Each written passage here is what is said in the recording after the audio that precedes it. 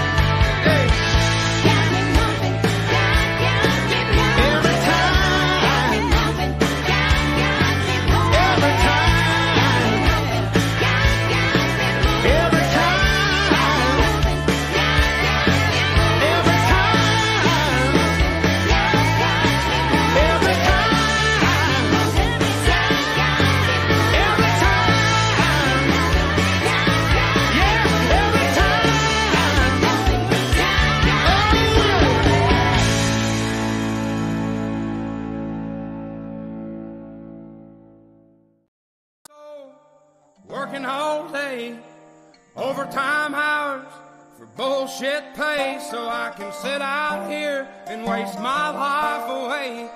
Drag back home and drown my troubles away.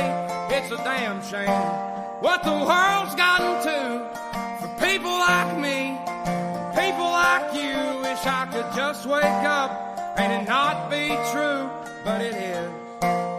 Oh, it is living in the new world with an whole soul. These rich men north of Richmond, Lord knows they all just wanna have total control. Wanna know what you think, wanna know what what you do, and they don't think you know, but I know that you do, 'cause your dollar ain't shit, and it's taxed to no end, 'cause the rich men, 'cause the rich men.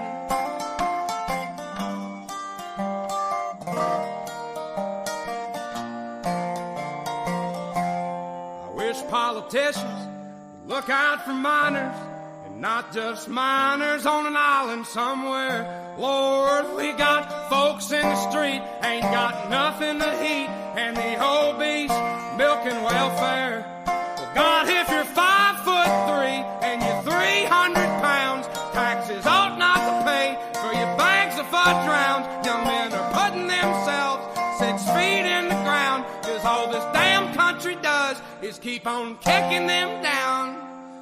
Lord, it's a damn shame what the world's gotten to for people like me, people like you. Wish I could just wake up and it not be true, but it is. Oh, it is living in the new world with an old soul. These rich men know the rich men, Lord knows they all just wanna have total control.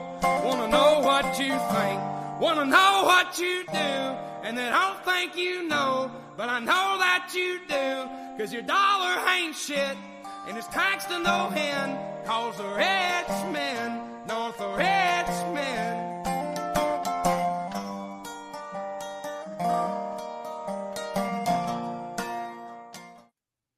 What's up, everybody? Morning. Let me get a little background music. Actually, I don't really need it. I got my speakers on. So what's up, everybody? Did y'all have a good weekend? Here, I better put my ugly mug on the screen. There we are. So what's up?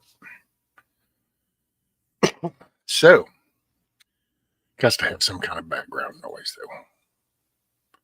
It's just too empty. Too empty.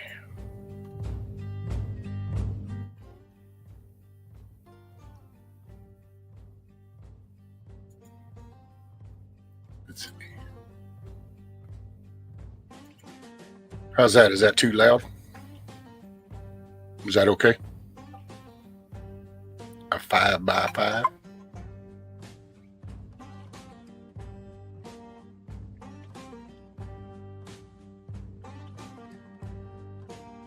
Hey, coffee elusive pilgrim G-Mon now. Papa's phone.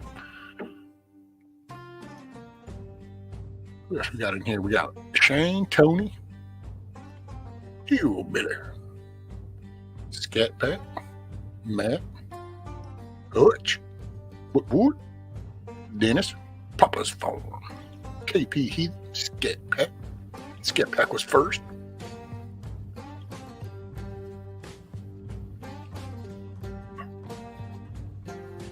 See, even inside, the little shitheads got to chime in. I don't know if y'all heard that, but what coffee? Productive weekend and passed the ham radio test. What? Hell yeah. Progress.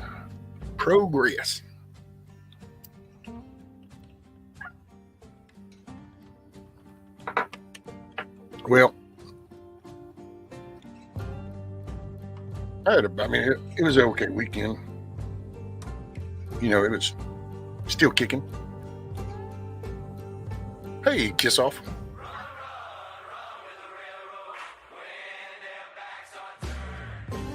Excuse me. I will say just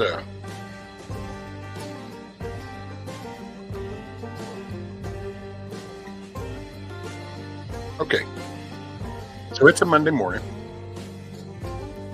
We've got a week to go. You know, we're starting a new week. Man, people got to get their head on their shoulders. Shit's going south. And I got to say, I kind of hung around in some channels this weekend and was kind of just listening and You know what was scary was not scary. I was like, wow, is it sometimes the same thing that was said 2 years ago was it's still being said, and it's just like, man. So it's kind of it's a shame because I kind of zoom out, and we got our little Antifa BLM here in the States, but then you look at these crazy pro-Palestine people, and then you kind of look at their numbers. These are mentally confused people. And when you kind of listen to some of the stories that are just around the globe, or in our country per se, you really understand that, man, there's a lot of people that are batshit crazy. I mean, we've lost our focus. Okay.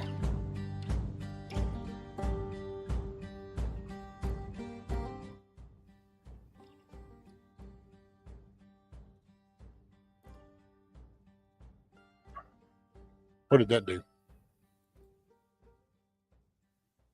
Oh, wait. You know what? I think it's because it's over. Hold on.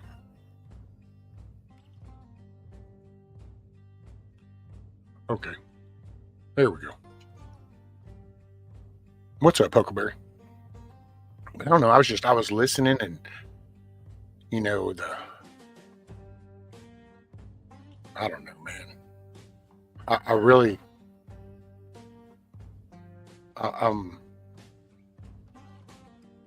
just really wish I could make people aware to kind of listen to what some of these people are saying, and to realize that this is the same pitch that they were saying 2 years ago. So then that ought to show you, when you look at how what you're doing is changed in the past year or two, then when you sit and listen to people that are repeating the same bullshit though for a year or two on the negative side, ain't nothing gonna work, that ought to tell you a lot, because that's what they believe in. See, you believed in succeeding, you believed in progressing, so you accomplished stuff in a year or two. But when you listen to some of these people, it's still the Q shit, it's still the Nasara shit, it's still the, voting's not going to matter. And I gotta say, and I'll say it, but Antifa and BLM, those little radical, confused, useless pieces of shit that don't understand about putting in hard work to be successful in life, those people are in our chats. Those people are the ones that are promoting that shit message. So that's my take.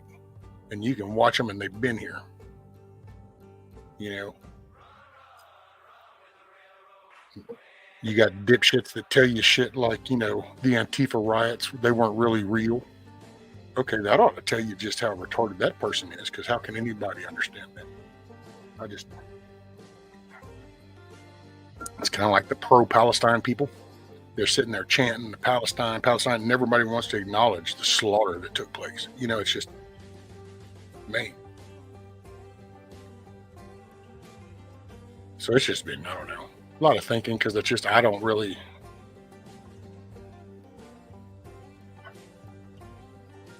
somehow I have a feel,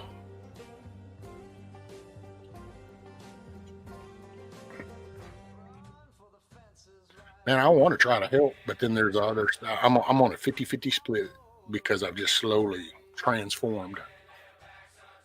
Half of me wants to try to figure out some kind of help and get in and roll up my sleeves and try to do whatever I can possibly do to try to help people. And then there's the other half that goes, fuck it, dig my foxhole, and we'll see where we are when the dust settles. It just,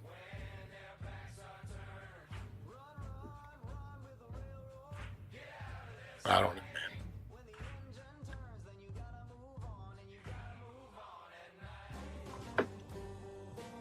I don't know. I sit here and I got to say, I was talking to the missus. I go, I think what one side, well, all sides, but basically you could say a Christian side, because if you have beliefs, see, they use that against you, and then they try to spin this whole "don't judge. You're supposed to not judge." No, you are. You're supposed to judge. You're supposed to hold people accountable.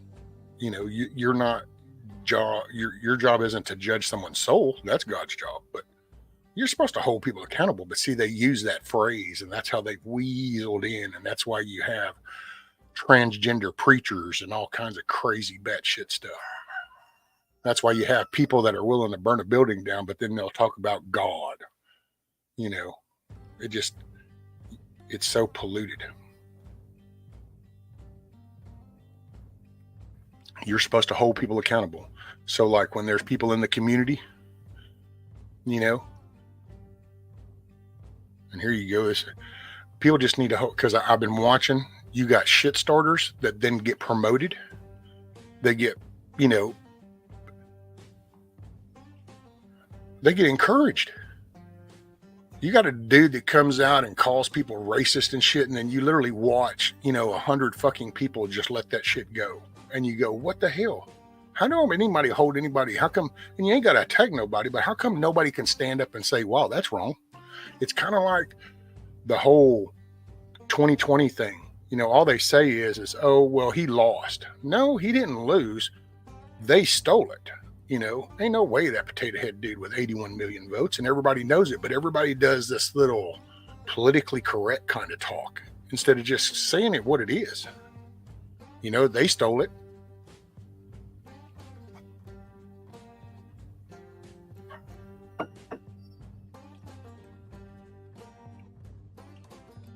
Well, yeah, Hutch, actually, because that was that, damn, what is it? Is that the Green Mile? I think it's the Green Mile. And it's when he's talking about he used their kindness against him. Remember that little phrase in that movie? He used their kindness against him. That's basically what's happened.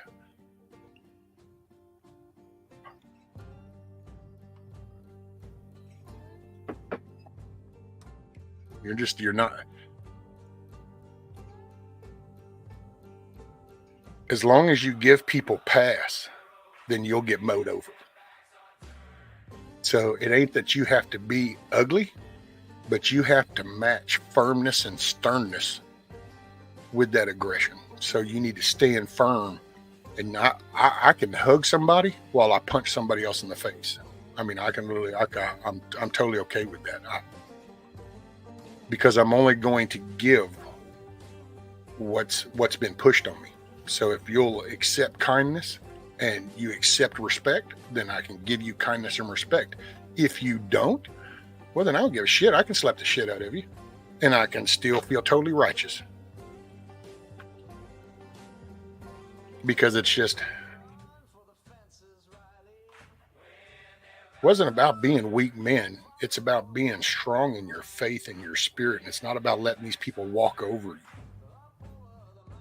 But they use that. And then they come in and they talk the shit. But then they'll bring God into it, because that's how they'll divert that. So you're not supposed to see, I so want to just name names so I can prove my point. But that wouldn't serve the point, because the point would be you need to wake up on your own. So I'm just trying to, man,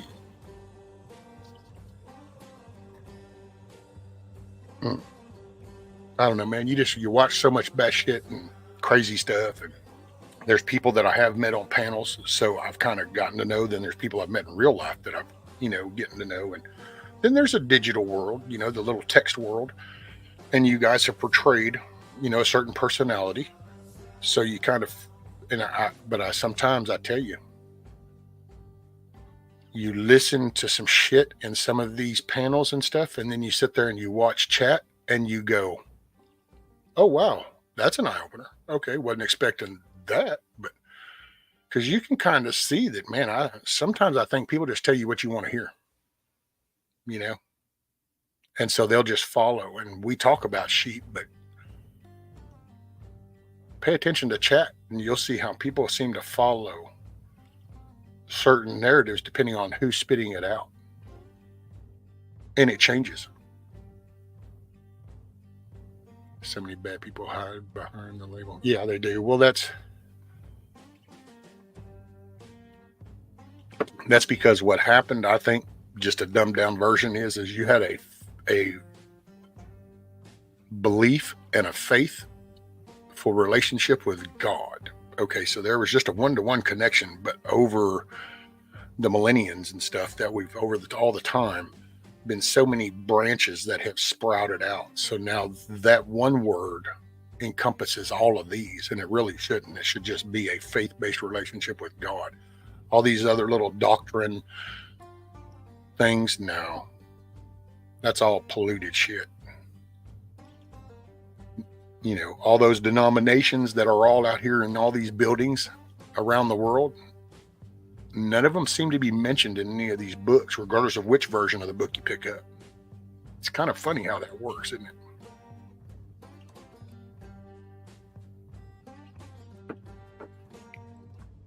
But anyway, I really want people to just pay attention, man. You know?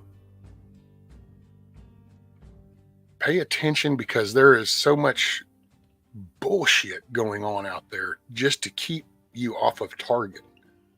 You know, it's kind of like going, we need to hit that target. And just as you're crosshairing it in, you know, and you're starting to do the little finger wrap, all of a sudden it's like somebody in your over on the other ear is going, well, I don't know, is that thing gonna jam? Is the ammo right? And you start, then all of a sudden you're hesitating, see, because then your finger's not wrapping anymore, because you're like, I don't know. You think it might jam? You start second guessing, see, and this is what happens. This is why they intentionally do this shit in these chats. You know, it's to keep the attention off. Morning, Sophie. Morning, Josh. Morning, Dusty. Sorry, anybody else milky? People are fake as fuck. Hard lessons learned in the YouTube, Christian or not. Good morning, publisher. Who loves your baby? I know. Well, I don't know, man. You watch some of these people, and I really wish people would pay more attention. You know, but then again, hey, see, this is me. Maybe I'm assuming stuff. Maybe I'm assuming people don't pay attention, but maybe they really do. That's just part of the mix. You know what I'm saying? They just, man, I try to think the best of people. I really do. And, you know, because I only try to go off of what I see, what you show me. You know, I don't go off of what people tell me about somebody. I have to wait and see it myself.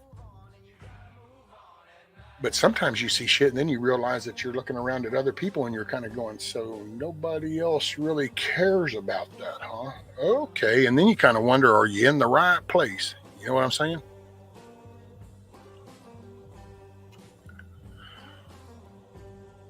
There was a spiritual significance to a discipline. We're shaking the dust off his feet. The statement of humility about people who have been given the truth. There you go. Hey, awakened.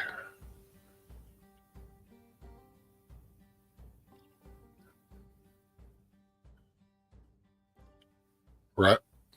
Hey, Rabbit.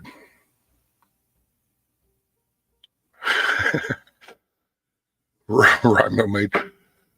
What's up, Anti? Because think about it, man. I mean,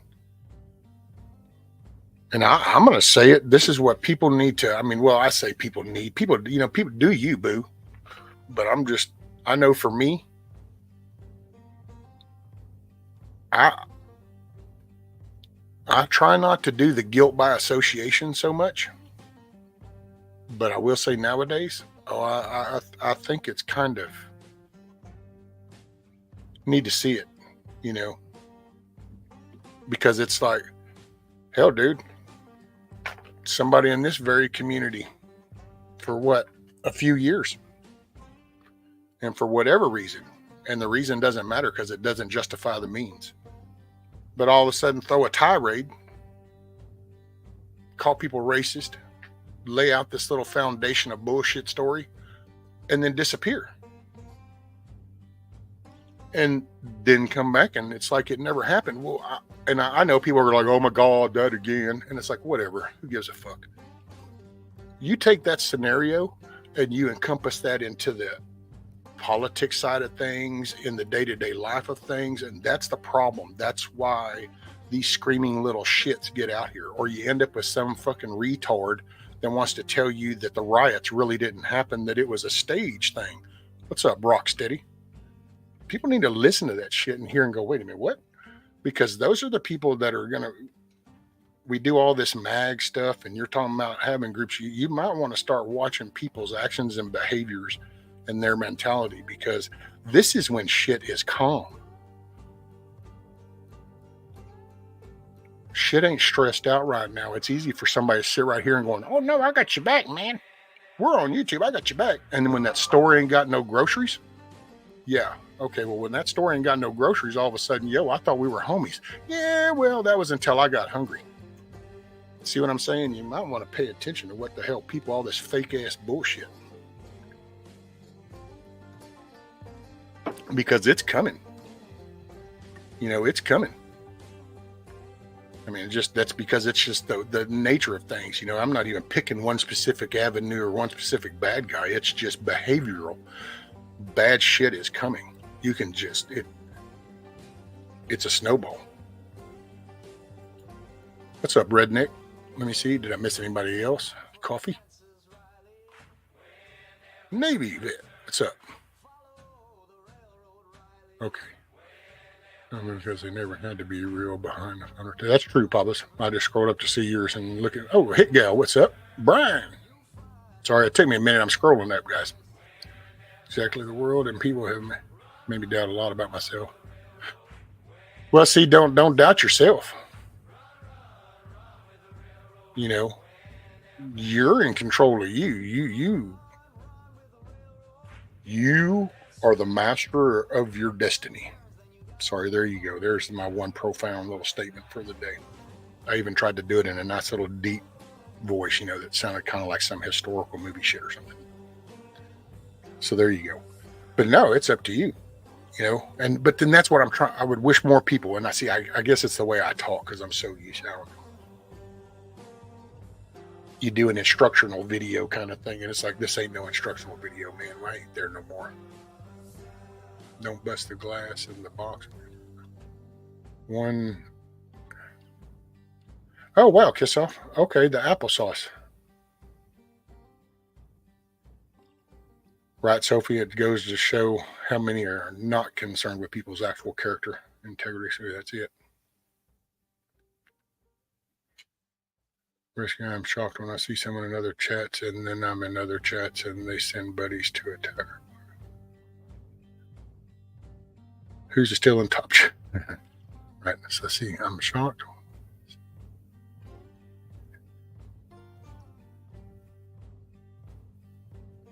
Oh, like two sides. One's over in one.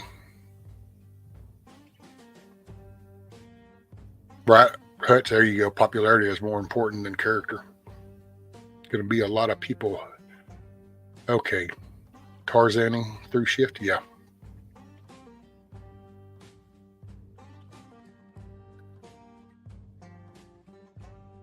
All right. Let me see. I think I'm scrolled up. What's up, Yankee? I have someone out to kill me right now. Yes, most people suck these days. Oh, damn, Brian. I'm sure there's probably a few people if I wasn't breathing, they just ain't gonna come at me. Come at me, bro. Oh, I think the missus got to work. Yep. Okay.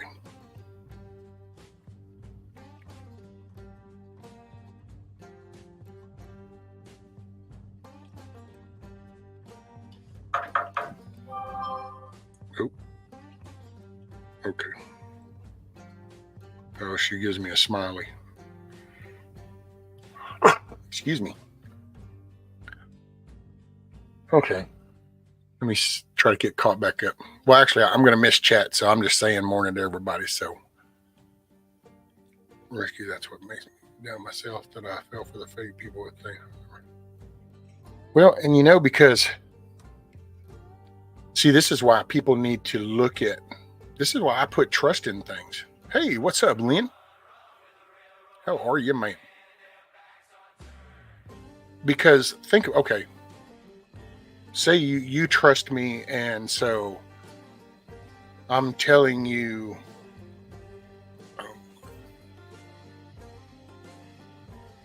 there's something that happened around here, and you trust me, so I'm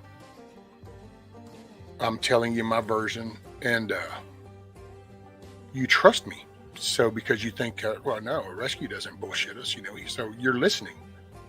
But then you turn around and you find out that, oh no, I totally bullshitted you. Well, see, at what point do people need to, you pay attention so that way you know that my information on something else might not be accurate. If I'm full of shit here, then my information's not trustworthy. And that's why I ask people to always look, because these little, oh, no, that's not true, rescue, I saw a YouTube video. And it's like, whoa, did you go any farther than that one YouTube video that said the opposite of this? Well, but there's more like that. And it's like, so see, that's no research, that's no digging. And that's why I used to have the conflicts, because I'm all about facts, man, facts. Facts don't care about your feelings.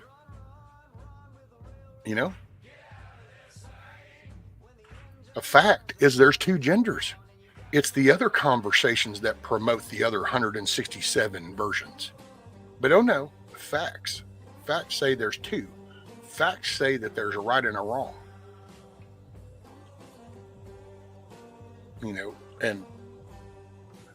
But it's like Hutch, it's the likes, it's the popularity, it's the looks.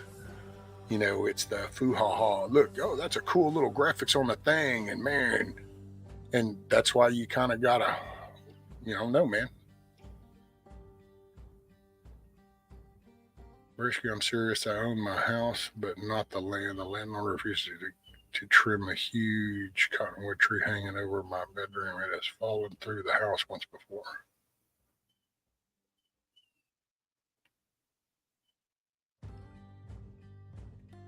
Well, let's see, what state are you in, Brian? See, because there's another thing I try to recommend to people, and I try to do that because, boy, people get all factual, and it's like, wait, that's where you live. It's different where other people live. I would say here, you should be able to hold him accountable for any damages to your place. I'm assuming like a trailer on land. Because if you're renting it, he should have to cover any damages that his land does to your trailer, if that makes sense. One lie discredits 1,000 truths. That's it. Words are crap. People will always try to benefit themselves. True, Miss Lynn. And somebody said, where's it at? Rock steady. Actions speak a lot louder than words.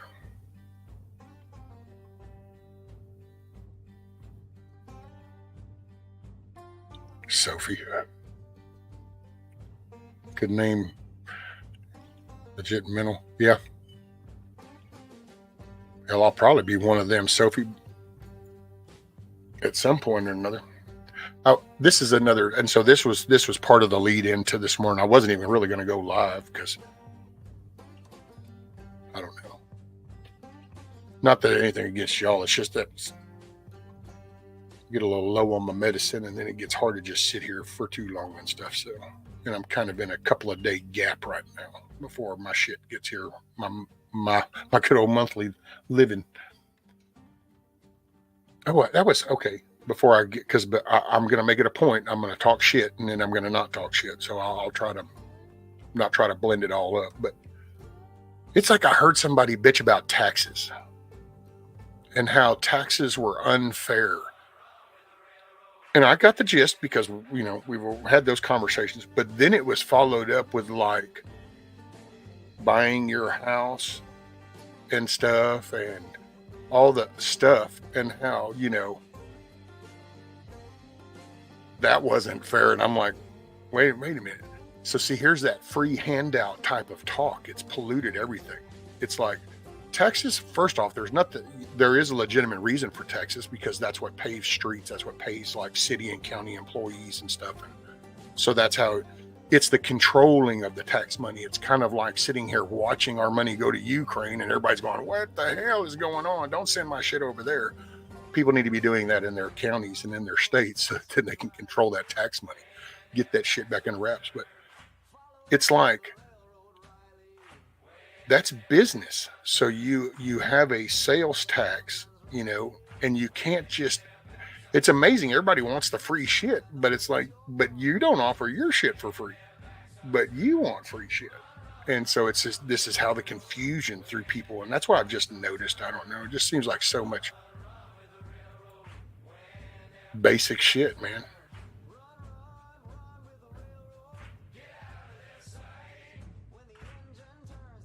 Oh, that's okay. You ain't even got to worry about the light coffee if you don't want. I mean, it's cool if you do, but like I said, matter of fact, the other day when I was talking about getting the dislikes, sure enough, I think I'm at 96.4% because I don't know how many that took dislikes, but I don't really care.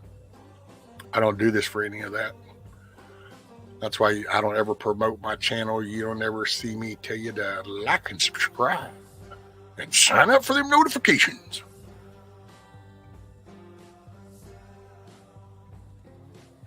Systematic theft. Well, because, when you look at the upkeep, okay, let me break it down like this.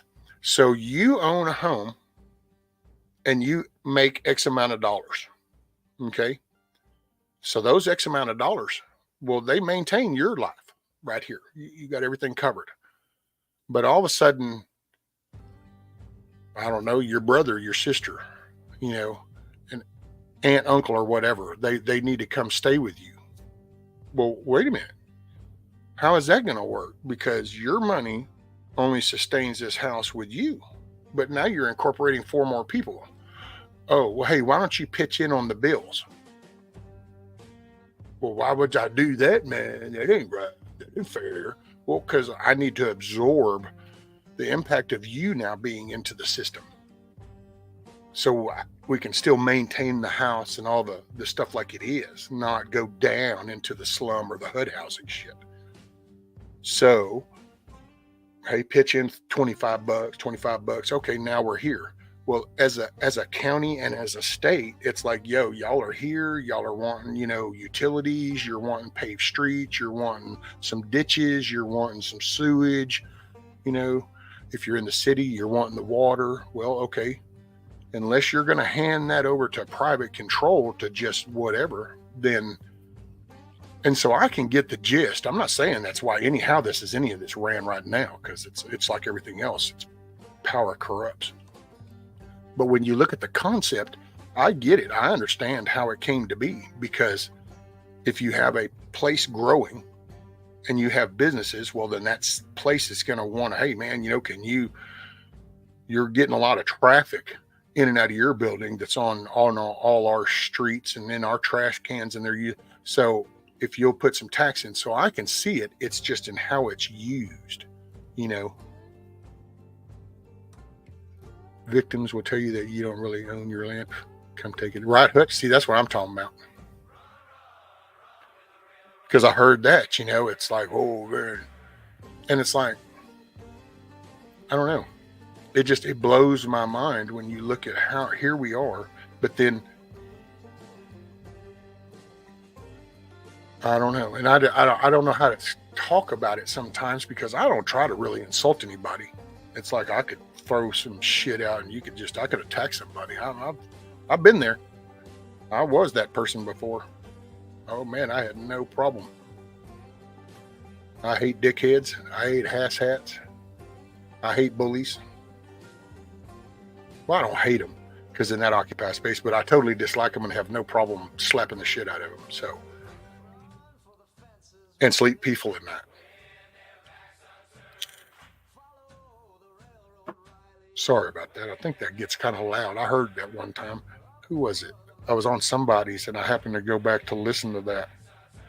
Something they had said, and all of a sudden I could hear me hit my thing, and it's like, oh, well, that's great. So that's been in every stream I've done. It's awesome. There you go, Rabbit.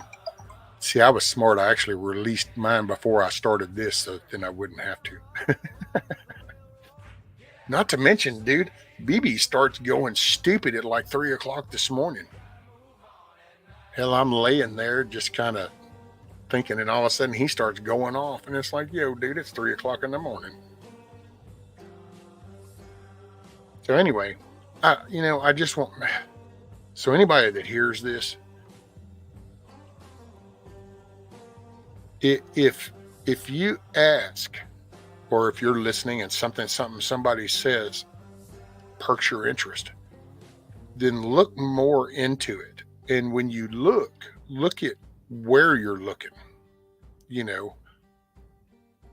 try to go to the source as much as possible. It's like when people tell you that, oh man, they passed this, then go find the actual bill in the .gov site, not just what somebody said, because that could get you in trouble.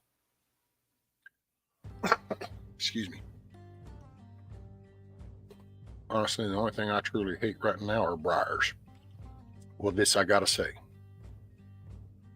You got me on that one, Lynn. You got me on that one. Because, man, them saddle burrs. Now I know why the horses got so pissed off. I'll put it that way.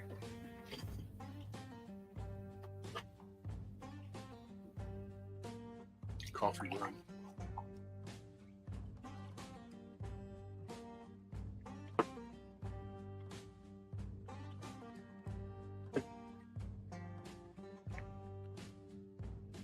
Oh.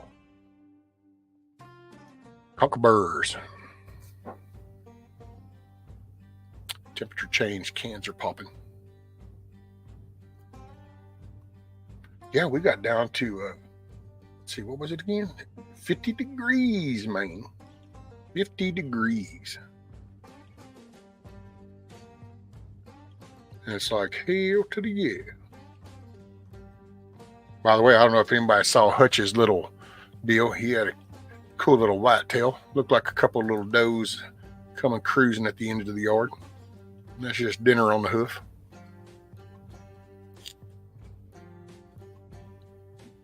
Coffee says, I'll be back at work. Damn, people want me to work. I know. What were they thinking, Coffee? They're cray-cray.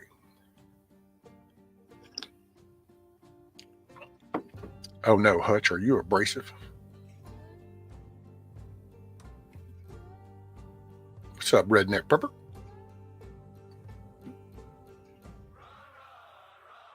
$45 in Arkansas. Look at there. Oh, well, hell, if it's 45 in Arkansas, that means the old man, he'll be in bed for a while.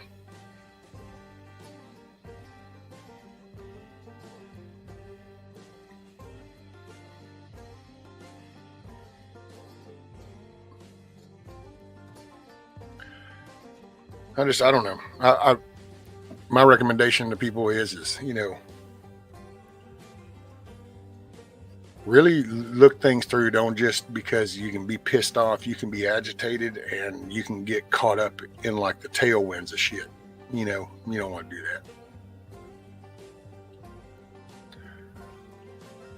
Which is why I've been absent from chats. I've been clearing more areas on my property. Hell yeah, Liam. There you go, Lucy. Ohio, more than Ohio. The only thing that's 100% unverifiable other than coming from the horse's mouth is Trump's my daddy. Hey, did you see my coin the other day, Ohio? I was thinking of you when I was showing everybody that. See, it's like that, man. I'm starting to kind of, I don't understand what makes it so hard for people to comprehend how he's the better candidate. It just shows how, to me, it shows a weakness in people because it's they're griping about the mainstream media, but yet they're actually latching on to the mainstream media's bullet points. Because if you go policy wise, there's nothing. And if you go with a history thing, not a career politician, And so, why would people throw into that? When you're looking at this dude who's on the verge of getting us into World War III on several fronts, our inflation's up, groceries are sucking, everything is in total disarray, but yet you still have people that won't acknowledge life being better before. And that tells you that they're either weak minded because they're following just the path, or they're part of the problem.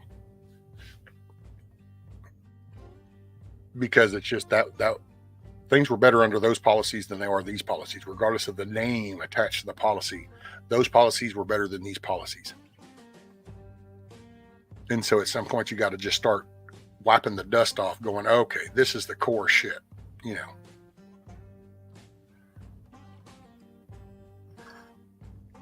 $39. Oh, rabbit. Oh, damn, Milkman said 38 a few minutes ago. Look at y'all. Y'all like living in those seasonal areas and shit, you know. We just got extremely hot, not so hot.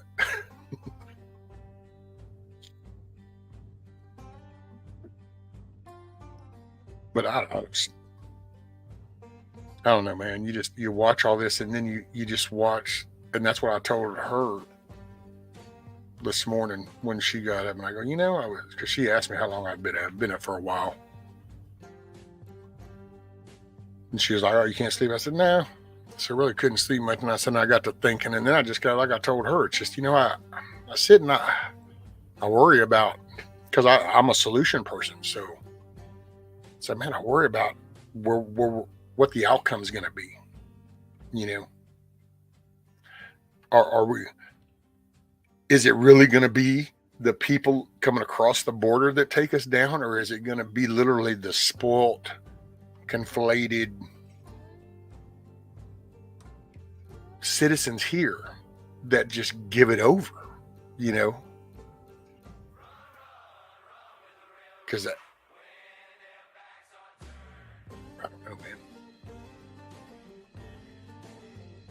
But Dennis says we're being infiltrated and destroyed from the inside, from the top down, with no recourse. That's it, Dennis. And they've polluted the minds to the part to where there's a lot of weak minds.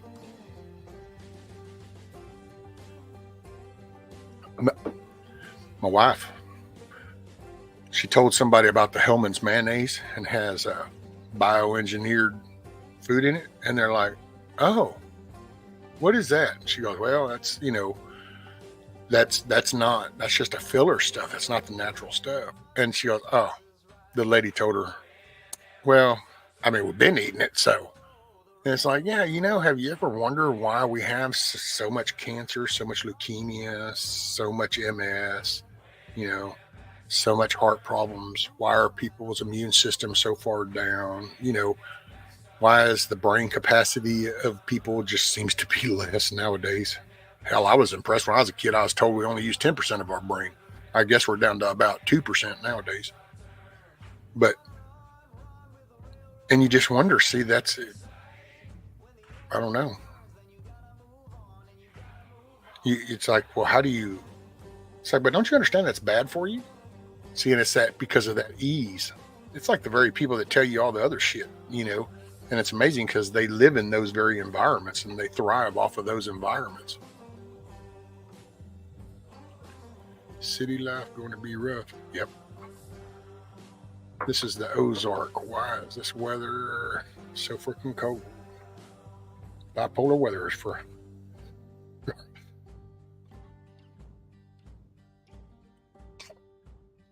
rescue so many ways. I wonder what is going to take us down, human or some cataclysmic solar. Oh no, we'll be our own demise.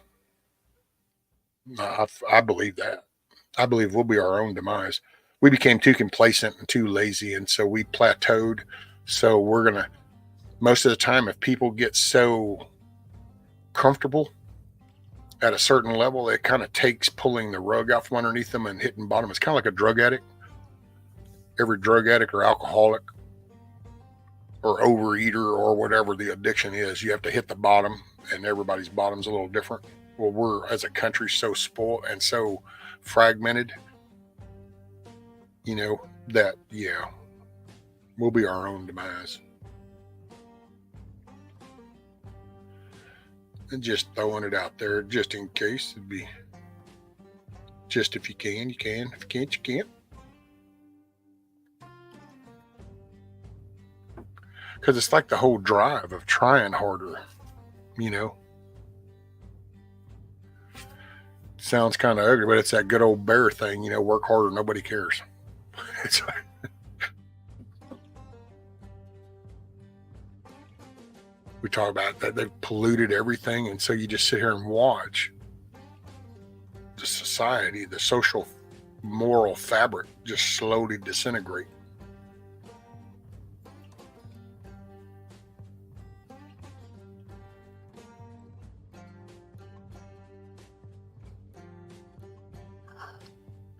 As soon as I saw the Hellman's thing, learned to make my own mail. Right, coffee? That's, yep.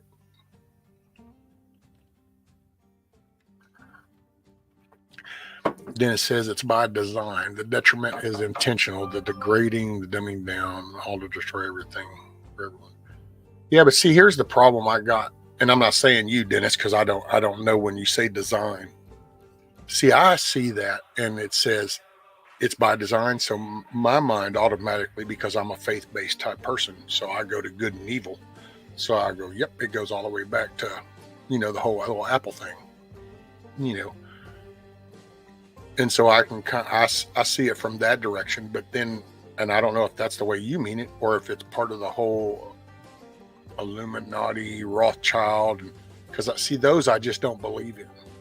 I don't. There's been so many empires that have money families that have only kept most wealthy families only keep it about one generation long before that they lose it. And I actually looked that up because I heard that on the Valuetainment guy, the PBD, Patrick David guy. He's kind of a financial guy and doing insurance, all that kind of stuff. So, and he had mentioned, I was like, well, I'll be damned. And yeah, most wealthy families didn't actually last more than a generation or two. So I don't know. I think it's the nature of money. I've watched it around here. I've watched somebody be a hard worker. Man, their mindset's this way. They opened up a business. Their mindset was still here. They're hitting it and getting it. And then it becomes successful to where all of a sudden it's like a self-running, and all of a sudden it changes their mindset. And then all of a sudden they're like, I'm a business owner. I think I'm going to go over here. I'm going to have a 3-hour lunch today, or I'm not even going to go in until 10 this morning. And you go, wow, that's weird. It changed a person. So you watch the person show up for work every day, 30 minutes early, damn near, for 35 years.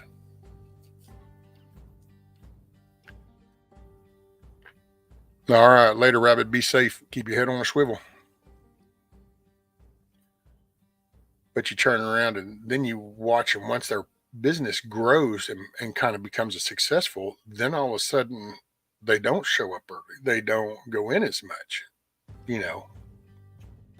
And I take that little bit of experience and I can exacerbate it and bring it up to a bigger level going, okay, well, I see how we get here, because it's like you can watch this going on right now. And if you were kind of a crooked, kind of corrupt kind of person, you could go, you know what? Politics is the way the money is.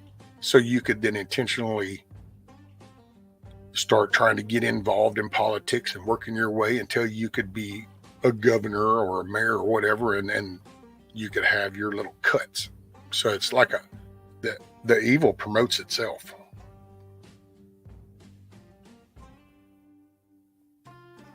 Yeah, that's cool. I really wanted just to get an update. You could share with the class.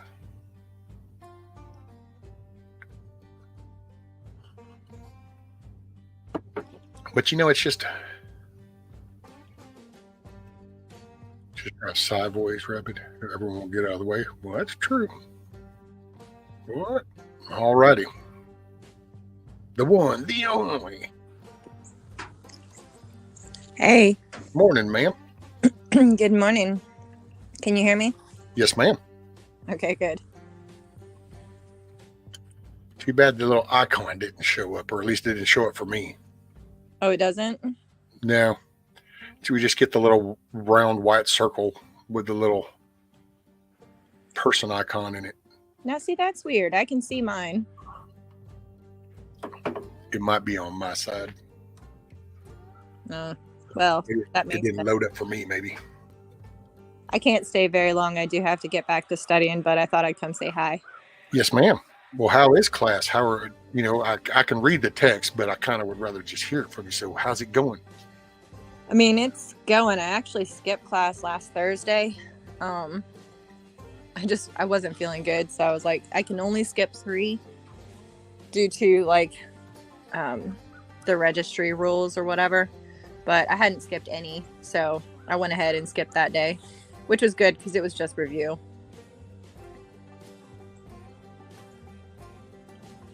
Are you there? Yep. Oh. But yeah, just studying. We get into trauma next week, or tomorrow. But I've got an exam for all the medical side of it. Due by midnight tomorrow night. Yay. Oh, yay. Yeah. I'm actually kind of nervous about it because I've taken practice tests and stuff. And apparently, diabetic comas are my weak spot.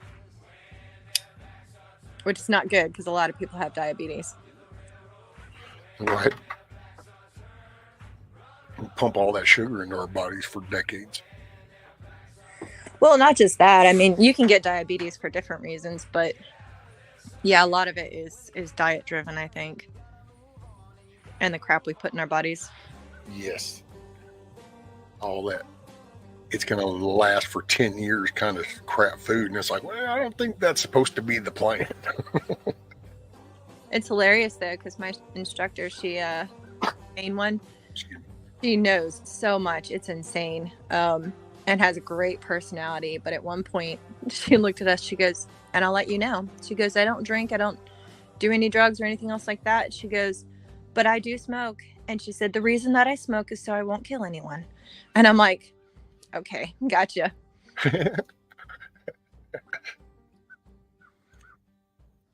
Because, yeah, we occasionally, I mean, when they were telling us about what we could and couldn't wear to clinicals, they literally listed no stiletto heels for working around in a hospital. And she goes, the reason all of this stuff is on here is because my freaking students have shown up wearing these kinds of things before. I totally can get that. Yep. People read these weird things and they go, what? And it's like, that's because somebody did it. There's a reason why the hairdryer was not supposed to be used in the shower. They just didn't realize somebody would actually try it. And so then it's like, okay, we'll put the label on the cord. Right. It's so sad. And so, yeah, I can see that. I mean, I don't warn anybody. And then when they're stupid, then they're gone. Yeah. You would hope. Yeah. I mean, not gone. I'm not trying to wish anything on anybody, but the Darwin Awards are there for a reason. Amen. Amen. So, are you enjoying it and everything? Kind of getting the vibe? Things kind of falling in place, or? Yeah. To be honest, I'm I'm not patting myself on the back, but I'm a good test taker, so that helps. But having to make split-second decisions on the fly does concern me a little bit because I like to think about things before I act. And yeah, sometimes you just have to act quickly and you have to think on the way, which is unnerving if it comes down to somebody living or dying, you know? Well, yeah. How do you think that's are you working on coming to terms with that? Oh, I am. Well, you have to shut something off, I think. You can't shut everything completely off, but I think it's a comfort thing too. Like once you get used to something, you can make decisions quicker. But when you're starting out, you're like, oh my God. Well, you're not sure. You know, you're being told it worked, but you hadn't seen it work. And once you kind of do things and you start to see success, but I will say, and I don't know, because I didn't really do paramedic EMT kind of stuff, but I know that, man, the loss thing, that's a kicker, because you put your all in and you think, yeah, but then no, and you kind of, that can hit hard, you know what I'm saying? I mean, yeah, I think the hardest thing I think will be dealing with kids. I think that would be the hardest Oh, because that totally fucked you up. oh, well, the lady who runs this, like, she's hardcore, man. I freaking love this lady, but she was a pediatric specialist for paramedic, so like that's her specialty, and she was explaining different things, and I was like, man, a couple of times I was sitting in class and started choking up, and I was like, "Ah, pull it together, man," because I would visualize it. I visualize when people talk, so yeah. She said nobody's not affected. You No. just learn how to deal with it. Matter of fact, you ever see somebody that you kind of make it, you go, wow, wait, what? I didn't see a reaction to that. And then if it's like nobody that's been doing that for a while, that ought to concern somebody, because yeah, that's that whole disconnect of a moral conscience. I mean, that's like, to Oh, me, that's almost like the sign of an evil. I mean, because that's, I gotta say, I've seen people steering wheels totally impaled. I mean, adults process. Damn, I'm looking away and I actually realize I'm looking at the camera. But it's like adults, I don't know how to and I don't want this to sound ugly or just like cold or dehumanized, but it's like you roll up on something, and regardless whether it would be gun, fire, drowned, it doesn't matter. If the size of the person seems to make your brain process different, or at least it did for me. It's like, this is just, and God, I don't mean this to sound as ugly as it's going to, but an adult is just, it's an object. Deal with it. Once it drops down in size, because see, it's like your brain is processing, and the smaller it gets, the closer to the heart it gets. And it's like, and you just, I don't know. Oh yeah. I mean, I've watched my husband, like he's dealt with a lot of different things, war, and then as a cop and things like that. And the thing that got him, like I maybe I shouldn't say that. I watched him break down in tears one day, and he was talking about, I guess he had a couple of calls. I couldn't figure out why he was so distant and kind of glum. And then he was talking, I guess they had a couple of miscarriages and dead babies. And he said those just rip his heart out. While he can, because they have, you have morbid humor. After a while, you joke in order to get through it. And some people think that's callous, and it can be. You can never, ever do that around the family. That's just terrible. But like, yeah, and they have to be careful not to say that stuff. But sometimes in order to process things, they make jokes, and people think that that's them being cruel or mean or not caring. And it's not that. It's just that, you got to get through it somehow. Well, it's the dark humor. Yeah. And it's that whole, you better laugh or you'll cry. I mean, it's just. Right. Exactly. But yeah, I've been able to flip switches before, like when my grandma was dying a couple weeks back.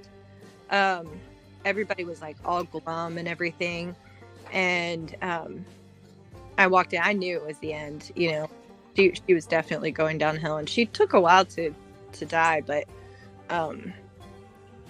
while she was conscious, I would make jokes with her. Like I called her a stubborn old woman when she was trying to get me to go to the cafeteria. I was like, I'm not hungry. I just want to hang out with you.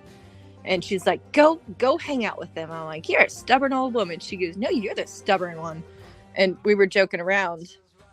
And even though it was like a hard situation, it was easier for everybody if they could, joke and stuff. Did I tell you about the nightgown thing? Oh. It was the cutest thing. Now, this is my grandma. I think I get a lot of my spunk or whatever from her. But so she's got like all these oxygen masks and, all this stuff all over her. And at one point, it kept kind of pulling down her gown because it hurt her in the back for it to be tied. Any kind of pressure just was really hard on her. So she started trying to pull it up, but she was too weak. So I reached over and I was like, let me help you out here, Grandma. I was like, you don't need to be flashing all the people in this room. And she started chuckling, and you could barely hear her through the oxygen mask. And she was like, well, I'll flash one and charge them for two. Like, I thought it was the cutest thing. She laughed. Everybody else busted out laughing. She's spunky. Oh, dang. That's cool. Mm-hmm. Well, no, I've missed talking with you. I was kind of wondering how everything's been going. It's been going. I'm trying to get everything ready for, my daughter's due in a couple of days. I think, what's today? The 16th? Yes, ma'am. Yeah, she's due in 4 days. And I'm hoping she holds out until her husband gets back from Korea. Because they just... Is he en route? He can leave 3 days before her due date. So he should be able to leave tomorrow, but that 3 days starts in Korea. So it takes a day to get all the way back to North Carolina. But yeah, I'm going to have the grandbaby. But I got to get everything cleaned up here because my other daughter's going to come back for a little bit to get some things done up here. Oh, Grandma. Yeah, so I'm like, do I study now? Do I clean now? Do I, run errands now? And I'm trying to schedule it all so that I can get everything done. And it's not all getting done, man. Excuse me. But yeah, that's been the thing. I totally let my garden go. I just don't have time for everything. Oh. I'm hoping over the winter I can get it all kind of cleaned up and maybe tarped, fertilized, get all the beds ready so that next year I don't have to put in as much effort in the spring because, man, that sucked. So, are the rest of the animals and stuff okay? Or I sold the cow and the calf, so I don't have any cows anymore. I'm going to hold off on that until I get it all settled with work and stuff like that and see how I can work that in. now, did you sell them all, or did you slaughter one or two? Or I put the bull and the steer in the freezer. And then the female I drove down, there was this really nice lady. Oh, man, she had a gaggle of kids, too. I was so nervous backing up the trailer to back up to her thing because they were just everywhere, just ones everywhere. And I was like trying to make sure that none of them was in the path of the trailers I was back. And they were so excited. You know how little kids are with the new animals, all just all over the place. And one of them almost got shocked by the electric fence. And it was so cute though. They were a great family. I'm glad they got her. that's cool. Yeah. So you got plenty of meat in the freezer, and you made you set them on the path. Right. And she was all excited because she milks goats. But she wanted to try milking a cow. And I told her, I was like, look, she's kind of sort of trained. Like if you have her with grain, I can handle her teats, but I never did milk her because I got so busy. And was dealing with, other family stuff and things like that. So I just kind of let that one go. And so I said, just handle her a lot. And then eventually you'll be able to milk her. Because, any cow, if they have a treat in front of them, if they're tame enough, they're going to let you milk eventually. Hopefully. Unless they're really mean, like my first one. Yeah, they kind of got to have that mean nature. Otherwise, they're discomforted at first, but I think they'll adapt. Mm-hmm. It's only if they're dicks. And it's kind of like people. People will adapt unless they're asshats, and then they just won't. So, right. Very true. That's why we invented backhoes. Or for well, I guess for people. Yeah, I'm not implying anything. Right now because I've got so much stuff in my freezer, and I've got to figure out. I said for beef heart stew a day because I have I probably have 3, maybe 4 hearts. Oh wow! I almost wonder if they'd make good jerky because it's all muscle. I guess you could find out and give it a shot. True. And then you could be sure and record it along the way so it comes out successful. Bam. Record it on the tube. Right? If it doesn't come out successful, then you can just do a little short, a beginning, the end, it didn't work, and then post that, and then people know not to try that. That's true. That's not a bad idea. I might do that. I want to try making a stew, and I also want to try doing jerky. That's a good idea. Because that's pretty simple once you get it. I mean, you just cut it up and everything. And there's... Damn, man. What? It's Monday morning, and I just threw out my one good idea for the week, and I got the rest of the week to go now. I don't know what the hell. I have faith in you. You have more than one good idea. I thought that one time. That was the first mistake. And that's when the good ideas ended? Well, no, I found out that sometimes the good ideas, Mm-hmm. that's usually the ones that the other people don't seem to like very much. Oh, I have that problem too. And so it's like, well, shit, okay. So I better keep that idea to myself. Otherwise, this could backfire. My favorite is like when my husband decides to load animals. We were selling this one, was it one pig or it was two pigs? Yeah. He had found a buyer and he wanted to put them in this crate. They're kind of smaller, right? Put them in the crate and then lift them on the back of the truck. And I looked at him and I said, you realize how heavy those pigs are?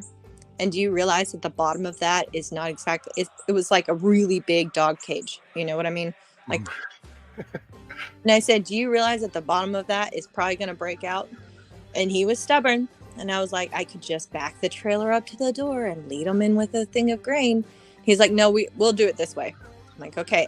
He didn't want to take the trailer. So we get them in the wire cage. And as they're in there, they're just going bonkers because there's grain everywhere. So I'm taking twine and trying to reinforce all these joints. And each time I reinforce one spot, another spot pops. We hadn't even lifted them at that point. So then we try to lift them and the bottom starts bowing. And I was like, not going to say I told you so. Not going to say I told you so. Not going to say I told you so.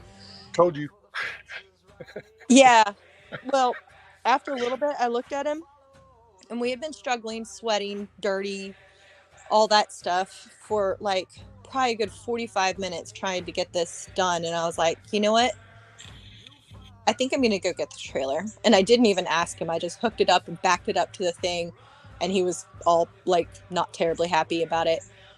And I opened it up, got the grain. I had them in that trailer in less than 5 minutes.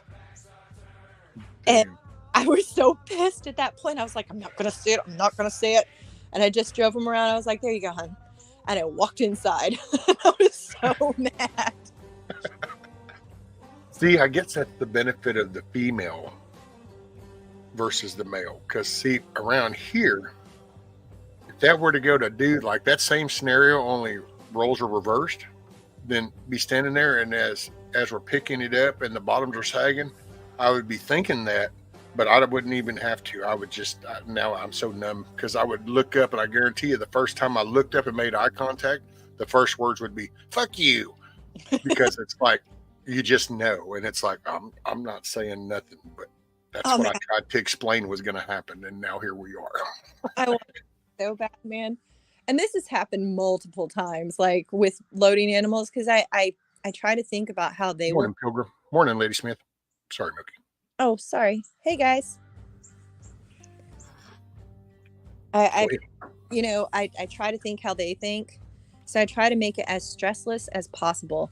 And I try to think of everything that could go wrong so that I can avoid all of those, because I can't tell you how many times we've spent hours tramping through woods trying to catch animals after they've gotten out or whatever else. And it's a pain in the butt, and it's usually in terrible weather. But, yeah, sometimes he just wants to do it.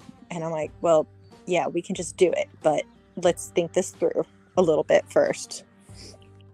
Well, and I know around here, memory retention is not very high. So we find repeating things over again, it's like, didn't we already have this problem? And it's like, oh yeah. It's like, and I gotta say, once you kind of crest into the, the upper 50s and shit, you kind of start to really, that's when it has a different meaning. See, when you're young, this is all learning curve. Once you crest the half a century old, things should be repetitive. There should be some normalcy going on. I think. I mean, and I'm not meaning to paint my husband in a bad light. He actually is very good about, like, if he can't figure something out, like there was a belt put on a lawnmower and he was just struggling with the configuration, and my mind works that way. So I went out, he came in and asked me to come out and help him figure it out. And I was like, okay, thank you, and got it on pretty quick. He was missing one of the points. I'll be dang. Did he get mad? No. We can actually work together very well. It's just some of those more higher stress things where he wants to be pig-headed that we have problems. It's kind of that way. It's the goofy shit around here. It's just the goofy shit. A bone in a mayo jar? I was reading that, and I was trying, and I had to stop because I was like, okay, that's going to get me distracted from what you were saying. But yeah, let me tell you a story. The brother wrecks his motorcycle. A bone was broke. The paramedic,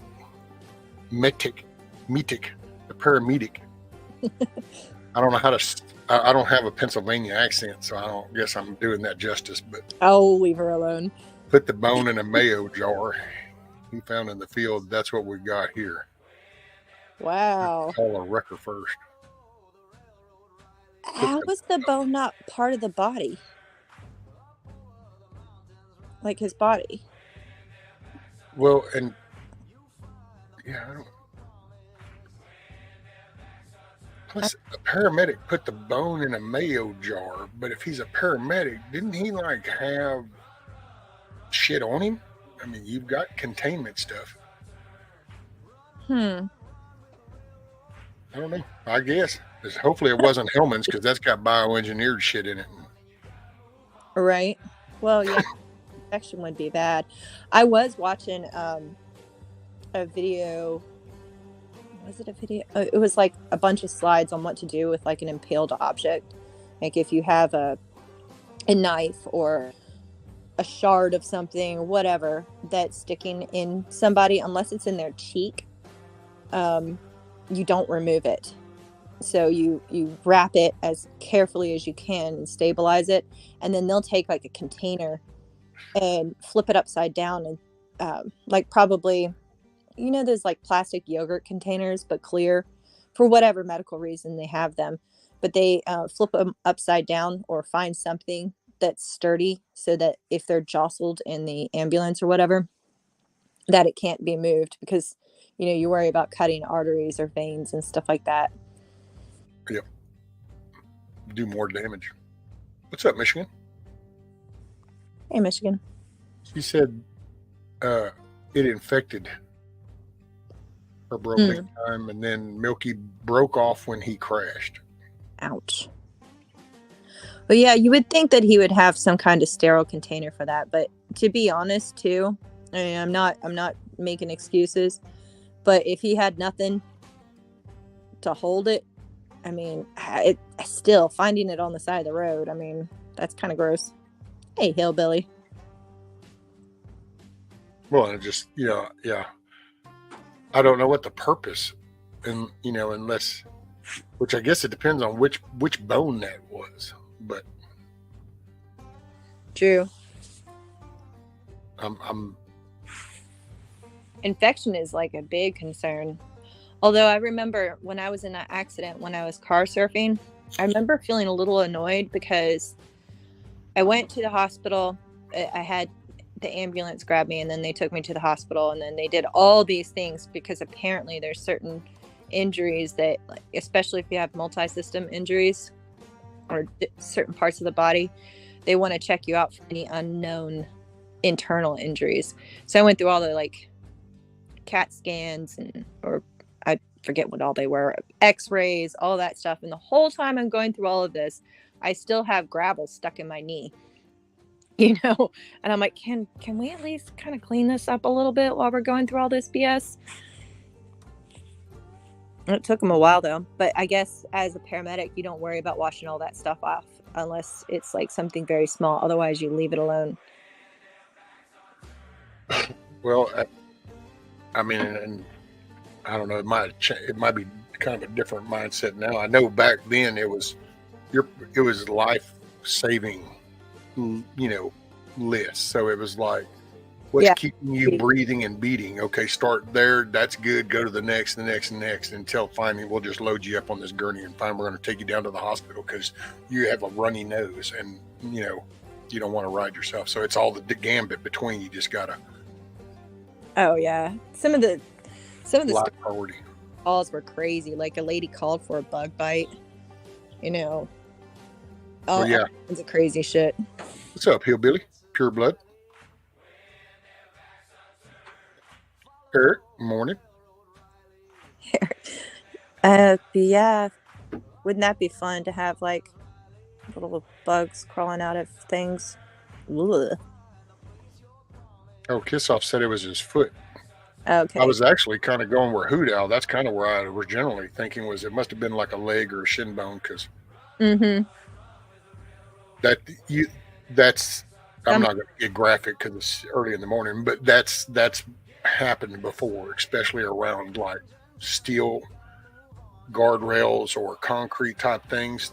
Wood usually just kind of like it shatters everything, but it still stays contained because I guess the way they wrap around trees are maybe a little different. But most of the real rip and tear kind of like, oh wow, that's parts over there now. That's usually involve objects and structures and legs too. They break. I don't know. It's weird, but yeah, your bones will just splinter in your shins. Will just ouch. It's kind of crazy. See, that kind of stuff, it doesn't gross me out, and I keep forgetting that sometimes it does gross other people out. Well, that's why I try not to just be like, oh yeah, right. You never know who hears what, but I'm not trying to make nobody gross. It shit happens, Right.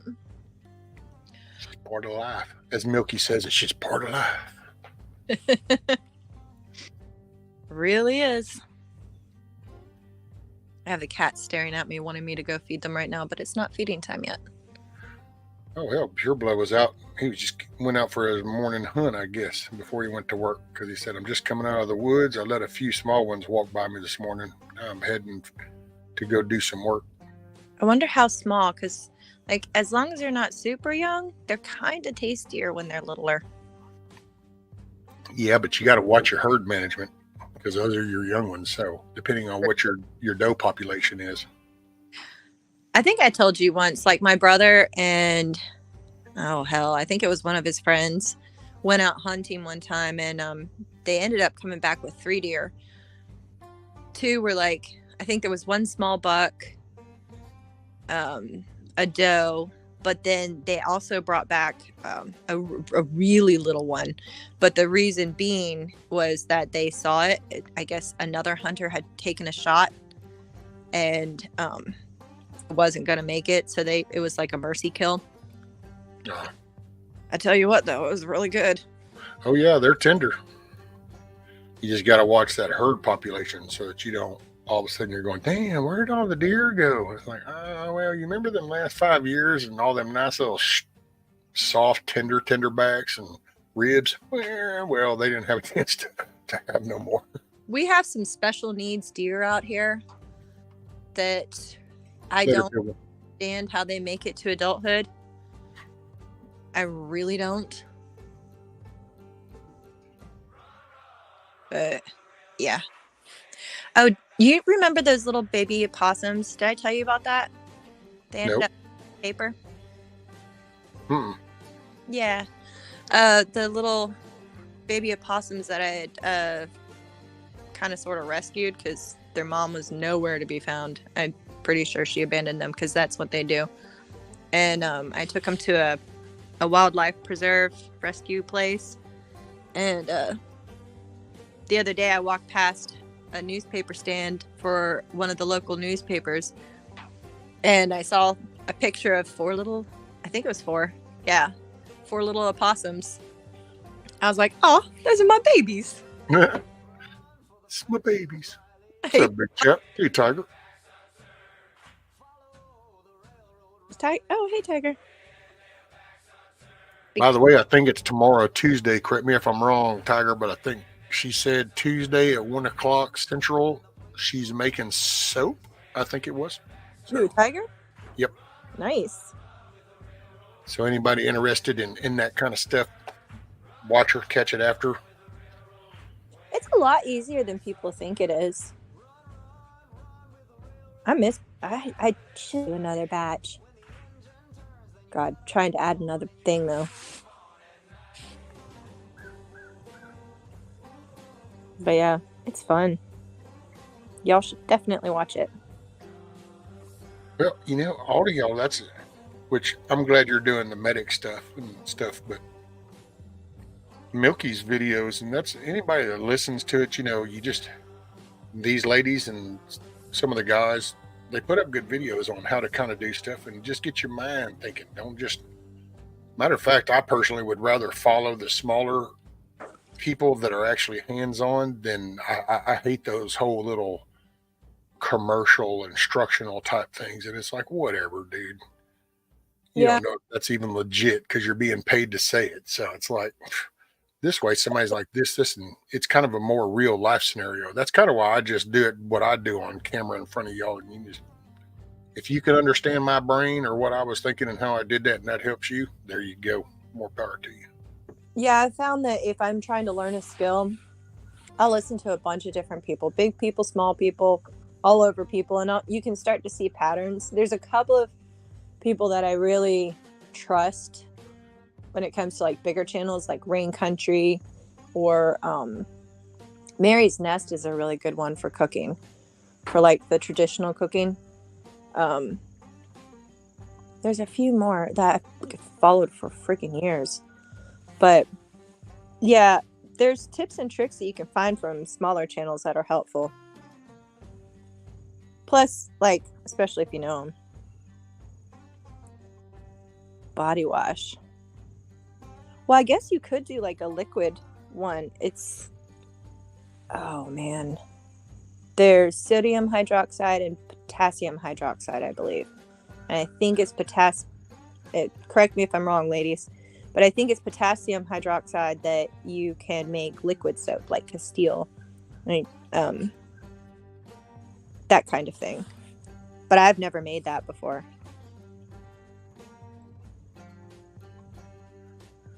Yeah, Sophia. She's like, I honestly don't know how somebody can be that sweet. Like, or grandmotherly. Like, have you ever met somebody that's so over the top sweet that you're just like, what's the catch? Yeah. It's like, oh boy. Some people just really are that sweet, though. Very rare. Mm-hmm. Most people are show signs of bitterness. They're tainted a little just from life experiences. It'll do. Yeah. Making face moisturizer. Yeah. What are you going to use for that? I'm curious. My favorite oil for like moisturizing is jojoba oil. But it looks like it's spelled jojoba, but it's pronounced jojoba. Jojoba? Jojoba. Jojoba. Buh. Buh. Okay, so. And that makes me think of fat electrician. Buh. Buh. Let me get my keyboard. Buh. Right? Dude, that dude cracks me up. But I gotta say, I've also tapped into some other channels that because he does guest stuff on other ones, and dude, like subscribed. Some of those other ones, dude, they go crazy, and I'm like, dude, man, if you ever watch, it's called Unsubscribed. Now, it is not a clean channel. They're drinking beer, drinks, or whatever during the whole thing. There, the type of humor that I'm very used to, but Be prepared to be in the barracks. Right. When Angry Cops is on there and he just tears into everybody. It is the most hilarious thing to me. Like, that guy is so good at coming up with stuff on the fly. Yeah. I've gotten a kick out of some of them. Kind of, I will say, and I'm, people can judge me. I don't care. I done been through so much in life. It's whatever. Sometimes I do tune out, but I've done the same thing with Crowder too. Crowder can actually get, because it's just, I'm just finicky that way. Mm-hmm. I have to watch kind of what I put in my head because I've danced on a lot of dance floors. I got to be careful of the tunes that I listen to. Otherwise I start dancing the wrong song. Yeah, I understand. Oh, that sounds awesome, Tiger. Now, okay. I'm going to be using Jojo Ball. Jojoba. No, that says Jojo Ball. What, do you eat quesadillas too? I don't know. I'm just reading Jojoba, which is Jojo Ball. Mm-hmm. A lot of people actually say that. Shea butter, essential oils, beeswax.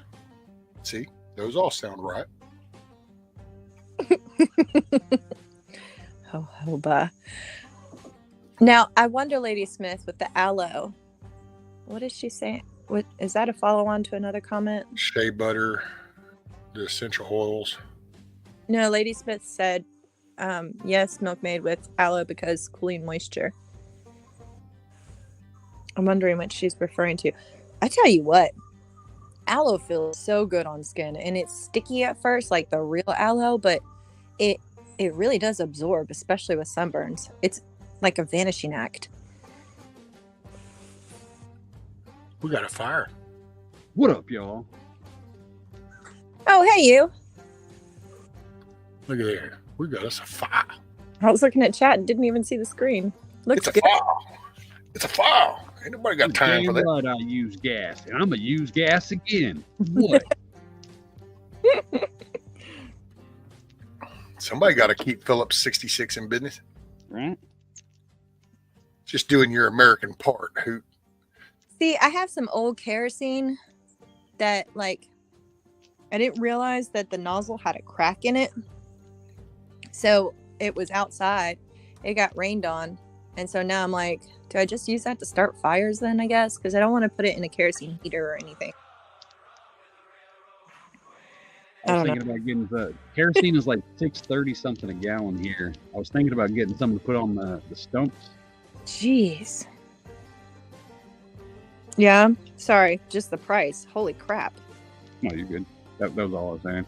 But that's the price. Like, you can get 2 gallons of gas and 3 gallons of diesel mixed it together, and it works pretty good, as opposed to $6 something a gallon for kerosene. But I've never used kerosene, so I don't know. I mean, it might work better soaking into the stumps and things. Yeah. I'm gonna try it either way, just so I can have a side-by-side comparison. Although I will tell you one thing, okay? And it was kind of freaky to me. When my husband was in the Boy Scouts way long time ago, his buddy, whose dad was one of the scout leaders, they lived on like this kind of hill / mountainside, and had these stumps, I want to say, that they were trying to burn out, or maybe they were burning out wasps. I can't remember. Something like that. But anyways, or yellow jackets, ground bees, whatever. So they pour gasoline down and they light it. Well, takes care of the issue. Several hours later, all of a sudden there's all these fires that are popping up all over. And it happened that it had caught the roots of trees on fire. Or like old rotted roots that were attached to stumps or whatever. Anyhow, they ended up having to have the fire department come out and put all these fires out, because they were just popping up wherever there was a hole in the ground, basically. Damn. Yeah, I thought that was weird. Some good dirt under there now, I bet, though. Oh, what is that? Soaked. What's that Aztec? Biochar. Biochar. But there was a term for their fields, and I can't remember it. They would put a whole bunch of biochar and stuff, and that soil was good for like hundreds of years.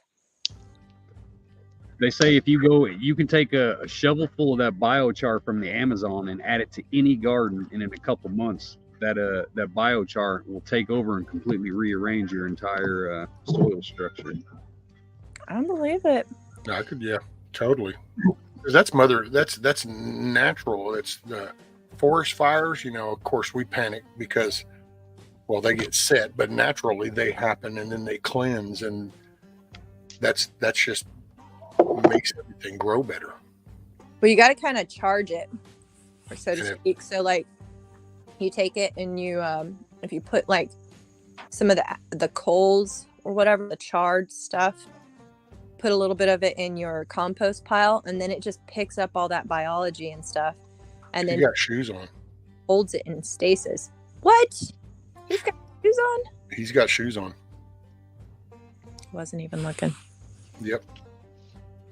Had tennis shoes with white laces. Saw him plain as day.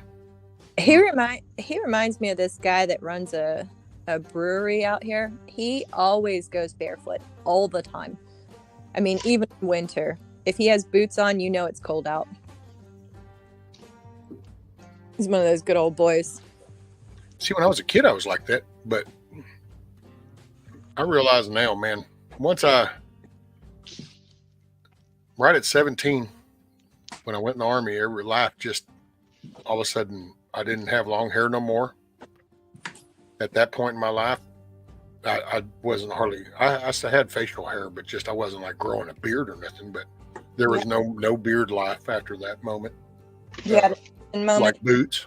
I was always in boots and some kind of, I hate to say it, but there was always some form of uniform, rather it was for the government on the good side or the state on the bad side or for a company for payroll. But at some point for my whole life, there's been some form of uniform. Yeah, I'm going to have to get some kind of boots when I start doing this stuff, because I didn't realize that they kind of require steel toe boots, because if you have a 500-pound stretcher roll over your toes, you're kind of poor. Yeah. Oh, man. That's you can whoosh in a second.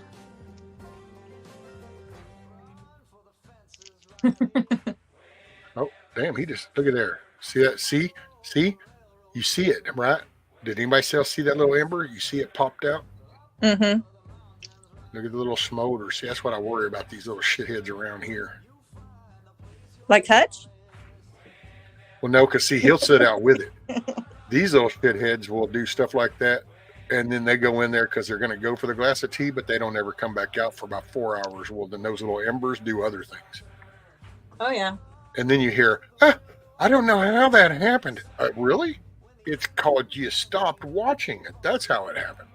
Right. Peter, you want to go outside? So I got to go put wood on my fire. This is reminding me. Here, go on outside. By the way, Hutch, we noticed the laced up tennis shoes, and Milkmaid was actually thrown into shock. Yeah, but see, there's Here comes they the look excuse. laced. Oh, Do you squash down the back? yeah, Yes, I do. Oh, gosh. Why don't you just get Crocs and get over it because those are insulated. with it? Well, I will give me some Crocs as soon as my broke ass can afford some. We'll say them fur lined ones, they are high as shit. I actually had a pair, and they were awesome. And I thought, man, and then I screwed up because after my feet kind of sweated them a little bit, I thought, man, that's kind of gross. Maybe I ought to wash them. So I washed them. Oh, no. And yeah, that was not the best move. And I thought, here all this other time with all of their clothes, you never think that damn drum thing is actually beating the shit out of the clothes worth of crap. But oh no, they'll beat the shit out of a pair of Crocs to where all of a sudden that little liner inside, yeah, it's all shit. The only reason I'm wearing shoes right now, I went ahead and burnt my my flipper flops the other day because they were pretty much done. You burnt them? Yeah, but it's Pyro. it's too cold and nasty outside to go barefooted, so I have no choice but to. I'm being forced to wear shoes right now against my will. What? Oh my God. Did this shit just really happen on my stream? Did he just go whiny mode and then I have no choice? I was Hey, going Just to say succumb the to same oppression? thing. Was that Hutch? That must have been in it. That was an imposter. I mean, if anybody feels bad for me, you can donate to my my tampon fund. Your tampon fund? Yeah. Get you a Crocs fund.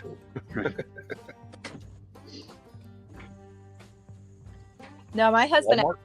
broke down and bought some, and I was busting out laughing. I was like trying to find all the glittery ones and stuff.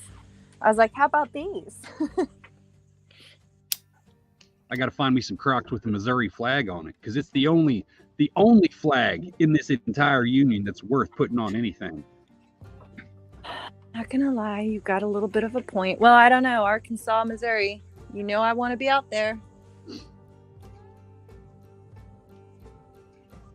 Although I gotta say, like, if people actually held up to it, the Virginia flag is pretty dope. Yeah, Yeah, but but what happened to the rest of the state? I don't fucking know. The flag was cool. You can take that with you, though, to another. Right? Say, here, y'all. Well, they kind of lost the meaning behind this, so we brought it over here. I'm really surprised that they haven't changed it, honestly. What's up, Canadian? They changed all the freaking Fort Benning and Fort Bragg Oh, or shit. longer. Like, they're like, what? Here we go. Something or other. He's got the jug. Oh, dear. I hope he throws into it. Oh, good. He's got the knowledge with the solo cup. Oh, look at it just running all over. Boy, I'll be traced back. Here it comes. Look at him. It's following him.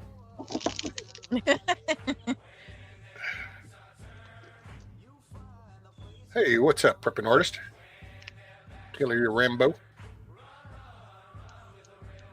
By the way, who was that? I think it was who was that said something about Walmart sells Crocs now. Oh, do they? They have like what, a knockoff brand or something? I don't know. It says Walmart sells Crocs. So is that knockoff suit or is that actually Crocs? Who knows, man? I mean, I you know what? See, here's the thing with Walmart products. Me too. Walmart products. So if a company like Crocs is a good example, because you have Crocs and they were selling their own and all that good shit. And then now Walmart sells them. If Walmart does sell them, Walmart is bad about making vendors shave and cut cost, and yet still looks like the same thing that you thought it was. So it's like guns. Even way back in the day, Walmart always got the faulty guns for the most part. It wasn't that they were mechanically faulty. There would just be some flaw. There was a bluing or a grain problem in the stock. There was always something, because Walmart makes you wheel and deal with them. So you go to them and say, look, I want to sell this product in your store and I want to charge this much. Well, Walmart actually tells you, no, you'll sell it for this much and we're going to buy it for this much. And you're like, yeah, but it costs me more to make it. Well, you'll either figure out a way or we won't sell your shit. We'll see, all these companies will then start shaving shit off just to still get that into that major store of Walmart. And you don't get the same product you see out about other places. The name's the same, but the internal's not. TVs, same way. Computers, same way. Go buy a computer from Walmart and you're getting the cheapest components inside. Although now that model and that brand is the same. But if you went to like Best Buy and bought it, it would be different. Yeah. I can see that. Although I will say, I had a pair of boots. I remember I got them when I was 15. And they were Skechers knockoff. Like, they were made to look just like those Skechers that they were making at that time. And I wore those boots for probably 15 years before they wore out. Like, it was impressive. And I couldn't figure out, I never found another pair like that, but some things I'm okay with being cheap. Other things, not so much. There's a trade-off quality. Well, Sometimes who says nope? They buy were real one, punks. those buy once, cry once kind of things. Oh yeah, those crack me up, dude. I get a kick out of them. Buy one, get one.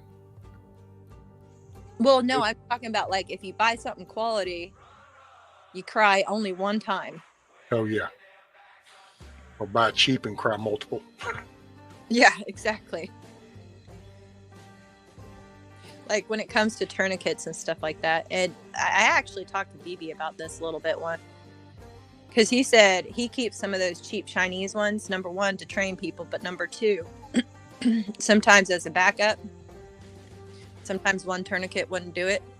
He said you'd have to put one on just to hold the leg together and then put another one on to stop the bleed. But I don't know. Luckily, my husband has access to a lot of tourniquets, so we've got a bunch of cat ones everywhere. There you go.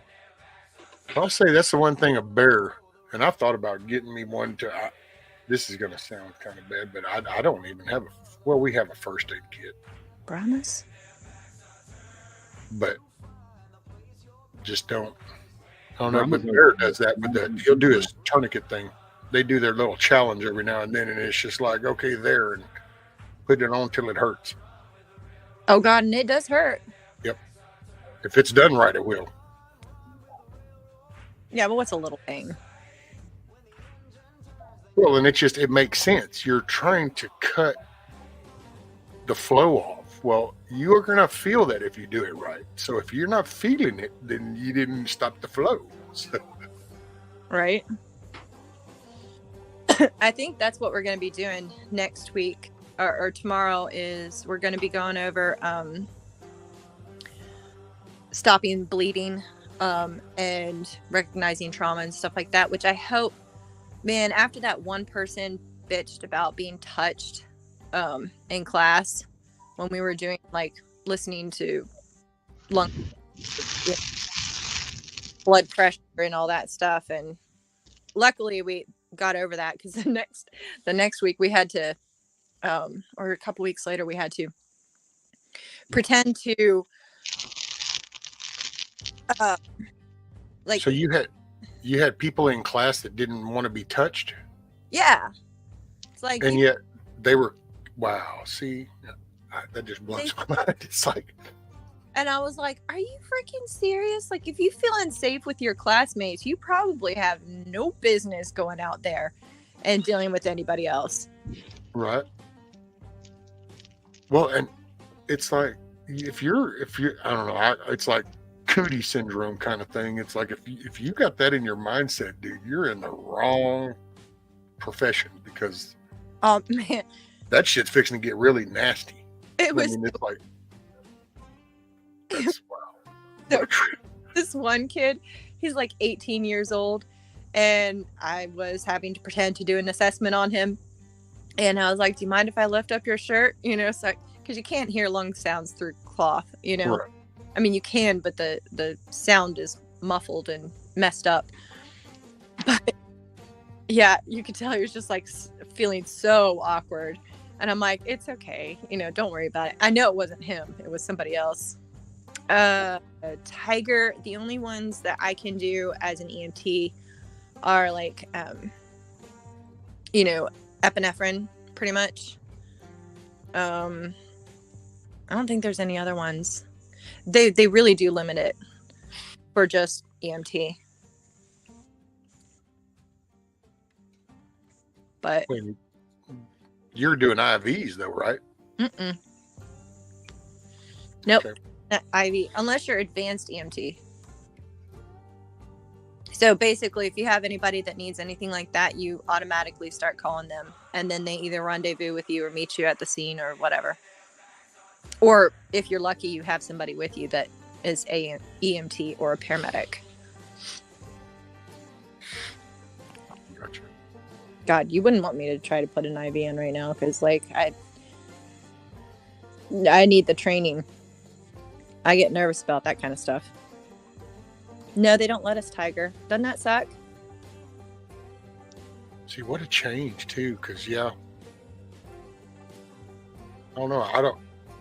I mean, I haven't looked into it here in the past, 10, 15 years or nothing, but yeah, because see, even, I mean, unless you were just first aid, if you went EMT, then no, you're doing it. I mean, Well, there's different you're levels. going to roll up to that person that fell off the tree, that off the ladder that was trying to cut the limb, and if they broke it, you're going to start an IV, and you're going to get them en route. And I mean, that's so to have it. I'm not saying it's bad, given especially when you look at where humanity's at in 2023, it's like, okay, I can see it. Want to do. Well, I think the big problem is from what I understand, is there's such a need for people that they can't. If you go 2 years for paramedic school, right, and then advanced EMT, I'm not sure how many they do. EMT, your basic EMT, which is what I'm doing right now, you learn everything in 3 months, 4 months. Like, that's not a long time to learn a whole bunch of stuff. And then you have people go into the field and they realize they can't handle the stress, or like they just hate the job, or they can't handle the shifts, so they quit. Well, at least that's better than somebody who went 2 years, did all that time, took all that training, and don't have it. So they have like a really limited supply of paramedics and AEMTs. So they give everybody kind of like a basic one, the EM level, so that they can at least, have enough bodies, I think. Plus, I mean, it doesn't help that people are calling for stupid stuff all the time.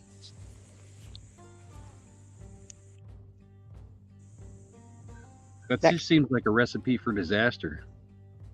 You'd think, I mean, but at least you have somebody that has some knowledge. If they can keep you breathing and your heart going and all that stuff just to get you to the hospital where you get the real help, then great. But well, hopefully you get the real help. True. And my instructor, she was saying,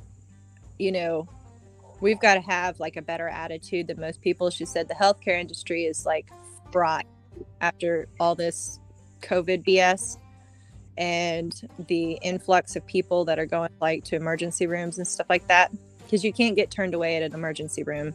You can be illegal, you can have no insurance, you're still going to get taken care of, right? But because of some of those factors, the nurses and doctors are getting kind of fed up and are kind of losing a little bit of the bedside manner. Yeah, they're kind of dicks. Yeah. She said, they're overwhelmed, whatever. They're losing it. I think they should try to work harder on being better. She said, but you're their first encounter. You're the first person who's dealing with them. They think they're dying. You've got to have a level of compassion to deal with that and not make their entire experience suck, because they're scared. If you call an ambulance, you're probably a little scared. Right. Like if you're paying $12,000 for an ambulance ride, you should at least, have somebody that's going to smile at you on the road trip. You know what I mean? Yeah. Like, I got to pay the bill and you're a fucking asshole? Jesus Christ. And you'll have some crazy ones, difficult ones, and you have to still be nice. Which, I don't know. Bedside manner used to be a thing. Yeah. It's hard to do when somebody's being a dick, though. I'm not going to lie. Well, that's where your compassion, you just kind of got to tune it out that they're in that moment. And so you kind of, you learn to give people leeway in the heat of the moment kind of thing. Yeah. Oh, Yankee. Yeah. Like, I've been taught how to use a decompression needle. My son-in-law is a combat medic, and he was a paramedic before that. And he showed me a bunch of things. He's like, technically, you're not supposed to do this, but if you ever have to, here you go. But the problem with that is if you use a decompression needle and you don't have like any backup medical, you're pretty much introducing infection. But that doesn't matter at that point. Like, you're just trying to make sure that they can freaking breathe. Artist, I know exactly what you're talking about. I had to switch like 2 or 3 doctors over that shit. Yeah. Dude looked me in my eyes and was like, "You're too fat. Get out." Turned around and walked out, and that was the only. You know what I mean? I was like, "Well, this dude's a bitch." Wow. You're not even fat. I know. What the fuck? Like, you're not a skinny boy, but you're not fat. Hey, Buffer. Morning. That just feeds into my my hatred of doctors and lawyers and bankers. You know what I mean? I honestly don't hate all of them. I think as a profession, a lot of people can become dicks, but I try not. Well, obviously there's exceptions. You know what I mean? Like, it's the same when I say fuck police. Obviously, I don't mean every police. You know what I mean? And it's the vast majority in my own personal experience have created a negative image of the entire profession. I'll put it that way. Yeah. Yes, Ohio, pretty much. Yeah, I'm not covered underneath that anymore. That kind of sucks. Or I won't be when I finish. I have to be very careful not to get sued too. People love to sue. See, that's the thing that would scare me the most, is the litigious part of any trying to help anybody. Is like, oh, I saved your life. Yeah, but you broke my ribs, so I'm gonna need $50,000. Mm-hmm. It's the same thing with a lot of guys who, like, they're trained with weapons, and yet they're not covered under, like, being like a law enforcement or whatever else. If you do something good, I mean, chances are you're gonna get screwed. I know this guy, and he had some kind of tweaked out person trying to break into his home, and he shot him, and then the guy runs off, ended up dying. And then he was telling all of us, he was like, yeah, I got that guy, blah blah blah blah blah. And I'm like, dude, why are you talking about this on the internet? Like, shut up. Right? Like, he's like, no, it's cool, the cops came, they'll let me keep my gun and everything else like that. I'm like, and then now crickets. Haven't heard from him in a couple weeks now. Funny how that works. Mm-hmm. Right. I'm like, dude, you gotta cover your ass somehow. I mean, it's screwed up, but that's what we're living in right now. Yep. You don't go talking about it on the internet. What the hell? People, I swear, their brains. Yeah. Well, it's the world. See, that's the concept, the chat, or just that audience. And it's like, no. The minute you left that computer, it went out to the whole ball of dirt. Yeah. And it's there because there's also things that collect things, data. There's one site, it's called the Wayback Machine. It actually captures things that happens all the time. So even if it like gets deleted or it gets changed or altered, oh no, you can go to the Wayback Machine and go see the original version. Mm-hmm. So yeah. Time he's like archived. Yeah, that's it.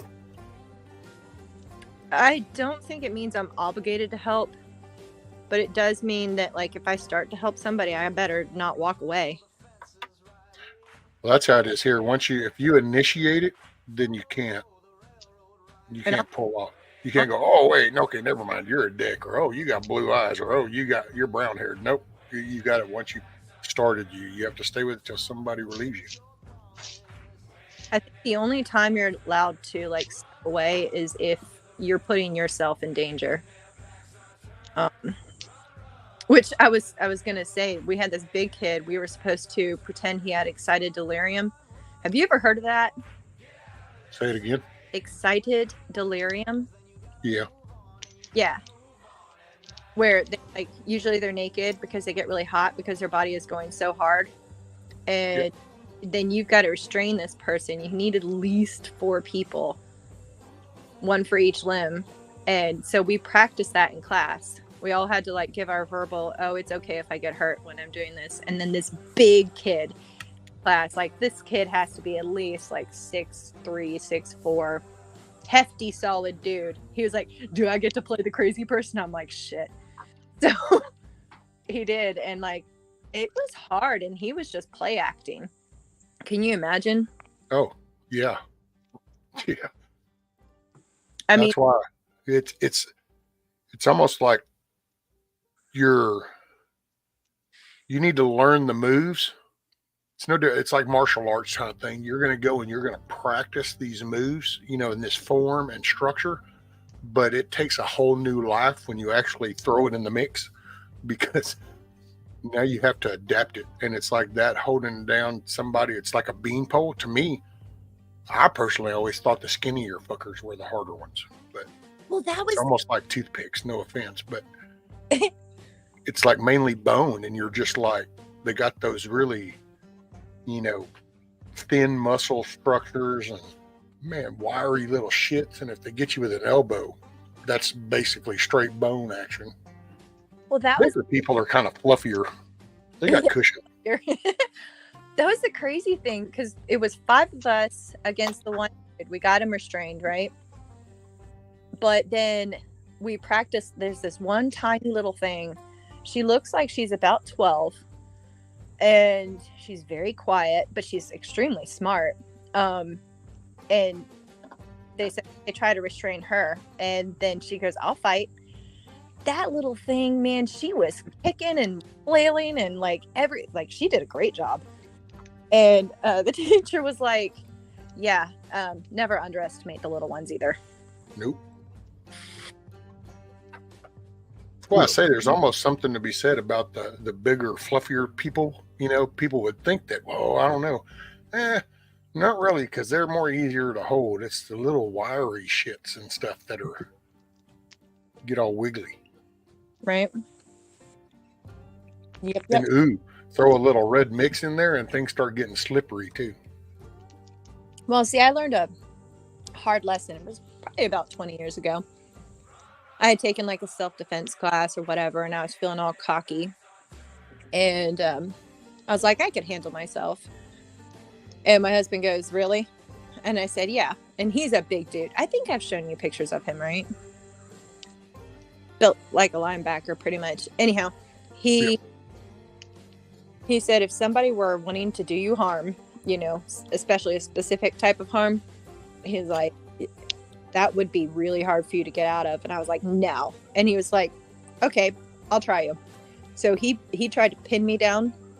I fought like crazy, and I know he was trying not to hurt me, but just to show that, don't overestimate yourself, like get away versus the other thing. It was very eye-opening for me, and I was like, oh, damn, okay. Even with all I learned. Yep. Yeah, there's nothing out there is 100% foolproof. That's why it's redundancies, backups upon backups upon backups. Mm-hmm. I'm actually considering taking Brazilian Jiu-Jitsu if I get the time, just to learn, some stuff. The grappling is where it's at for the little people in the weak people. Like the old people who don't really have a whole lot of muscle to stand there and throw blows. If you can figure out a few submissions or a chokehold, you know what I mean? Yeah. That's all you get. Simple. Oh, that's the other thing. I'm not allowed to touch necks. Like if we're trying to do somebody, you cannot touch their neck. Thanks, George. No Floyd maneuver, huh? No, you get fucking sued out. Pardon my friend. Sounded English to me. I could, which I would say on the medical side of things, I don't know why you would restrain there anyway, but. Well, if you're trying to subdue somebody with excited delirium, but apparently, like, there are people who are kind of more advanced. What they can do is they can just flip up and medically or chemically subdue them. So you just shoot them up real quick and get the hell out of the way. And then they get quieter. Two wolves. Hey, Carl. Hey, Betty. I will just say you are a better person than me for wanting to put up with that kind of nonsense that could possibly happen out there. Nope. Well, duh. Of course I'm a better person than you. How dare you? See? You try to be nice to some people. No, I appreciate it. I need the experience. Like I'm thinking, in the future things might go down, so I'm gonna have to put up with some of the BS in order to really be able to help somebody later on. Right. Well, just think, after shift though, you can grab anybody by the throat you want to, and it doesn't matter. Hell yeah. That'll work just fine. I would say jiu-jitsu. Dennis is like Aikido is like judo, with less striking, using your opponent's weight against him. Stuff. And it is, but that's more. I would have Aikido to is that Steven Seagal stuff, isn't it? Huh?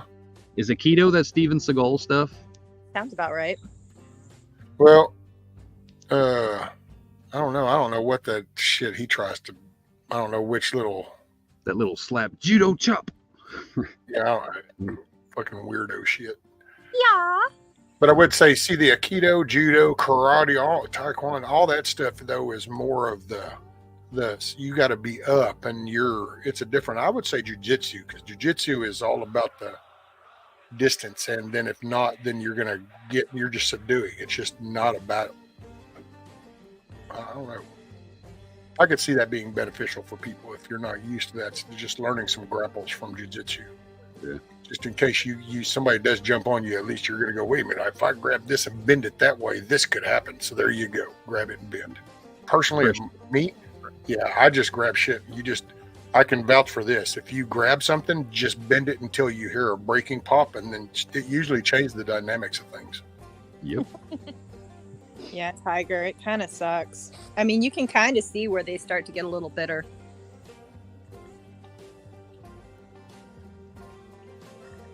What she said.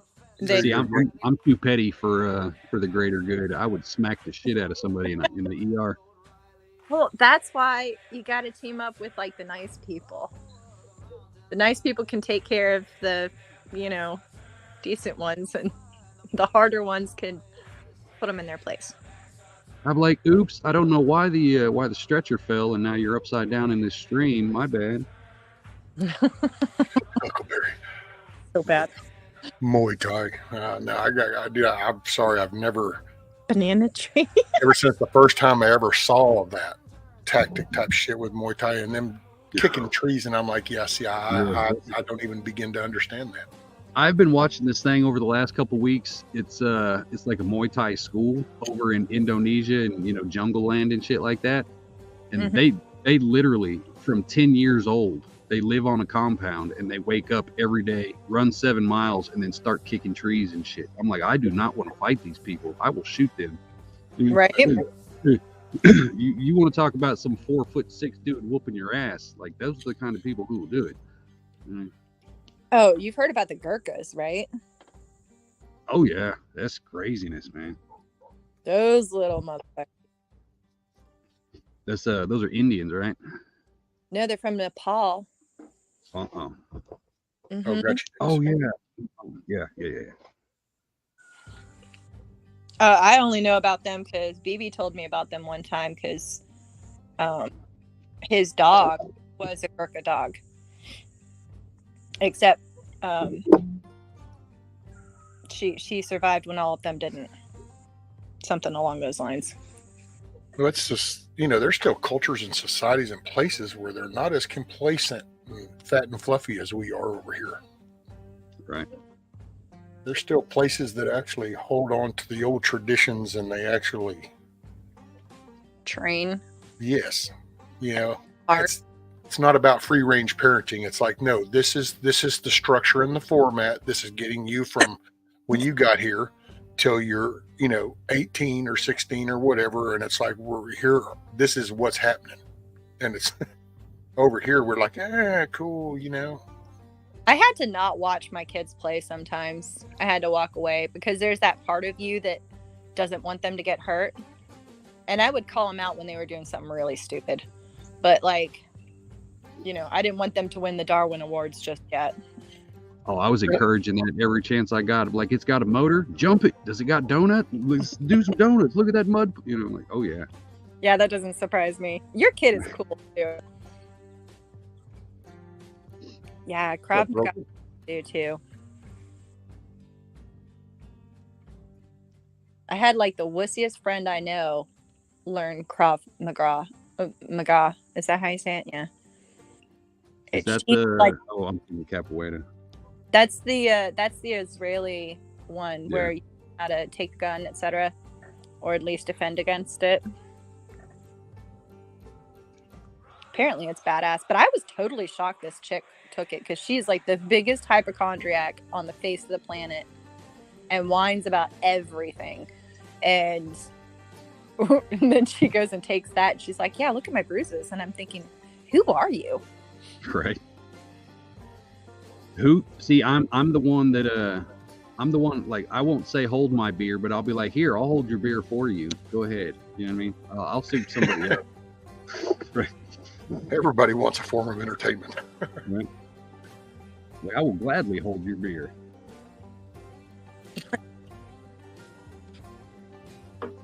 Yeah, my best way of winning a fight is not ever getting into one. But I do want to know how to take care of myself if I don't succeed. There you go. I would say so, Yankee, and he's talking about three Cluckers took on a company of Japanese World War II, and Oh they yeah. were the only survivors. See, but you know what? Just to highlight a point, just to show you where we used to be as a country, and you'll know it because you probably heard the same story, Milky, from electrician. Uh-huh. But we've got a Marine that's done the same thing. He actually went over and took the weapons back. Remember that story? I wish I could remember his name. I can't remember his name either, but yeah, he went over there and just Took the weapons, brought them back, and then they waited, and then they actually attacked them and took it over and shit. We've got all kinds of. Matter of fact, I just got through his newest one. Was about the pilot guy did the bomber. Oh yeah. The pair of them. I mean, so that's why the Fat Electrician. If y'all don't know who the Fat Electrician is, you need to check out his channel. And one thing that, well, you get a kick out of all the stories, but there is actually a good representation of what we used to be like. Mm-hmm. That was the quality of people and men and women that we had back in the day. I think they still exist. I do. I think it's just, it's not as Prevalent. yeah, and also back, well, no, even then their brass got in the way. I mean, like that story that you're talking about. But if you do something good, it's not really shown as much anymore.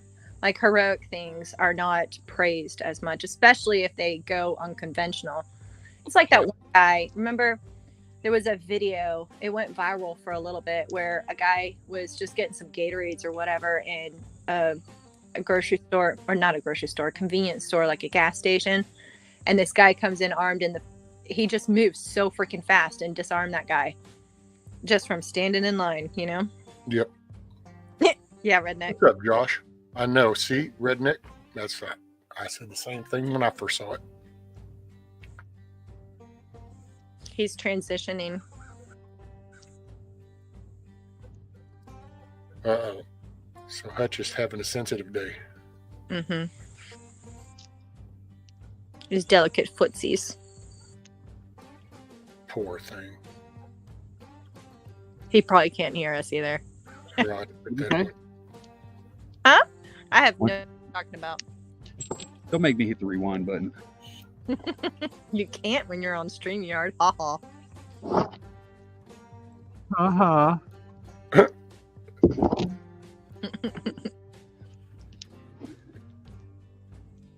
That fire looks nice. I want to do an outside fire. Why you bullshitting? It says, Yeah. when in a confrontation, 2 rules to keep in mind. Anyone can hurt someone and anyone can be hurt. I get you. I got you, Lynn. Mm-hmm. And my life experiences has actually shaped me down to I got one rule. So when the confrontation starts, my one rule is I want to be the one to go home. Pretty much, one asterisk. Don't be scared to get hurt. That's the main thing. Don't be scared to get hurt in a fight. Otherwise, you're going to be, not going to work out. If you do, you better freaking commit. Oh, yeah. You're either all in or nothing. That's why you just go ahead and, I don't know, I try to tell people up front. It's like, look, man, you don't want to flip this switch. I can't even tell you what's fixing to happen when you flip that switch. That's what scares me even that time. Yeah. Like I said, I've never actually gotten in. Well, I would with my siblings and stuff like that, but my brother chased me with a baseball bat one time, and I was avoiding it. And then finally, I had enough of running, and I turned around and I faced him, and he actually squealed and ran the other direction because he knew at that point I was all in. And he was bigger than me. Hey, TJ. See, I got to say, though, in all honesty, I haven't had a fighting mentality for the longest time. And I think some of my incarcerated time probably changed my viewpoint on all that. So, Right. up until then, fine. You want to throw dukes? Hey, man, put your pistols on. We'll get at it. Actually, the phrase back in the day used to be catch a square, but those days are different nowadays. I don't see things, so I don't see confrontations that way anymore. And now I just look at you quick and say, look, man, I'm going to tell you now, this ain't worth the physical thing. But if you go there, my primary mindset is I'm going to be whatever it takes to be the one to go home. Yep. Mm-hmm. Nice, hillbilly. So what I'm hearing is a hillbilly backwoods wrestling match at the harvest party. Well, there was mention of Jello, wasn't there? I was gonna say you need a kiddie pool with Jello. I got a kiddie pool. Boom. I was gonna say, I think that got brought up. That's been talked about. Man, you can get bulk Jello on Amazon. I got a kiddie pool, so I'll put a poll up later. What do y'all want to see hillbilly and backwoods wrestling? A kiddie pool full of Jello, or I can set up a little a cow panel octagon for them.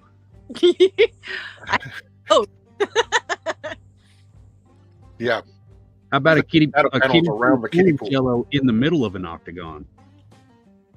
Yeah. Put the can of panels around the kiddie pool. Mm-hmm. Right. It's Harvest Party Live, backwoods versus hillbilly. I better not miss that. Do you what date is that? Do you know that you're gonna be doing that? It's already set for the 28th. Yeah, so go hit the notify button. I'll make sure I don't do any clinicals on the 28th then, so I can watch. Kiddie pool full of mayonnaise. Mayonnaise is expensive. I'm not going to waste the good mayonnaise on those fellas. Right. Rocks and Full of mayonnaise. The mayonnaise. brown pudding. Well, that would be after the Jello fight. Right. You know, I bet you mud would be cheaper than Jello though. We don't have mud though. We only got clay. So it'd be like fighting on ice. Wet clay is basically ice. Well, you can heat it up, right? Not really. Just put As soon as it heats up, it turns to like concrete. It's shit around here. Yeah.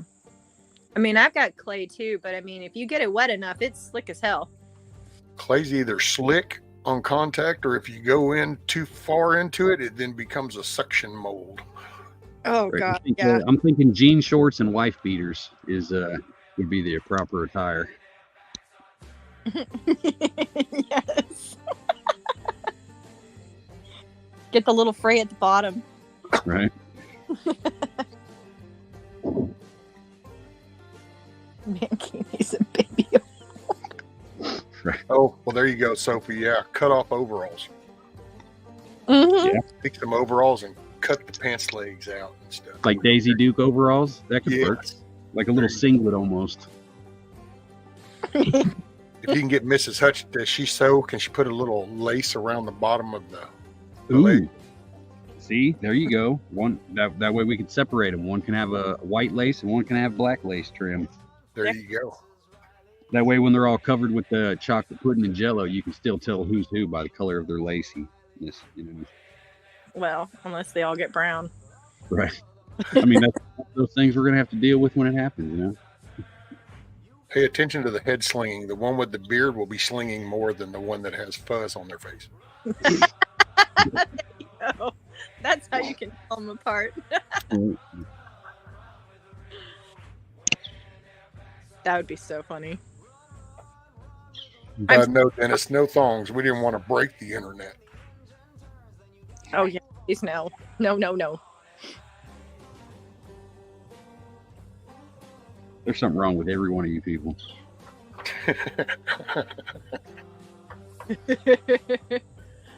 Oh, I've seen dudes in banana hammocks that look carpeted because they were very hairy over in Germany, and they'd go swimming and had like at a lake or whatever. And I thought, what the fuck are you thinking, man?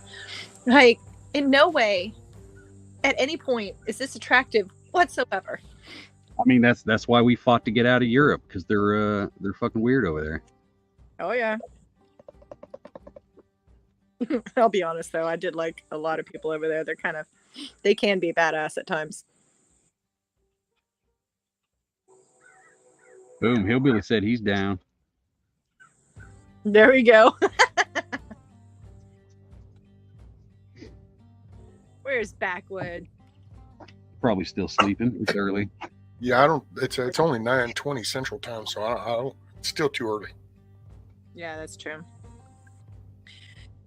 He's been catching up on that beauty sleep. Really needed it. It's not working. That's what I said. He really needed it. Somebody say Backwoods' name 3 times. I bet he will appear. We've said it enough times, I think. I mean, I think you got to say it sequentially. Oh, is that what it is? Yeah. So Oh. backwards.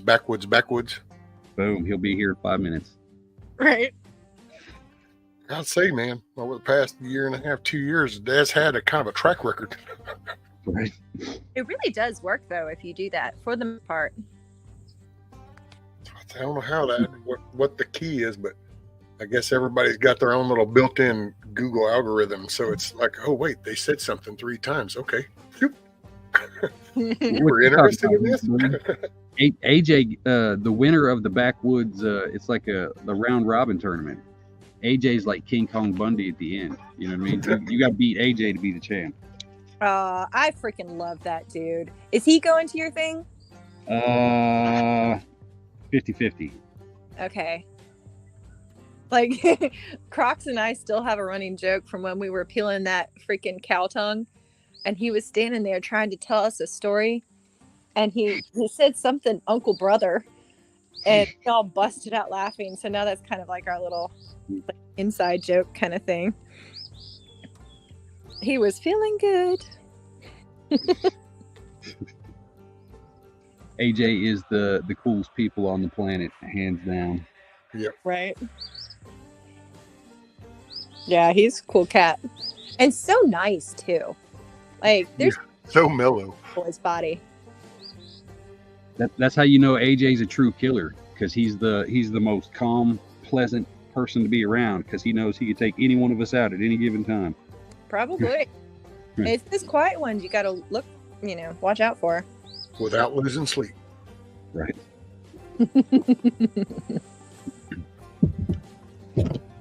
I never see his videos come across my feed. Not that I'm on that much, but like if I'll look, I have not seen a whole lot of videos from people that I know recently. I did see your whitetail one, but I didn't actually watch it.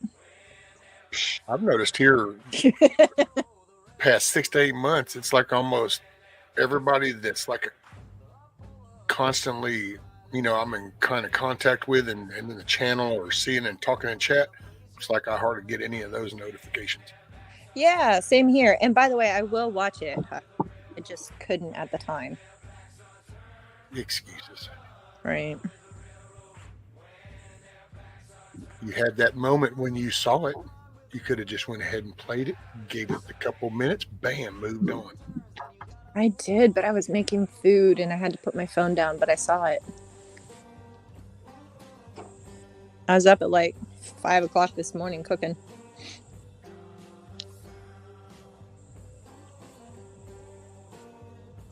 Look, I hurt his feelings. Oh no, he's off there. Good, he didn't hear anything. Dang, he didn't take the gas jug either. Yes, I did. No, now you did.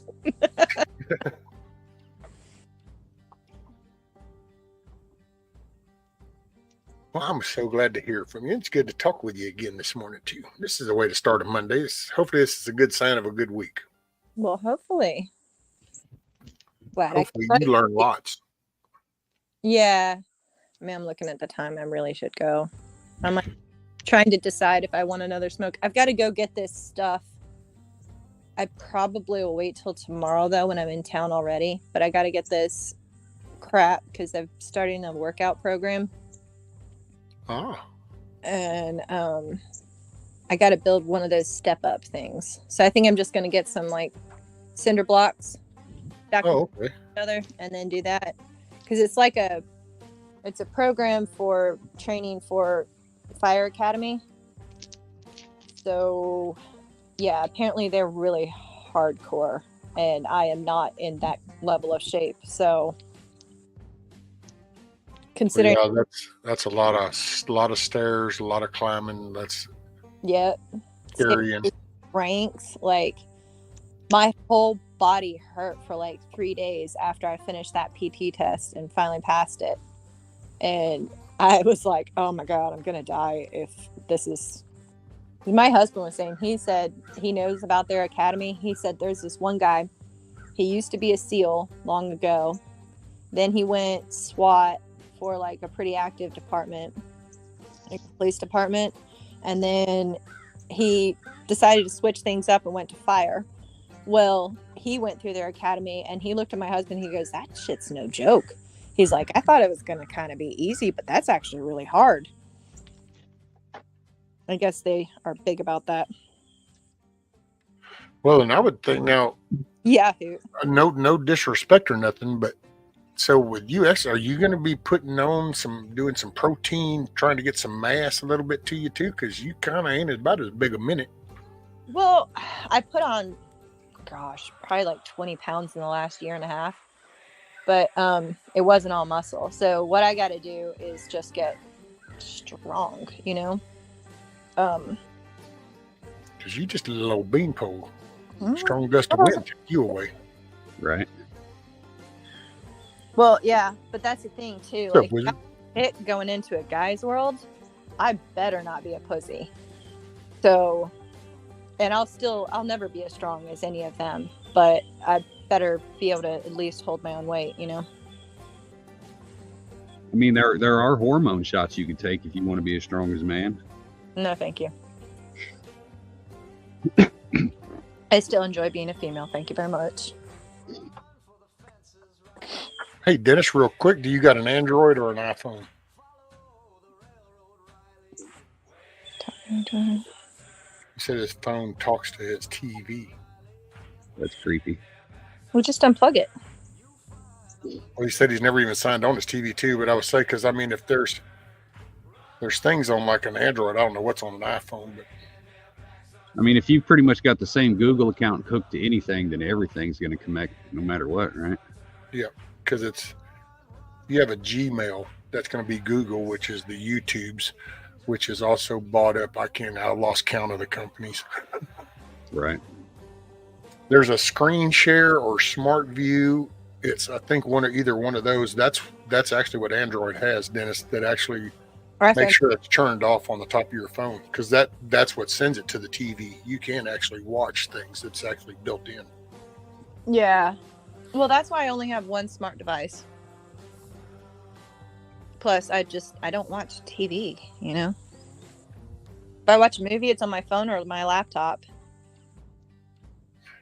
Yeah, Dennis, it's creepy, but then we've already had these many experiences. Hell, I can't even begin to tell you how many times it's happened. I forgot who it was that was up here talking.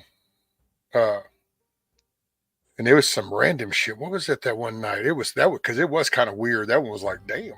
Because it was like, I forgot what we were talking about, but somebody was standing at their sink, and all of a sudden their pad right there by the sink popped up ads off of what we were talking about, and it had nothing to do with anything that they were doing. And that was funny. But yeah, that happened Backwoods on the live last week. Remember, we were talking about something completely random as shit. Next thing you know, he gets a news thing on his phone about that topic. Oh, right. yeah. And when you think about it, I mean, old school stuff, it's the old survey cards. It's just that why mail out survey cards? Everybody's glued to these damn devices. let's just listen to what they're interested in, and now we know what to sell them. Yep. I will say that was something goofy I heard, and it had a right context, because apparently it was like it was somebody that would listen to like Tag and them over at the Life Done Free stuff, and so they had the whole homesteading thing right. But the funny part with what they were saying was they thought that was actually like the whole solution to everything, was to like, now just don't get involved in anything else, just do this. And it's like, well, if you do that, it won't be long before they're coming and taking that from you. It's always best to not make plans when you're paranoid of every single thing in the world. You know what I mean? You got to have Right. some kind of logic in the things that you do. You have to be able to swivel as well. Yeah. I don't want to connect. Yeah, speaking of tagging them, which I don't watch his stuff too terribly often. It never pops up, but they all just got done with that Self-Reliance Festival, and I am dying to hear all the stories. Oh, I know, man. They got some good ones. I will say that one that Grumpy put up with Yoda, with the laugh about how What people say you sleep too much. What do you got to say about people? Oh, I didn't see that. Oh yeah, it's a little short one he did, and it's funny as hell. It's just a real quick one, because she's just looking at him, and he asked her that, and then she kind of has that plain look, and then the smile comes in, and then she just started doing that laugh, and it's like, yeah. Because I will say, I think that woman, I don't know, she probably sleeps on her feet.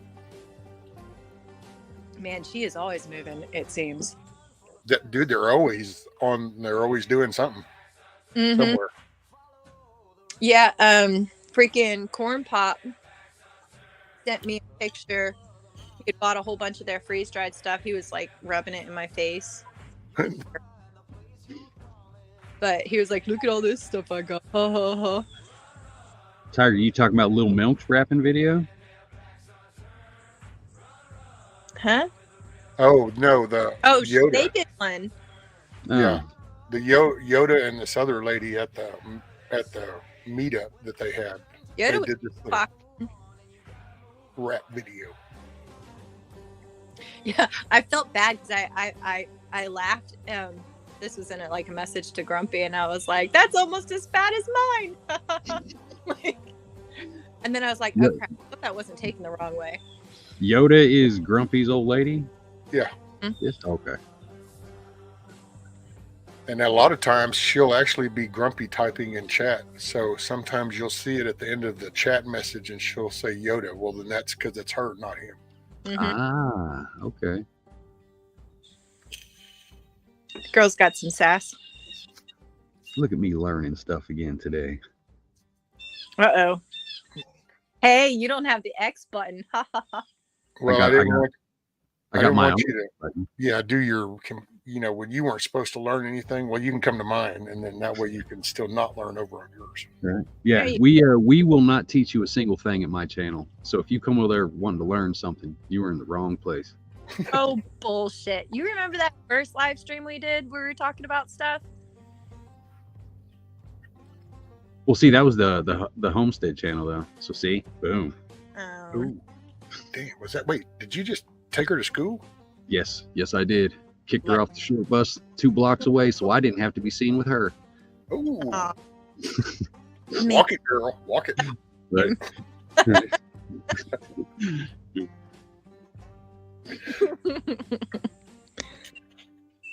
No, actually, that was one of my favorite ones I ever did. Come to think of it. I figure sometime in November I'm gonna get back to actual serious topics and talking about homesteader kind of shit again. I feel bad because I'm not really doing a whole lot of that stuff right now. So I feel like kind of a hypocrite talking about it. I mean, I've done it and I'm still kind of doing it. It's just I'm focusing on something else a little bit more right now. I mean, that's still part of the journey. You know what I mean? But homesteading has allowed you to do this, and that has still allowed you to do a little bit of homesteading. So it coexists. True. Tiger, I never do the walk of shame. I hold my head high and sashay off. Sashay. Mm-hmm. See, I wasn't that. I got to be honest. That wasn't the word that came to mind for me. You just didn't. Strut? You don't strike me as a sashaying person. I have so many facets, Rescue. You just have no idea. You ain't got Oh, no well. catwalking, you woman. What you talking about? Well, see, she didn't tell you her real name is Sybil. Sybil? Talking about Sybil from like. Multiple personalities. Hmm.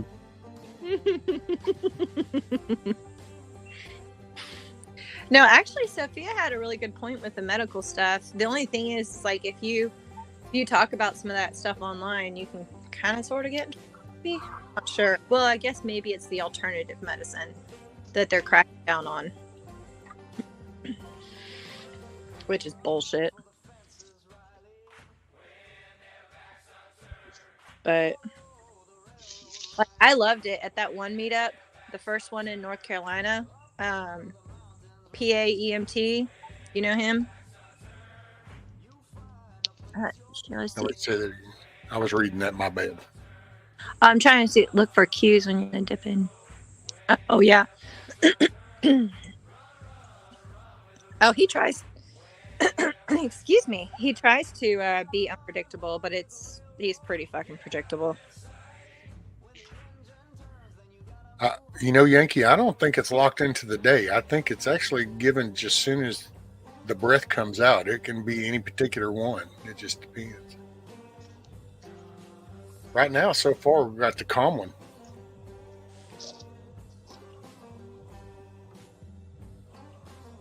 Sorry, I got a frog in my throat. Ribbit. Ribbit. Well, she just See? skipped away and tripped on her. Yeah, that was freaking hilarious, pure blood. See, Monique is sauntering. Morning, Monique. How are you, little maple leaf?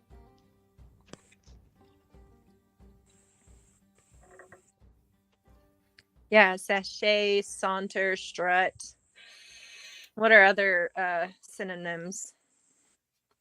Well, see, I figured you kind of had the more strut, not the saunter. That's why I didn't see you being sauntering off. I could see you strutting off or stomping off. I don't know if I've ever strut before. I'm actually a very laid back person. I can walk with purpose. People hate walking with me. Oh, see, it worked. It took 5 minutes, but it did end up working. What? We were talking about you, but never mind. I heard some of it.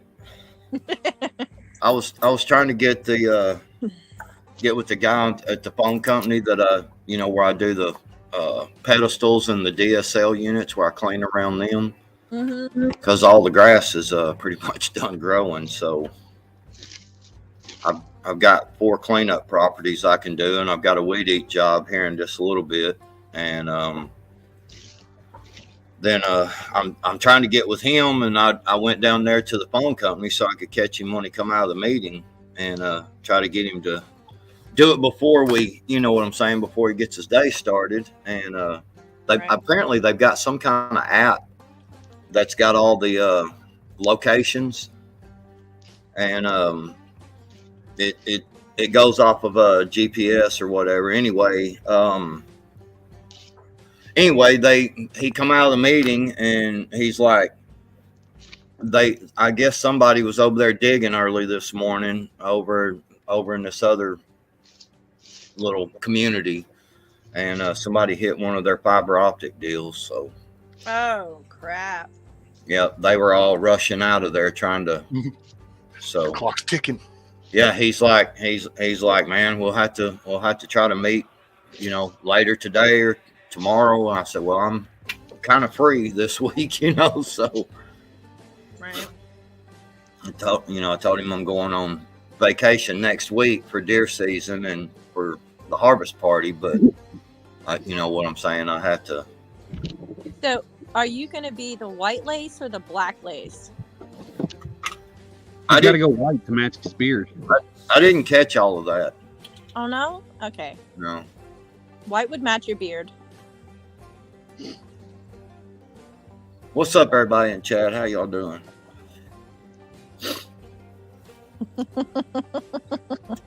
Milkmaid, we could have used you here yesterday. How so? Me and the wife went to the store. We came back, and there was a cop and an ambulance. The ambulance was in my driveway, and the cop was in the neighbor's driveway. Oh jeez. And so I asked the cop, I said, "What's going on?" And he said, "Well," he said, he's having a bad day," talking about my neighbor across the street, the old man. Mm-hmm. Well, apparently because he's bipolar, and as long as he's taking his medication, he's okay. And when he's not on his meds, he gets all freaky and shit and weird. And I've about had to fight that old man a couple of times. Well, he fucking knifed himself in the stomach and cut his wrist yesterday. Yeah. But is he okay? So far, he is. In the stomach? Yeah. Yeah, you got to be a little like off your rocker to do that. He's like I said, if he's not on his meds, he's there's a lot to him. I'll just put it that way. I've seen him come out of that house when them boys are there, and they're like, he's motherfucker, I'll fucking kill everybody, and screaming and fun. Yeah. I'll just say I've had my pistol in my hand a couple of times. That son of a bitch is crazy, man. Damn. But when he's on his medication, he's fine. You know what I'm saying? Like he's just cool as all get out. Laid back, great guy, That's the one thing that I'm not looking for. Well, I'm not looking forward to any of calls, but like the crazy, that's the one that I'm gonna have. Like I'm gonna dread. I have a feeling because there's no reasoning, Yeah. Well, they my pure blood, yeah. Saying if I need work to come up there. Yeah, I've got I was a plumber before, and was that Thursday or Friday? I had to go to the hardware store because our shower, it's got one of them tub spouts. It's a tub shower, so it's got the old school one where you pull the spout thing down and the shower comes on. Yeah, that thing blew out, so it was basically just when you pull it down, the shower would come on, but man, water would just come out of all the way around that thing, Oh, damn. Yeah, it was blowing out, so I had to go and get some new parts. Anyway, I ran into a guy he actually used to work for. He's the one I went to school with, plumbing school with, and he's got his own business now. And he's like, "Well, what are you going to do for wintertime?" And I told him, I said, "Well, I'm trying to do these pedestals and DSL and a few things like that." And he was like, "Well, shoot." He goes, "I always can use a hand," he said. Busted pipes. He said, some of them days when it's, raining too much or whatever, just whatever. He said, hit me up. He said, hell, I'll put you to work some days, so. Hell yeah. That's awesome. Yeah. He told me, especially when it comes to trimming out houses, because I helped him trim out several houses, and he said that I do good work. You know what I mean when I say trim out a house. That's basically when you put your sink fixtures in, the bathtub spout on, putting commodes in, from just a bare floor. You got to put the commode flange on and things like that, and then so I know how to do all that stuff real good. And so that's awesome. So yeah, he told me he'd put me to work if I need some work. No problem. Hell yeah. So I was glad to hear that. This is that short little video that we were talking about where Yoda did. They did that little rap video. It's only 1 minute 23 seconds, but it'd be a good little funny thing. Oh yeah.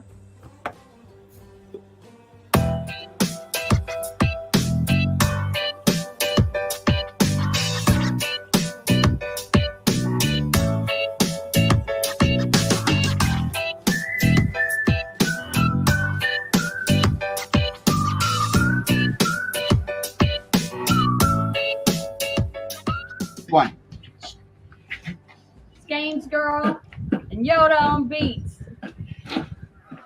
Hey, what's up, Doc? You got any working around the clock? Because time is short. Timer's going tick-tock. Tired of running through the brush, sliding through the grass, diving in my hole because Elmer Fudd's on my ass. Knew I should have took that left in Albuquerque. Now I'm in the mess rescue and I like that bread.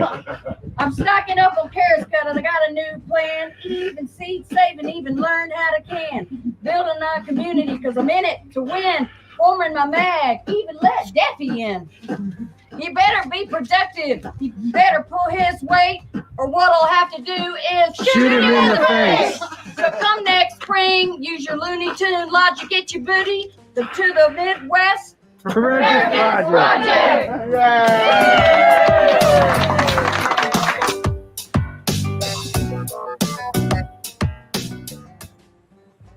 Did you Yeah, see that's the cool. dog? The dog was like, "What's going on?" Yeah. What's happening? Right. What are these humans doing now? Shit. Right? Yeah, that was funny. I just thought that was kind of cute. Which anybody that interested, definitely subscribe to Grumpy and them. They're good people, and she's a cooking for man. That Like tons and preserves tons. dehydrates, preserves, cans, cooks. Just yeah, and they See got this? good products. See, this joker up here is burning everything up, man. We ain't gonna have nothing to burn when we get there for the party. We ain't gonna have nothing for a fire. He's selfish. He'll be calling me talking about, hey, Backwoods, man. While you're there, can you while you're there at deer camp, can you go ahead and grab some wood and shit? Right. He's way on back here too. Look at him. He's even gathering wood from the wood line. I know. That's what I'm saying. He's gonna make it where we're gonna have to traipse way off in somebody else's property to get wood and shit. Well, you wanted to be a princess and come up there and have everything set up for you. He's just trying to be nice for you. Damn right. I mean, shit. I got to drive all the way up there. I'm killing my deer camp trip, half of it, and I expect there to be a pile of wood there and all that shit. So what you're saying is you're not a good enough hunter to get the deer that you need in a short period of time. You never heard me say nothing about not needing food. Later, Yankee. Keep your head on a swivel. Have a great day, brother. Make it a great day. That's one thing I'll argue with anybody about. I can kill the shit out of some deer. I can deer hunt. That's one. Deer hunting and fishing I can do. Well, see, those are good skills. I haven't actually shot a deer yet. I've never to. Have you shot Deer, another animal? Move. Yeah. Y'all move y'all's ass down this way, and I'll take you deer hunting, man. What else have you shot? Squirrels and livestock.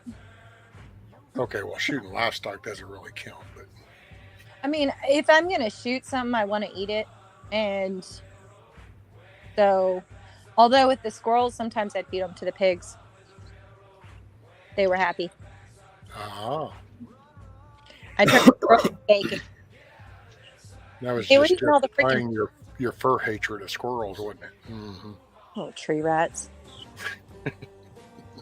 I used to love squirrel hunting, man, but I never did like eating them. So back when I was younger, I worked for the North Little Rock wastewater utility sewer department, and I had there was a guy there that would buy all the squirrels I'd bring to him for $2 a squirrel. Oh, really? Yep.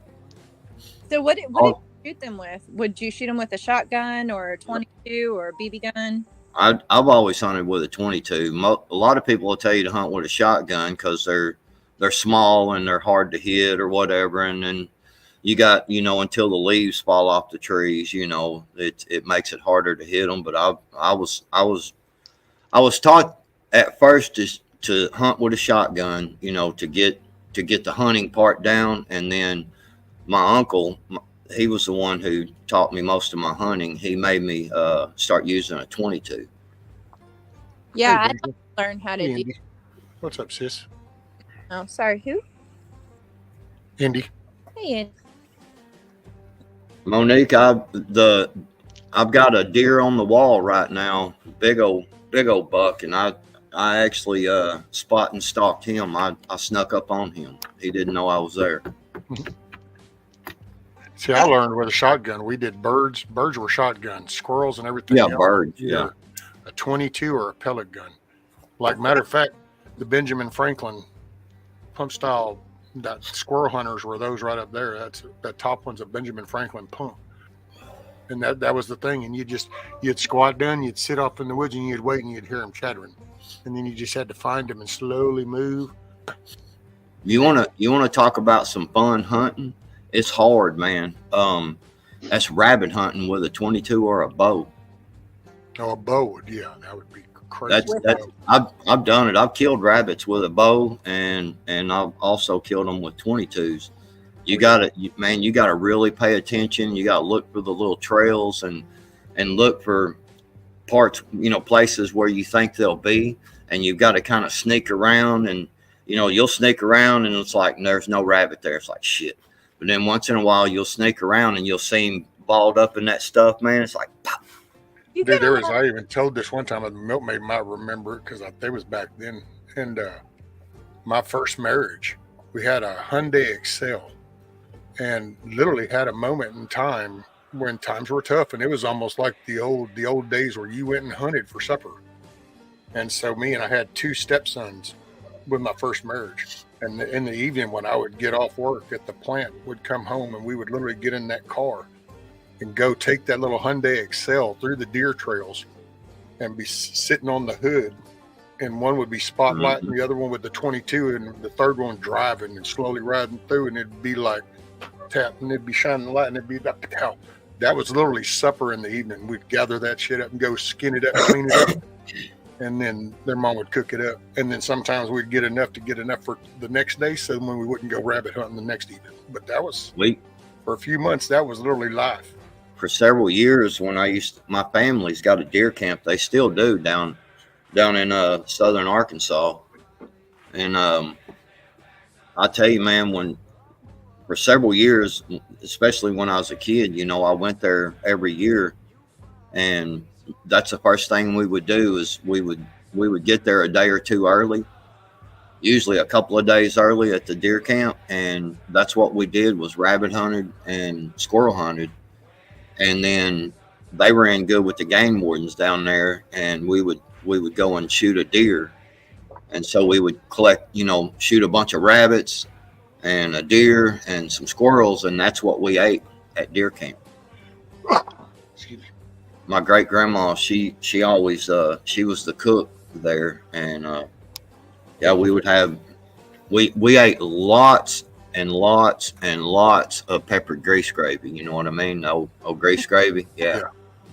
Old brown, old kind of brownish looking, grease gravy, peppered. Yeah. It was turd gravy. Grease gravy is the best kind of gravy there is. I guarantee you, man. And we would clean up all them rabbits, and that's what we would have is a little fried rabbit, and she'd put it on a piece of white bread, pour that grease gravy over the top of it, and we'd have some milk and some taters and shit, and that's what we had for food down there. That's kind of main dish down here, squirrel gravy. See, now I kind of want to go and get a squirrel just to try it because I haven't ever tried them. Really? It's a certain time of year, otherwise they got some kind of parasite or something in them. Yeah, what is it? Well, and avoid any squirrels that are cutting pine as well. They'll be eating the little. So basically, if there's a lot of pines in the area and you see a lot of them little chip pieces on the ground, pine cones Okay. pieces. That's we call them cuttings, pine cuttings. If they're cutting pines, man, they taste like shit. They really do. I do believe this is the first time you've taught me something. I think that's what they're called. Messing with you. It's either the wobbles or the warbles. But yeah, it's one of those. That's hey, it's Tua. Morning. It's supposed to be, you gotta what? You gotta cure them for like 2 days or something like that to let the meat loosen up. Some people say. Well, it's good to soak them. They're tough little bastards too. Soak That's what we do. really and truly if you want to eat squirrel, one of the best ways is with dumplings. Make them in squirrel dumplings. Arkansas has a squirrel festival every year. Just saying, literally thousands of recipes. It's just a festival of people doing stuff with squirrels. Yeah, That would be really interesting to go to, just like to learn. Because I love that kind of stuff. Like people, the meetups are fun and stuff, but I really love anything that you start to learn shit. Oh my gosh. Well, see, and that's like that squirrel. That sounds kind of like having that festival. Well, actually, that was one of those primary meats back in the day. I mean, well, what the thing is with it's rabbits. It's rabbits with the weevils, and they're supposed to be like some weevil or something or thing that's in their neck. And Weevil? the way I was always raised was you wait until after the first frost. But see, but now when we went down south to deer camp, we never there. It was very rare it frosted down there. You know what I'm saying? I heard there was some about months with R, and I can't remember how that went. R, September, October, November, December, and that was pretty much hunting season. Yeah. Although in January and February, I don't see what the issue would be. Well, rabbit and squirrel season is almost, for as long as I can remember, is always opened on September 1st. Okay, with the weevils, because Scat Pat brought this up too. I'm thinking bot flies. I have dealt with bot flies with rabbits before. Probably. Those things are, oh God, they're so. I have a strong stomach, but man, pulling a bot fly out of the skin of something is a little freaking gross. Them things don't like to come out either. No, and if you pop them, if you kill them, they release a toxin that kills the animal. So you have to be very careful, and it's weird. Well, that's why, and you wonder where they got the idea for the movie Alien. We'll see. Right. There you go. Right. It's like, it's not even satisfying like zit popping. It's like gross. See, I think I don't know. It's in a way, I guess, in a weird way, it's cool because you just, I don't know, the way you just watch this whoop, and it's like, yeah, see. And to be honest, I get the people that end up with those, and I'm like, how the hell did you ignore something to the point to where you literally had something that actually grew up to even have wings and shit by the time you went, I don't know. Ugh. And I'm sorry. That's the way we always kind of was taught, to wait till after the first frost. Certain animals for certain seasons.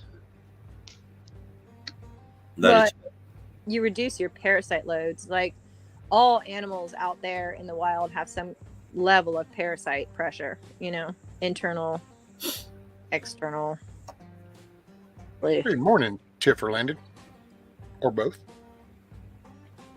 Just a bit of it.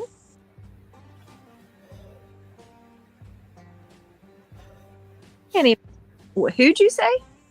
Tiff or Landon or both. That's unspecified podcast. Oh, okay. I was like, I don't see anybody by that name. Unspecified podcast. It's either Tiff or Landon or both. Okay, gotcha.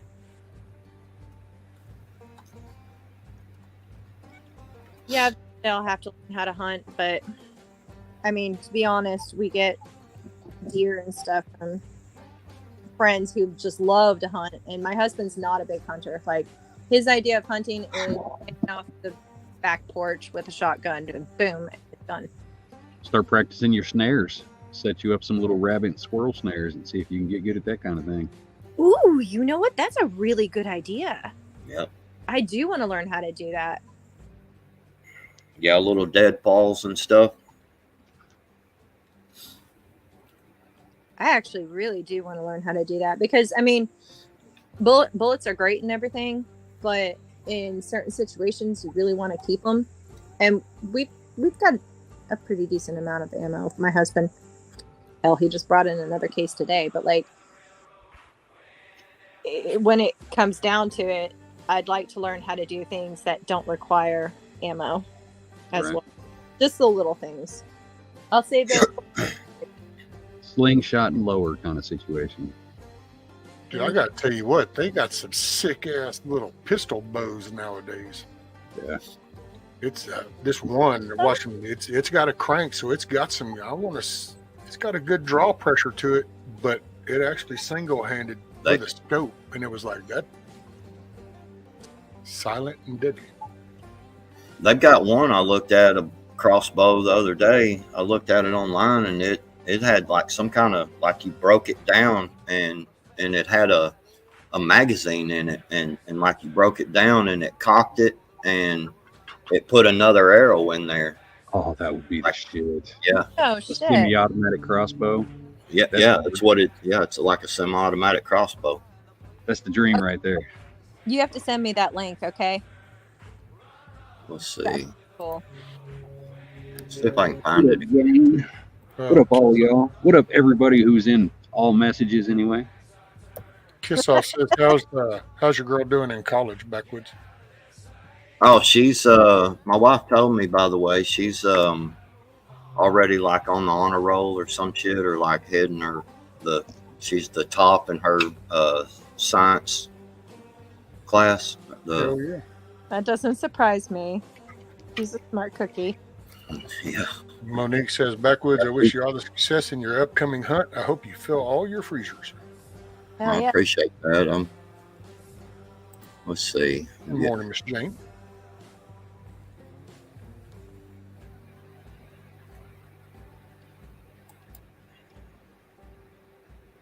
Yeah, I think people want Tiger said put the link in chat.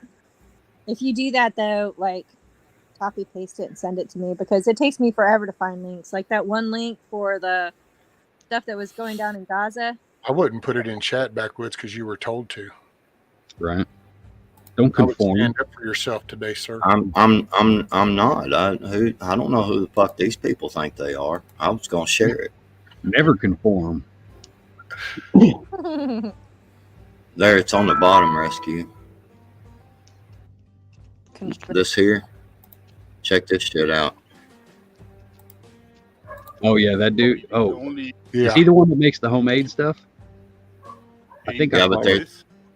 And then You hear that? very, Somebody very, shit? very simple, deadly machine. But nothing is so good that you cannot make it even better, which is exactly what I've done.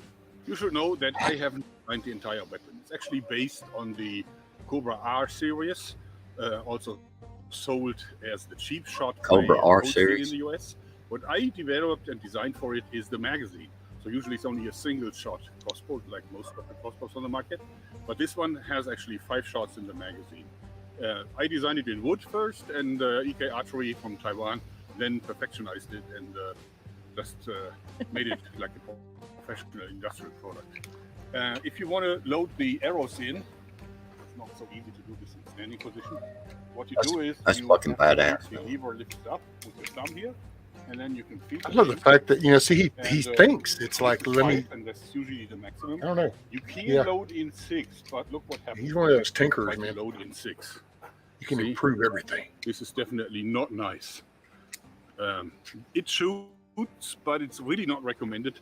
Specifically when you move around, like you walk or even run with the weapon, then it might fail. And therefore, He's was talking not about good if enough. you I wanted put more than 6 5 of them shots. in it. I wanted 6 at least, and now we even get 7. The other thing that I wanted to enhance is when people trying to use the long bolts, 15-inch bolts. Why do people want to do thing, the little hook here on the end, so that you can swing out the arm, and then you would cock it just as normal, And Yeah. now you can, of course, muzzle load the 15-inch bolt, but you would also hit the anti-dry fire lever. You have to lift this up, and then you can load this fully against the string. And now, as you see, I can fire it, but of course, that's kind of awkward. So some people even design 3D. But there's a more improved part there where he's got it. In business. Now loading the long. He's done made it to where you, That is now far more simple because I can. huh? He's having so much fun. Sorry. Right. Yeah. But anyway, yeah, I can share that link there. Well, damn, didn't he shoot it at the end? He shot it there while we was watching it. Well, I know, but I thought he put his little magazine there at the end. Didn't he do that and then it shoots it to show? I'm looking. I don't know. We got robbed, guys. That's all I can say. I felt gypped. We were like led on, and then that was it. It was. That's the way I do. That's the way I do, people. Well, some of us believe in finishing, I'm. but then again, some of us are 6'4". Didn't y'all know I was a werewolf prepper? Sure.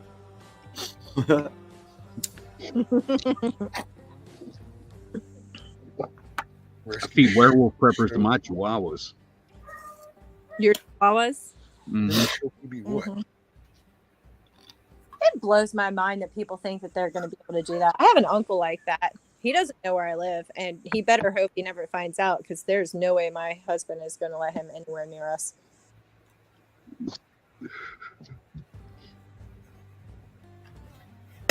But he thinks he's a badass. They all do. Yeah, I know a few like that. It's where I'm like, yeah, you will never get the address. Mm-hmm. Hell, Backwoods has been to my house like 10, 20 times, and he still doesn't have my address. I know. I know. The other night, well, Rabbit, because I saw Rabbit in chat, and I was like, are you bringing your ass to the party? He goes, well, I don't even know Hutch's address. He won't give it to me. I was like, well, hell, I don't even know his address. I've been to his house a bunch. You text me when you get to the dollar store is how we do that. Right. I mean, What, do you blindfold them or something? I had thought about it, but that might be a little bit extreme. I mean, the first time you come up my driveway anyway, you're already going to be like, where the fuck is this dude taking me? You ain't kidding, because it's like right, left, right, left. Man, it's way back in there. Like the very first time, in fact, when I went in there, and I don't know what, I was there a couple of days, and he had to take us back out to the main road because we couldn't remember how to even get out. I'm telling you, it's a lot of turns back in there. Why don't you just like pull up your phone and go pin, and then there you can always find. Oh, stop it, Rescue. You're ruining everything. I know you're gonna make Hutch. That's Hutch bedrock right there. Hutch is gonna meet us at the dollar store and make us all put our phones in the Faraday bag. Yeah, like here, phones going here, bro. Right. I was going to say, it sounds awfully fetish. We're going clubhouse meeting style, by God. From here on, put the phones in the bag. I had thought about it, but I was like, damn, I'm not that tinfoil yet. Well, I sent you mine, Hutch, so do with it what you need, I guess. I'm selling it to Google. There are like I was just writing it on a bunch of truck stop walls. Well, that's acceptable. You know what I mean? I want to say there's only 2 people that know where I actually live from the internet. 3. Rescue, you're one of them.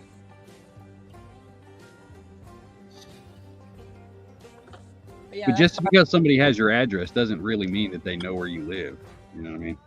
That's true. I mean, the nice thing is I have a P.O. box, but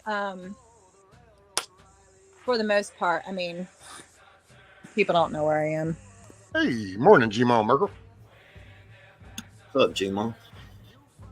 Well, I will say, personally, every damn one of you could send me your full-blown name, address, social security, birthday, and everything, and I really wouldn't give a shit and probably couldn't tell you none of it within about 6 hours from the time you sent it to me.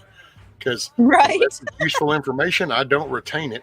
But I will follow that up with, I would never say or recommend that to anybody, because especially from what I've seen, yeah, just keep your stuff to your shit. You know, Man. get to know people first. Actually meet them face to face, or at least, and even then, you know, who knows? But Yeah, no, you got to be careful, because even then, you get to know somebody. You can know somebody for months, years, that kind of thing, but you don't know who they are. Usually, but you can get. I don't know. I get feelings about people, so it seems like good or me bad. and Backwoods have done a live or 7 about this very topic a few times. Maybe, yeah. maybe Have you guys ever checked out Jose Monkey? Jose Monkey. Mm-hmm. I don't think I've No, ever. ma'am. Yeah, it's Jose spelled with the J there. Rescue. Yep. But he does this thing where people send him videos. He recommends not doing it anywhere like where you live and stuff. But you say, "Find me, Jose Monkey," and then you spin around and show him where you are, and he finds people. Like, and it's only if they ask. Like 'Cause- Google Maps kind of thing. Dude, he's found people like what in Dubai and in Africa and all this other stuff. Like, he takes clues from the video that they show, and it can be something as simple as like a storefront. So let me ask you something. So they send him a video clip, and then he finds where they are. Based on that video clip. Yep. Okay. So you know the magical trick to this. I mean, I hate to bust bubbles, but That's there's a what geodata info that was grabbed by when that video or picture was taken. There's geodata information that's attached to that. Yeah, he True. yeah, you can also look up certain like a storefront, like for instance, and it'll have certain prices and certain stuff, and you can look that stuff up, man, and the information is out there if you know how to look it up. No, I mean, like if you take a picture, because like Right, if you go right, outside yeah. and you take a picture, you'll see, like if you clicked on properties, you're going to see, oh wow, that picture was taken at 10:42 p.m. blah blah blah. Yeah. But if you have the right apps, then you can actually look deeper into the back end of that photo, and it'll actually show you all the information of the device that took that photo, the geodata locations, coordinates, and everything of where that photo was taken. Yeah. That's true. I don't know how exactly it happens, whether they just upload a video or how that works, but like he breaks it down on how he can find people. And I think it's kind of like a public service announcement of a type, because like people don't realize how easy they are to be. Or you've got a complacency of privacy, you think, but it's really not. Yeah, it's just all fake. If you got one of these smartphones, you ain't got no privacy. I don't think so. I heard y'all say something about Hell, if you don't live underground, you really don't have no privacy. I heard y'all say something earlier about talking or like saying shit around your phone and stuff. Yeah, well, Hutchin brought up how the other day when we were talking, remember? Right. Well, I was going to say, me and Ghost was backstage Saturday night after his live stream deal, and we were talking a little bit, and it fucking. He was telling me, he goes, I know you don't like him and you don't watch him, but he's really been putting out some great information here lately. It's more like, reading news feeds and stuff. And he mentioned Canadian Prepper. Mm-hmm. And so we were talking about it a little bit, and I swear to you, he was like, all right, he said, I got to go. And, he said, I got a lot of shirts to do, yada, yada, get something to eat, yada, yada. I was like, all right, cool. So we kicked off there. So I refreshed my YouTube because nothing had changed on it in a minute. And I just refreshed my YouTube, and that was the very first fucking suggestion was Canadian Prepper's brand new video. There you go. Wouldn't surprise me. And I never watched Canadian Prepper, and So I ain't got a suggestion for him, and I don't know how long. And then Yeah, but that stuff was Prepper Nurse 1 all the freaking time. You know who I'm talking about? yeah. Oh, why are you trying to get me to cuss people out this early in the morning? Do I know who Prepper Nurse 1 is? Hutch, do you know who Prepper Nurse 1 is? Is that the dude? I know exactly who Prepper Nurse 1 is. Yes. Later, Lady Smith. I'm not a fan. Make it a great day, man. Keep your head on a swivel and be safe. Who's leaving? Lady Smith. Oh, see you, Lady Smith. Lady Smith. She's going to get the trailer down, pick up the skid steer, catch y'all later. Hell yeah.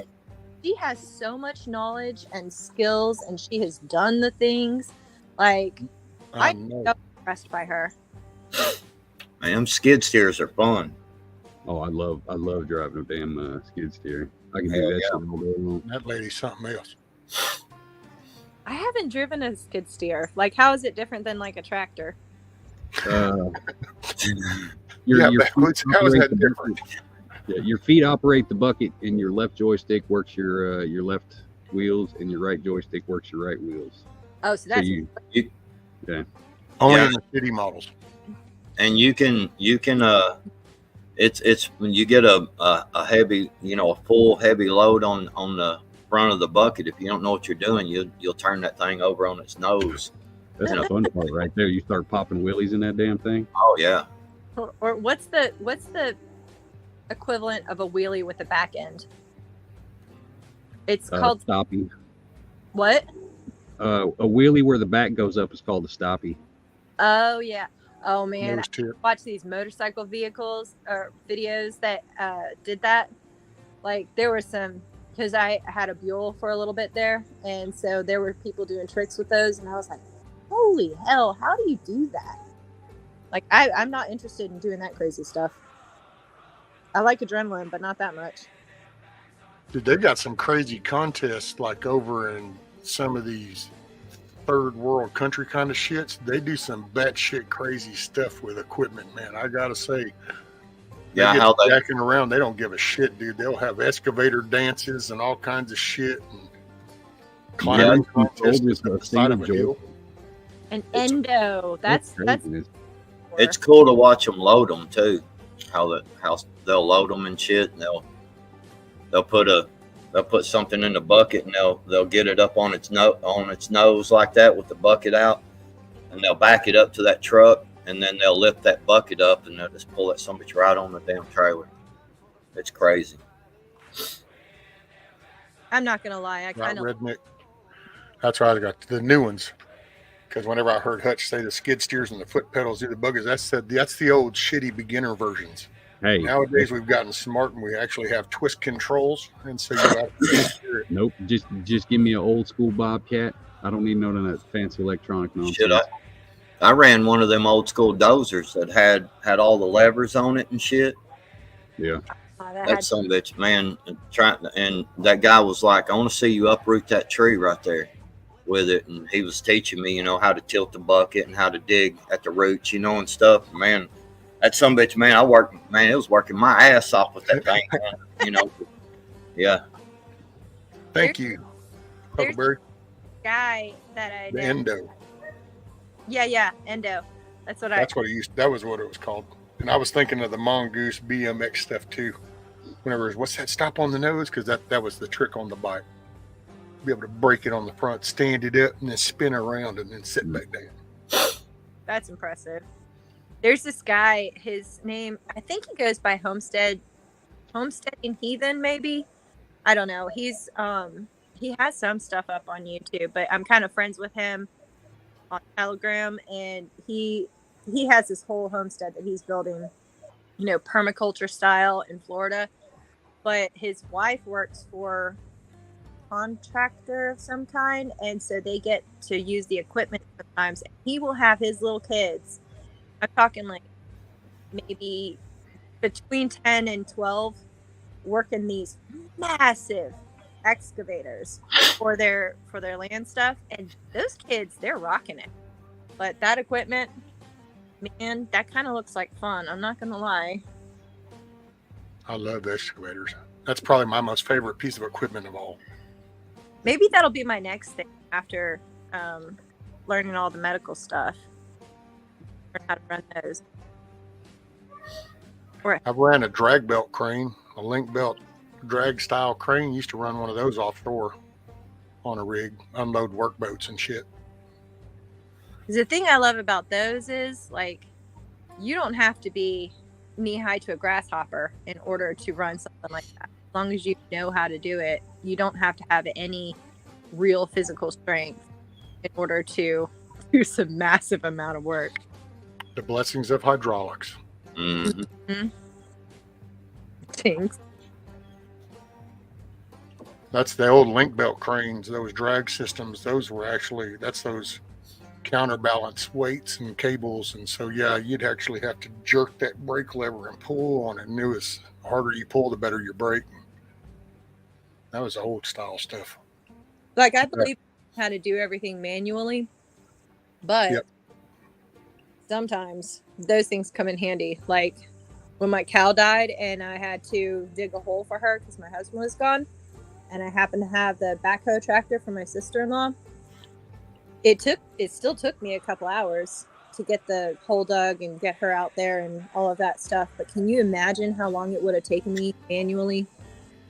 Oh, And I would be dead the next day. That is then without the tractor, you would not only would have had to sit there and however long it took you to dig the hole, then you would have had to like put a pole under it and try to walk it and get it to the hole. Mm-hmm. So, yeah. Oh yeah. What's up, Money? Morning. Hey, Money. Technology. That's why it doesn't have to be bad. If we ever could use our common sense and kind of go, okay, we've discovered that we're going to need a buffer to make sure we understand it instead of we just keep jumping in. And it's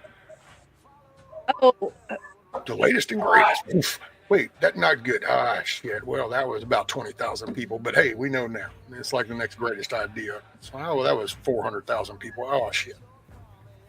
Well, what's interesting about technology is it's not just like the common day stuff too. I mean, a shovel is freaking technology, right? But, put it back. Sorry. I was telling Tiger put a battery in it. My thermostat just quit working. Well, did you try turning it on and off? Don't hate me, Tiger. I'm just joking. Already on our furnace, and she already changed the batteries. Oh, that sucks. I need to get a new one of those because I heat with wood, but I have backup propane heat just in case. And that dial has to be from the 70s or something like that. I don't know, but it's not working so great.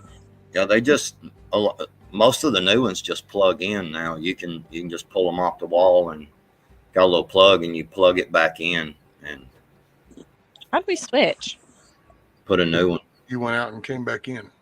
Did I really? Yeah. I didn't say you was stupid, Tiger, but I can't tell you how many people has said this ain't working or this ain't happening or whatever, and then they go, shit, I didn't think about that. It's not saying nobody's stupid.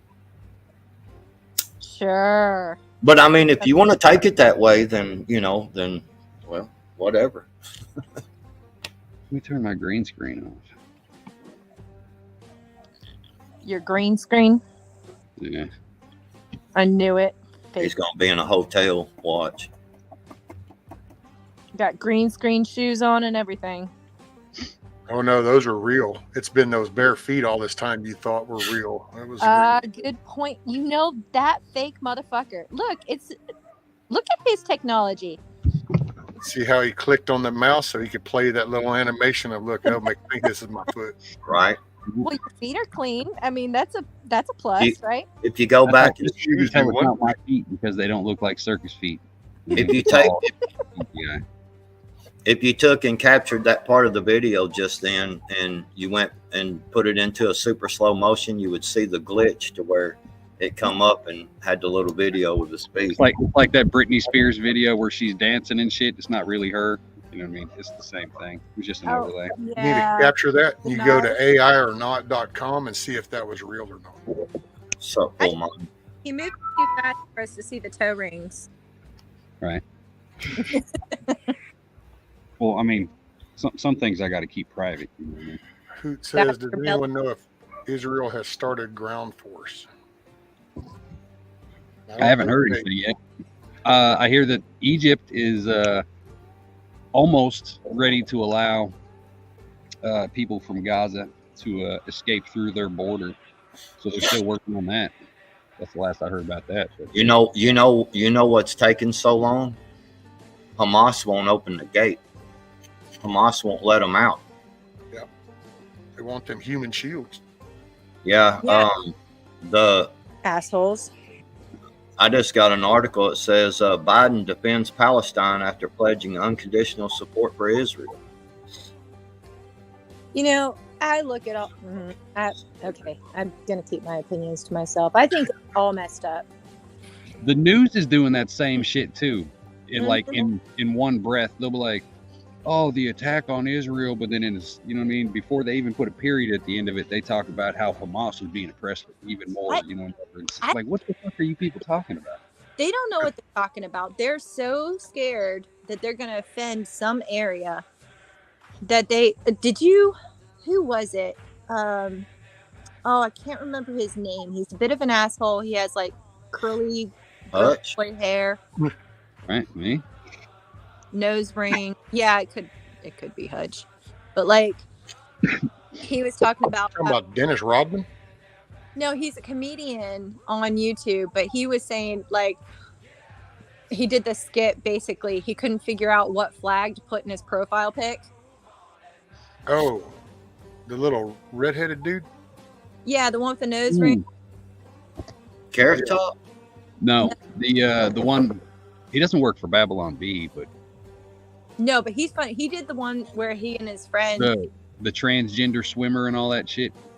Mm-mm. He does the Oh, JP? No, not him. Oh, not him.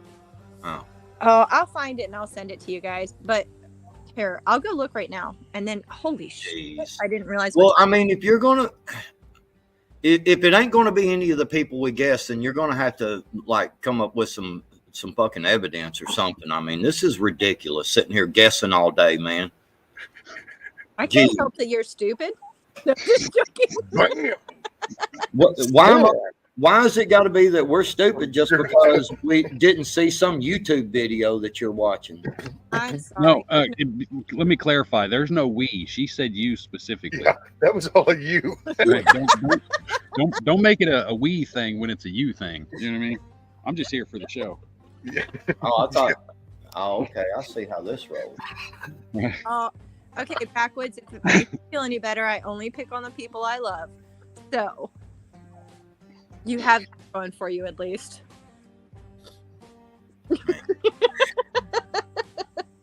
I gotta say, man, see, the media doesn't even know how to handle this because ever since the creation, we've always supported Israel, and all of a sudden there's this. Well, you let this whole level of culture exist, and now that's involved. Now what? And they're like, oh, well, what do we do? It's all a cluster because there is no good guy in this fight. Honestly, I don't. Well, there think- really kind of is, though, Milkmaid, when you look at it, because if you go, okay, you got two people at each other. You say, okay, well, let's just really break down simplicity facts. One says, okay, you know what? I'll lay down my arms. You know what the other one says? They say, okay, we're going to exterminate your ass. If the other one says, well, we're going to lay down our arms, then what do that say? They say, okay, cool. Do you, boo? No, I agree with that part of it. What I'm talking about is there's a lot of nuances that go on with all of that stuff because I don't believe anything that the left or the right is saying right now because, Well, there's well, just here, narrative. but see, what you got to do is look back, and actually, when you talk about there's no good person in this, but actually there is, because Israel back in 2004, 2006, something like that, they basically gave Hamas the Palestine, whatever, they basically said, all right, we're building this border fence wall thing, and y'all do you and we'll do us. You know what I'm saying? And I'm not talking about that. there's been a lot of bullshit going on back and forth since then. And Like, I think you wanted to hear my theory. I think this was a 9/11. Tower 7 kind of thing. Mm-hmm. I think that there is no freaking way that the most elite, probably better than CIA intelligence agency, did not know that crap was coming. So I think it was allowed. I'm not saying that the Israelis are bad or the Palestinians are bad or anything like that, but like, you do know there was multiple attempts or attacks on the seafront from Hamas. Oh, I have no doubt. When that happened. That's why I'm saying no good guy, because That, I'm not blaming the Israeli people or even the Palestinian people that are underneath Hamas. What I'm saying is that I think that this was most definitely manufactured, funded by both. We funded both sides, honestly, if you think about it. Oh, so, they showed this was 2 years in the making. They need war. Them. So I think that was definitely allowed to occur, and it's that boiling point kind of thing. Well, now, they both have a reason to exterminate the other. You know what I mean? And the only way to get the global approval is to, oh no, these guys snuck in and did this, and it was so atrocious, and then you literally have the right to wipe them from the face of the earth. You know what I mean?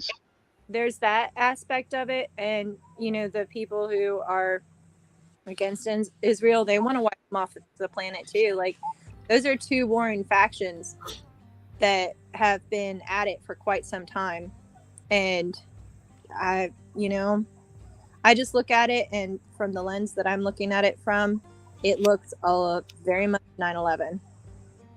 Well, it may be, and I mean, we can sit and war game all that we want, but the simple fact of the matter is this is an absolute battle between good and evil. Yeah.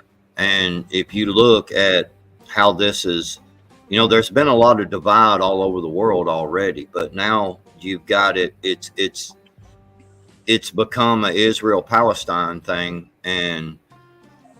But it's not just Israel and Palestine at this point, because you hear for people calling for like global jihad, and then you have Israel telling Iran, "Oh, come and play." I think that it is trickle-down effect.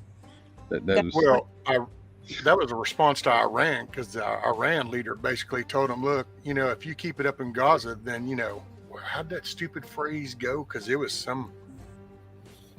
a provocative statement." So then that was their response. It's just like they've also kind of shown footage of their new nuclear sub that's out there too, because it's kind of like, just so you're clear, we can tag your ass.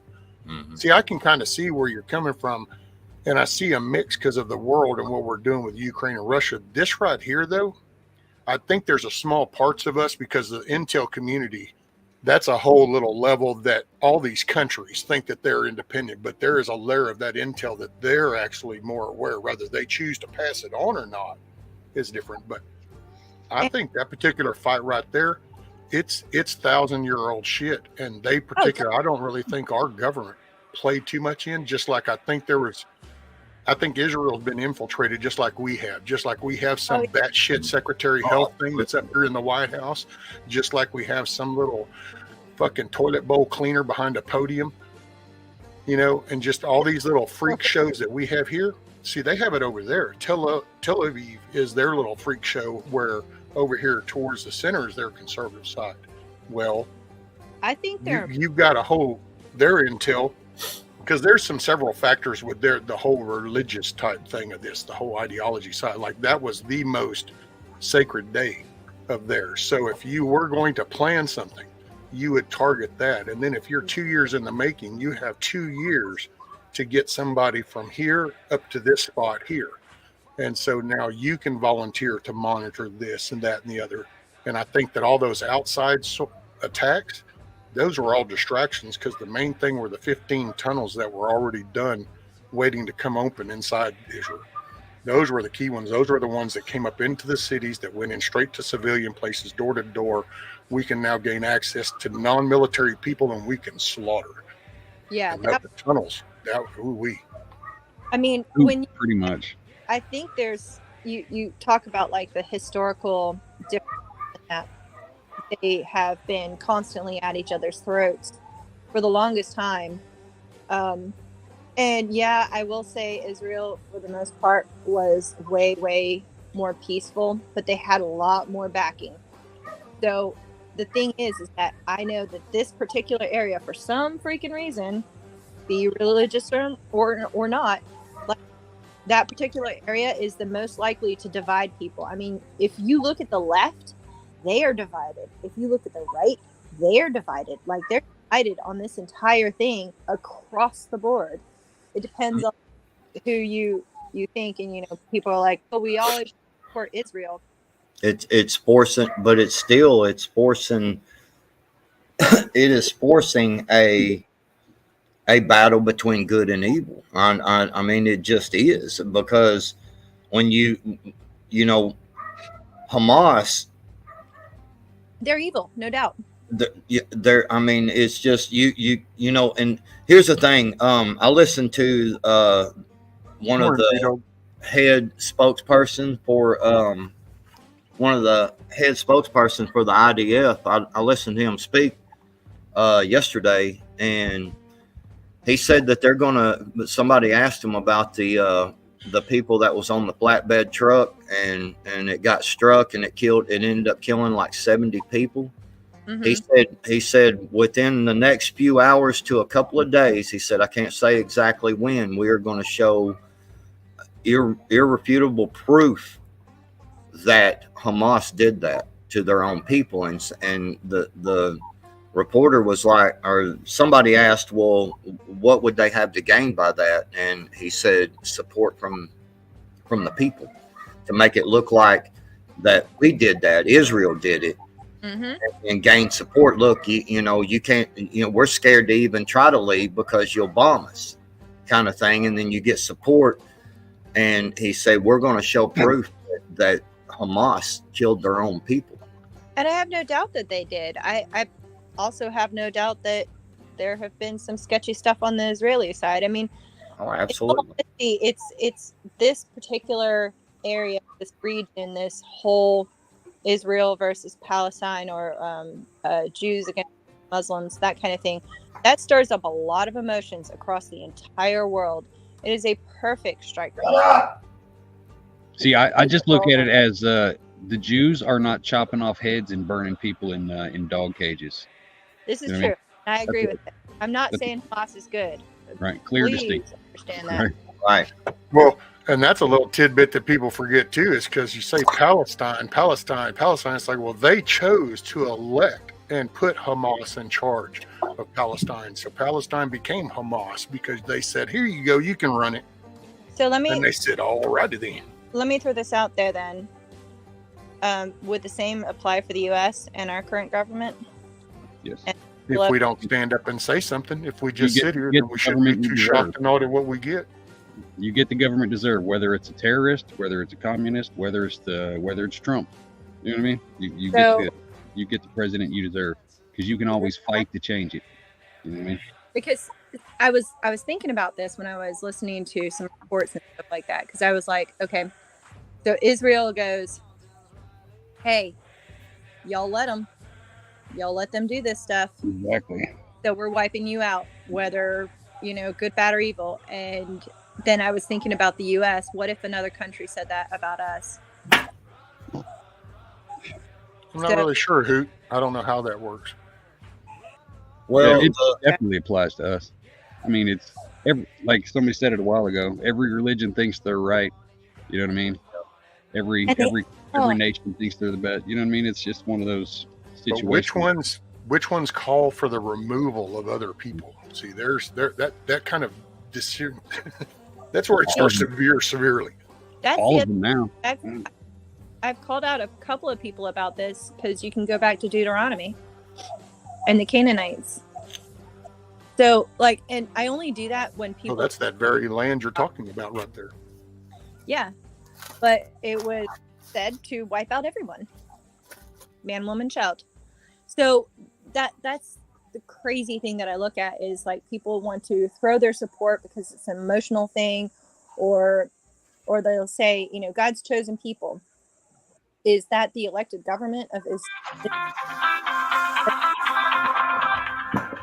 you know what I mean?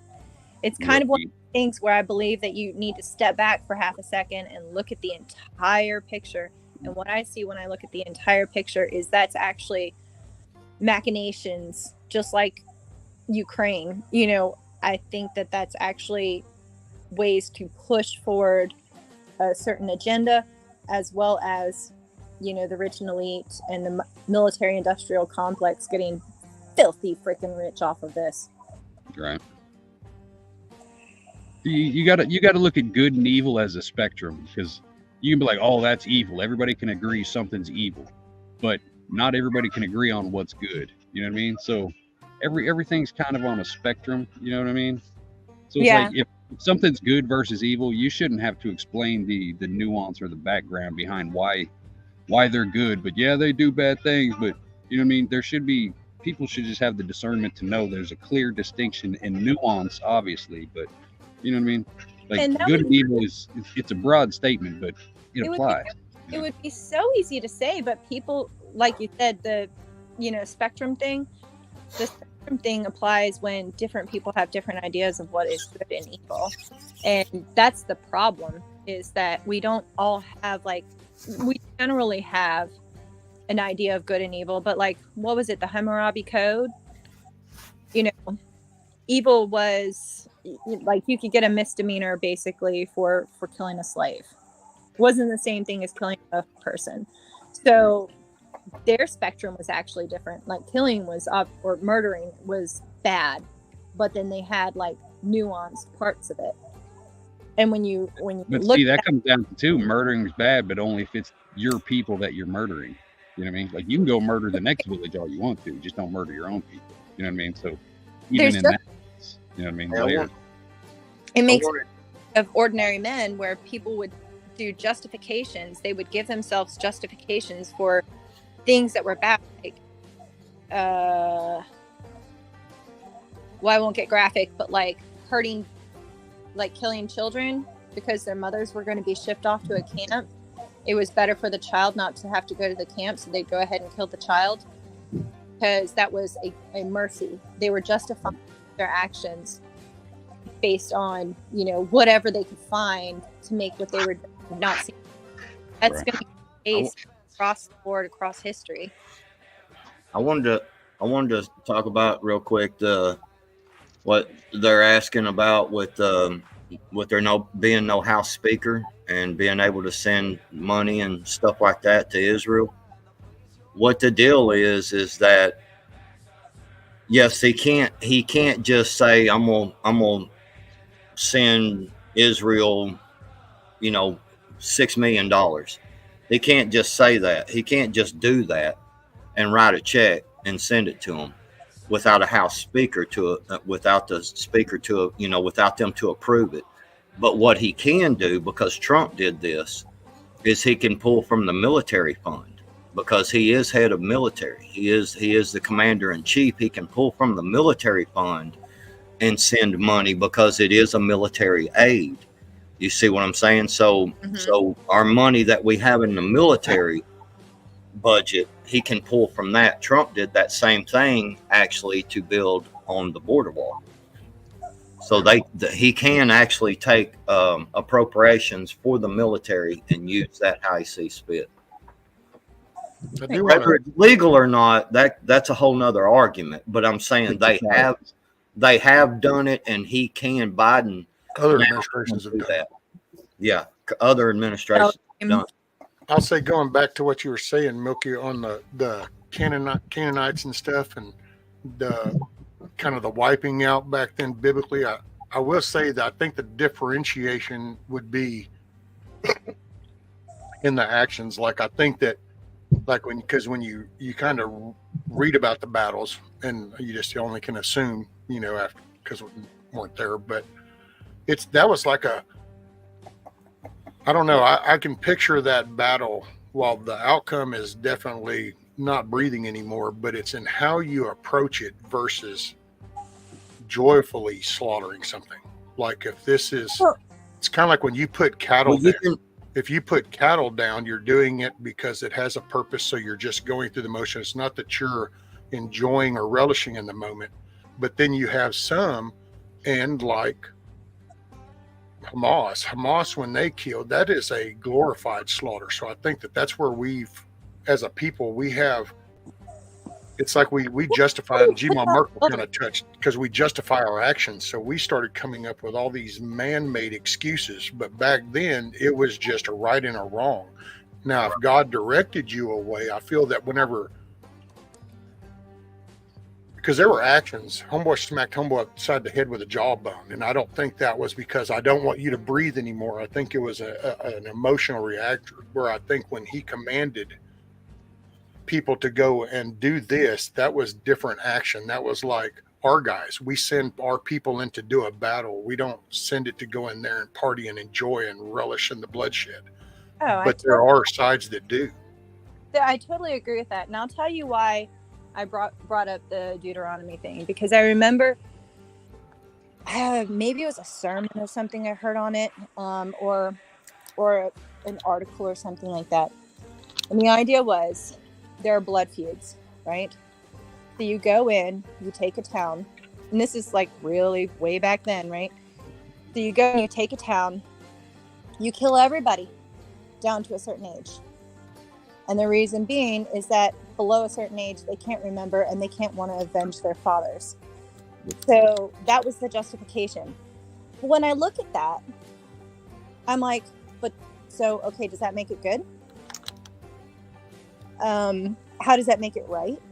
And to me, and people will say, well, they were a sinful community, blah, blah, blah, blah, blah. So, okay, but that still sounds like a justification. And, it's just a thought exercise. But when I look at the way that people think, this is how they think. They think that certain things are justified or not. Putting heads on sticks, or pikes or whatever to keep people away. And I think everybody, including myself, would be capable of doing some pretty bad things to justify for a greater good. I'm just saying, it's really hard for me to look at people and say, okay, well, that's okay, but that's not okay, because it was that person and they have different whatevers. Right. Does that make sense? I mean, I'm not justifying anything. I don't think anybody's right in all of this. Yeah, but you also got to take into consideration the fact that Hamas attacked on one side and then snuck in the backside and killed innocent women and children and men.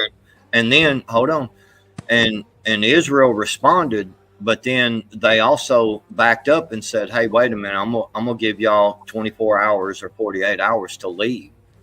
All you people leave. And so they've actually held off on what they really want to do, because they are trying to let, like, Egypt and Jordan and some of these places, and including they actually had an operation, Israel did, to remove a whole bunch of the civilians.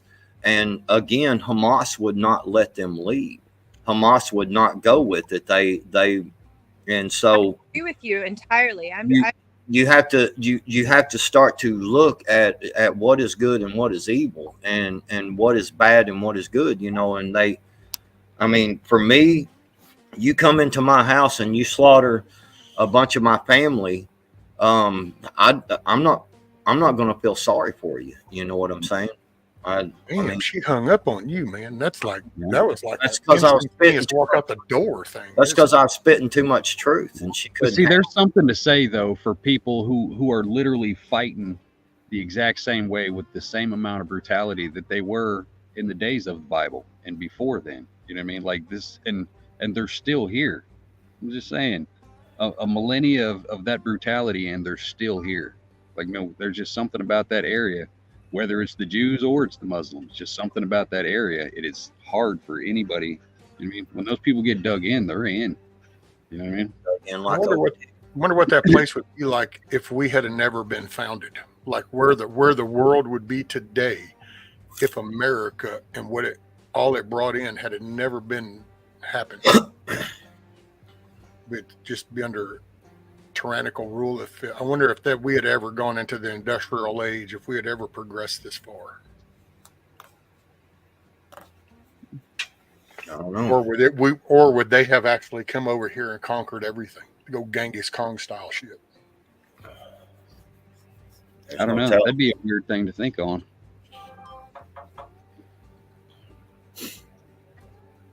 But I don't know. You know, they gave them time, you know, but Hamas won't let them leave, and that's. I don't even think they should have gave them time. I wouldn't have gave nobody a warning or nothing. I'd be like, this small ass area, you know that your own people are killing you, like it's that bad. You know what I mean? You're not willing to die to protect your shit or try to escape or do any of this. Die with them.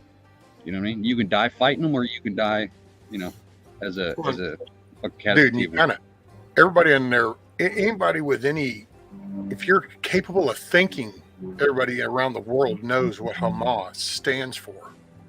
So you can hide behind it, justifying it, or you can go the other way and wreck it. But either way, you know exactly what Hamas is. So when they voted them in, and then this happened, they should know right out the gate that there's fixing to be retaliation. Then when you're given a buffer of 24, 48-hour windows, you really should not be there if you have any common sense whatsoever. So I take it, if you're still there, man, you do you, boo, you get what you get.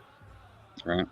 Like you're telling me that all those teachers and children and all those people surrounding those schools that you were shooting missiles from and those refugee camps you were shooting missiles from were like, hey, why are you shooting from here? That makes, you know what I mean? Like at a certain point, there's got to be some kind of realization. Like, why are you bringing us into this? How about this? We're all sitting in our homes right now. If a dude come running in your front door going, I need to hide from the cops. I need to hide from the cops. And he starts popping caps at him out your window. Are you just sitting on the couch going, damn, man, you're in a fucked up spot, ain't you, homie? Or are you like, yo, dude, get the fuck up out of my house. Don't bring that shit on me. That some bitch would hear a gunshot is all he would hear. And then everything would go black. But on the same side, in all things being fair, I've never been to that region, so I don't know how locked down information is. People might be scared, you know what I mean? Battered wife syndrome. You know what I mean? So I don't know the mindset and the culture of the people, but just from the outside perspective, if you can't change your own situation, die with them. You know what I mean? Sorry about your luck. And you allowed it to happen. Sorry for dropping off there, guys. My phone fucking died, like right in the middle of when Back was talking. I was like, oh my God, he's going to think I just left. She texted me and she told me she had no response. She was feeling real sluggish and she didn't know anything. She'd go ahead to down a Jocko real quick and then jump back on so she'd be able to respond. No, I was so into it. I wasn't paying attention to my battery and it was like at 6%. So I thought I was good, but then it just died. I was like, shit. He's going to think I rage quit. No.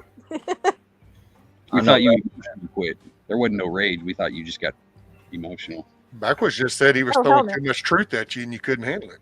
Right.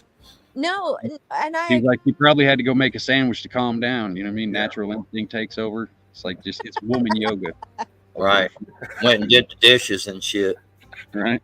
Oh man, there's nothing better than angry cleaning. I'm telling you what. But no, I wasn't getting emotional. I was really actually focused on what you were saying, and then it just died, and I was like, oh shit. You have to rent a spot for your hood bomb shelter in Israel? That's fucked up. Yeah, I agree. The Hamas is like really bad. I'm not saying that they are good guys at all. I kind of wish that we were not going to be getting involved, but you know we are. You know it's happening. Well, we've got money on both sides. We got to keep that shit going. We got special forces on the ground over there working with the IDF right now. Shit, BlackRock's already in there fucking bringing engineers for re-blueprinting shit. What are you talking about? Oh man, I know this one contractor guy, and he was like, he was putting out a message for a bunch of people. He's like, "You want to make $15K a month?" Like, no, it's definitely going up. I got to say, it makes you wonder though. BlackRock hasn't decided to jump over there and help them rebuild the fucking place. What's up with that? They're waiting till they get everything cleared out first. They still got a few more buildings to drop. That's where the casino's going over here. You still got 3 skyscrapers. I'm gonna need you to go ahead and drop those real quick. The people that Strip beachfront property. the people that lose in war are all the innocents, and the people that win are the ones that make the money. The And dual that's why. citizenship ones who ain't even there during the whole thing. Hmm. The ones who don't even live there are the ones who are getting the most profit from it. Yeah.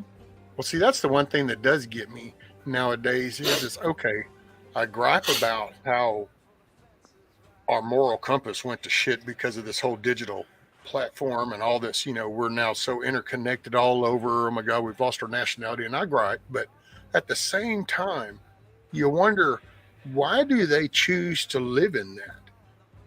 Because to be honest, if shit was like that here, I would be looking somewhere else. I mean, it just, so over all these years, matter of fact, look at the millions that are coming across the border. You have to. Okay, these are ones that are coming, and a lot of them not so well because they're getting out of their own area because they've got, and it's not out of the American dream. But you have people like over there. Okay, you're wanting to work, but if this is your area, is all about these bombings and shit. Hell, man, you could have somebody car bomb your ass any given day. I mean, why wouldn't you say, okay, you know what? I want to be a doctor. I want to raise my kid. Yeah, I love being here, but I won't, there is chances every day somebody within blocks of me is blowing the hell up. Then maybe I ought to move, but they just stay. After a few generations, I mean, you look at North Korea, they don't know anything exists outside of their border. You know what I mean? If you're restricted on what you're they're really locked down. Yeah. That's what I was going to say. It's not necessarily Stockholm syndrome, but kind of similar, where like we from our perspective, from a more free perspective, can look and go, well, why wouldn't you? Where to them, that's not necessarily. Right. Like if you're stuck in a cave and the guy that's whooping your ass every day says, hey, you can stay here and keep taking this ass whooping, or you can go deal with them dragons and monsters outside that door. What are you going to do? You know what I mean? I'm going to be holding some dragon scales by the end of the day. You know what I mean? And to be honest, like to a certain degree, the people in the U.S., they're under soft slavery, where it looks nice on the outside or it looks okay, but you don't understand the reality of like true freedom, right? Whereas, those people over there, like you're saying with North Korea, they don't know any different. They can't imagine anything different. It doesn't even cross their minds. And so you have people that are underneath that kind of influence, and you're so freaking dirt poor that it's hard to even eat. Imagine growing up being told your whole life that like we're the biggest nation in the world. There's no country bigger than us. Everything you've been taught literally since birth is that this is so. You know what I mean? But dude, you're talking about now North Korea. I get because he definitely has this bubble over that. He doesn't let anything out of that country. But everywhere else, man, it's like over there right now in Gaza Strip. There's people sitting in a half-blown building, and they're on a smartphone, and they're looking at Twitter, they're looking at YouTube, they're looking at Instagram, TikTok. But are they restricted to which kind of sites and stuff they can look at? You know what I mean? Probably some, but it would be like over here. You would have just like, grandma that gets up and turns it on to check an email. And so this is what MSN says. And it's, oh, wow. Okay. But then you also have a good part of people that are kind of also telling grandma going, by the way, that's bullshit, right? That there's more to it than that. And so you wonder over, just like we went from back strong fortitude, we have the will and the drive to do anything type country, to where now we literally have fucking just useless air breathing sacks of flesh that have hands out, where these people are still hard workers over there. It's like, look at their lifestyle. Their still life is so, but it's like, wait a minute, how come you've never picked up? Nobody's ever spread the word amongst y'all that like, wow, on the other side of the fence, they actually have casinos and shit. You know what I'm saying? So North Korea, I get, but everywhere else you'd wonder going, No, Dude, but do you know that they've been bombing this place for 30 years, man? Do you know that this is what they're going to do forever? We ought to get out of here. And so you would have them, instead of waiting to now and give cartel $5,000-$10,000 to come to a border, instead you would have already used that 10 years ago to get the hell out of the bombing zone. But think about, like, even in the US, let's just take COVID, for example, right? Think about how many people were absolutely hoodwinked. Even when they have the evidence in front of their eyes, they will still not believe it because, it's different than what they've always learned. You always trust the CDC. You always trust the government. They're there to help you. They've been taking care of you for a long time. You better trust them. I mean, there was a couple that my husband knows that work for the same company that he does, and their adult son died after the shots, right? They still believe he died from COVID. To this day, they will lie to themselves, and people are like that all across the board. They'll lie to themselves until they're blue in the face because to realize something different would be too painful. And that's where I think even if somebody had access to information, even if they had people telling them that they know, they still won't believe it. Right. Like G-Mo Merkel said, though, every one of those people has some kind of religious tie to that spot. Mhm. So, Oh, yes. you know what I mean? Yeah, but you see that you don't have to be in the Gaza Strip. It's like there's actually other Palestinians that there's like, I forgot how they letter these zones that are damn near right around the capitals, and it's A, B, and C. And Gaza was just occupied territory, right? It's basically all the rebels were like, hey, Gaza's our shit. well, no, it was a section. Just like there's a West Bank section, and the Gaza Strip was one of those sections that was given over to the Palestinians, and the Hamas has made that kind of like their headquarters. South Chicago of Palestine. Huh? Gaza is the South Chicago of Palestine. Yeah. Because you have the West Bank, you've got ABC areas, zones right around the capital that are deeper in, and it's just, I don't know. And I get it. Yeah, Just there's like no I future love being for right people. here. Matter of fact, I stay right here because I remember clearing this land, so I have an anchor to this, and so I understand the anchor. But I gotta say, if this place became part of Houston kind of thing, then I would not be here. This would just become one of those moments like, okay, well, it's time to go somewhere else, I know, G-Mo Merkel, calm down. There is no Palestine. I get you. Calm down. Calm down. Oh, well, there's a Palestine. I mean, it's not any, and it has nothing to do with the U.S., Right. but that was given over. What was it? I think a Roman emperor or something, I think, did that. And that's where they went from If you look at the history, it's crazy. Judea over into Palestine, or I don't know how that works. I forgot how that went. I think it all goes down to Ishmael and Isaac, honestly. But yeah, it was definitely, Abraham's bastard kid. Yeah. I think it would have been nice if we would have just kept our nose out of it and let them figure it out, and we would have dealt with the repercussions between whatever they had going on. So, I mean, it's been going on for what, 3,000-4,000 years now, or something like that in that region. Yep. If anything, for some things, like let them figure it out. There's no. you tell Iran and them to sit down, and you're gonna let them two figure it out. All right. Let them all figure it out. I'm a big fan of redrawing map lines. Well, you got to watch that though. Homeboys go to throwing nukes and shit around, then that can screw up our whole world. Because people go, well, yeah, but that's just over there. Yeah, but that shit's going to cloud up and go into the atmosphere, and it's going to commence. Oh yeah, I mean, once it affects us, then obviously that's a big distinction. And I got to say, the new sub that the Israels have is pretty badass looking sub. First of its class. The caveman days. I'm just saying, we spend trillions of dollars on all this military technology, but yet fucking sheep herders in mountains whooped our ass for 20 fucking years. Tells you something. I'm telling you what, like Rescue is saying, you ought to check out the Fat Electrician, because man, some of those stories, oh boy, like people with odds against them and the innovation, it's always going to happen. People like to stay alive. That's what I say. I will take a bunch of rebels over a military force any day. I don't know. It's just Nowadays, yeah. Well, I mean, there is force of power building, but at the same time, like those freaking robot thing. Do you know what I'm talking about? you went robot on my end. You were kind of glitchy. Shit. Can you hear me okay? Yes. Okay.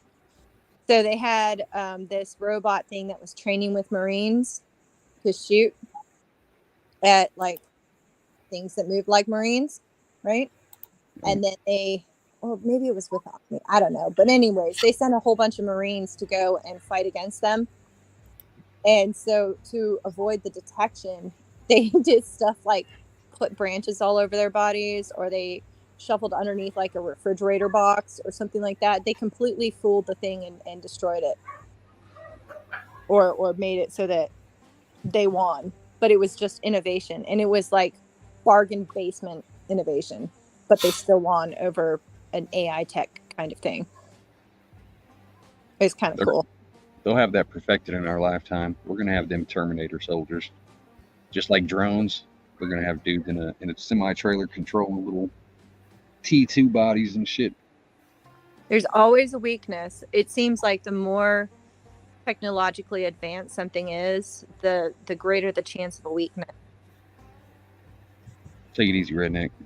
See you, redneck prepper. Putin has agreed to talk to Netanyahu. Yeah, he was. I seen Putin give a little speech the other day, and he was saying that Israel must use restraint and with civilians and children and stuff. And he said that, but he said that he had a good relationship with Israel, but he also had a good relationship with like the Hamas or Iran, basically, or he's and so he was kind of talking like he wanted to try to be like a moderator and shit. Russia already knows. How long did the entire 80s and 90s Russia was getting their ass whooped over there in that area, weren't they? So like Russia doesn't really scare any of those people because they grew up telling stories about how we whooped Russia's ass and shit. Yeah. You're redneck. It's a convoluted situation, and I'm sorry if I offended anybody with my opinions on. You offended me with your apologizing for offending people. Yeah, I was just fixing to say I'm offended now. I wasn't. I am now. Well, fuck. Fucking apology. What kind of bullshit is that? Who gives apologies anyway? Bullshit. I would say that's one thing that kind of worries me is because, man, if I was Israel, okay, not only, Hamas has my attention because, you just did what you did. But now that the details are coming out and I find out that my neighboring country over here helped organize this and kind of plan it all, I'd be a little pissed off. So this, I don't know, it could escalate. Definitely.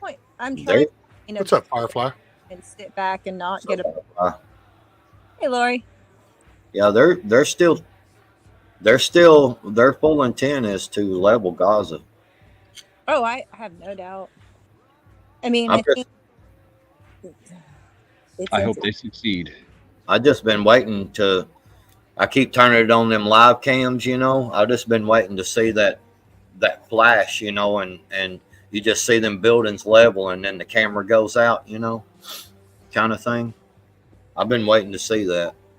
I've been following just like here and there news flashes, that kind of thing. God, you should see my dog right now. She looks absolutely ridiculous. Hold on. Let me see if I can turn on my camera. This is just great guard dog right here.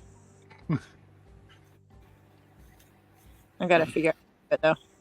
Where's this? Alrighty, Tiger. Good luck. Find you one. Just going to buy a new thermostat. Hey, morning, Tiger.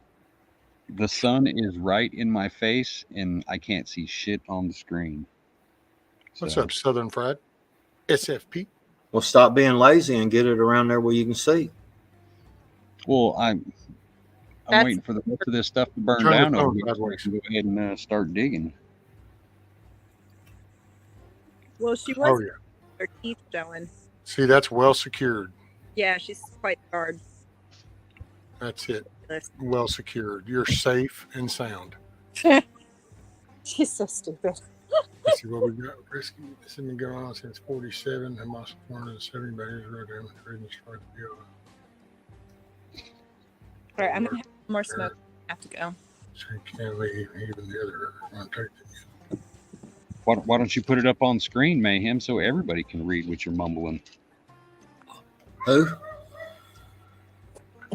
He hasn't smoked enough this morning, or else he was sniffing his gas fumes. No. Well, that was. I never did the gas. That shit'll make me throw up. I was reading that one that Yes. Southern Fried Pepper said. He said this has been going on since 1947. Hamas was formed in the 70s by Israel to infiltrate and destroy the PLO and Yasser Arafat. The Gaza Strip is the world's largest open air, and that was going to be prison. And then he followed it up with Palestinians can't leave, even the other 8 countries won't take them in. I have heard reports of that. I don't know. I think it's just all a cluster. Well, they don't. So Well, what they back to what you want to talk about, like right now, given the actions, and the fact of Egypt maybe wanting to contain them into a spot. Okay, well, this is under these circumstances, but then you didn't have to let it get this far. If you had decided 10 years ago before, or 40 years ago, whenever they decided to do that to Israel, that wasn't actually, the Gaza Strip wasn't even there. It was all given to them.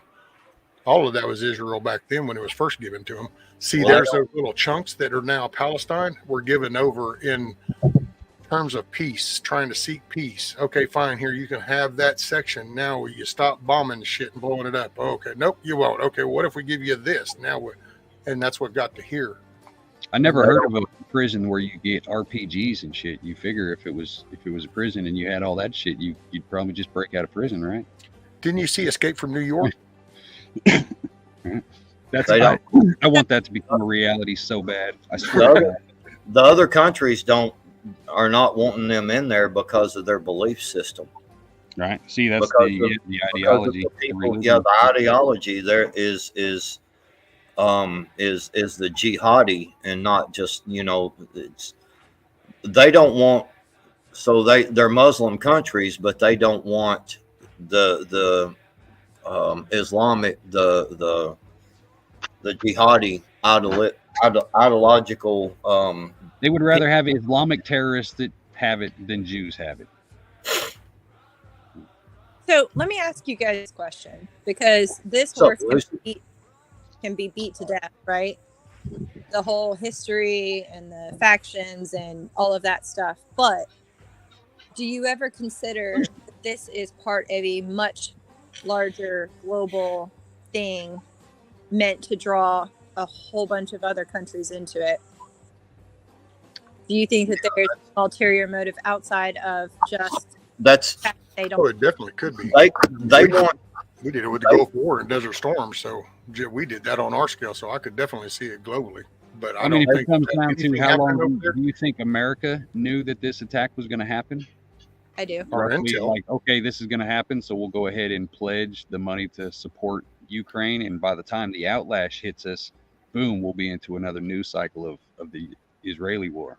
Well, the Ukrainian that I don't, because that's why they're so confused right now. Division is even within their own party. Everybody's kind of freaking out. So I don't think it was controlled at that level. I think the intel agency knew, because I think they all overlap. That's what I'm thinking. I think everybody knew, but everybody's making mistakes because everybody's trying to do 10,000 different things without thinking of the repercussions of a single thing.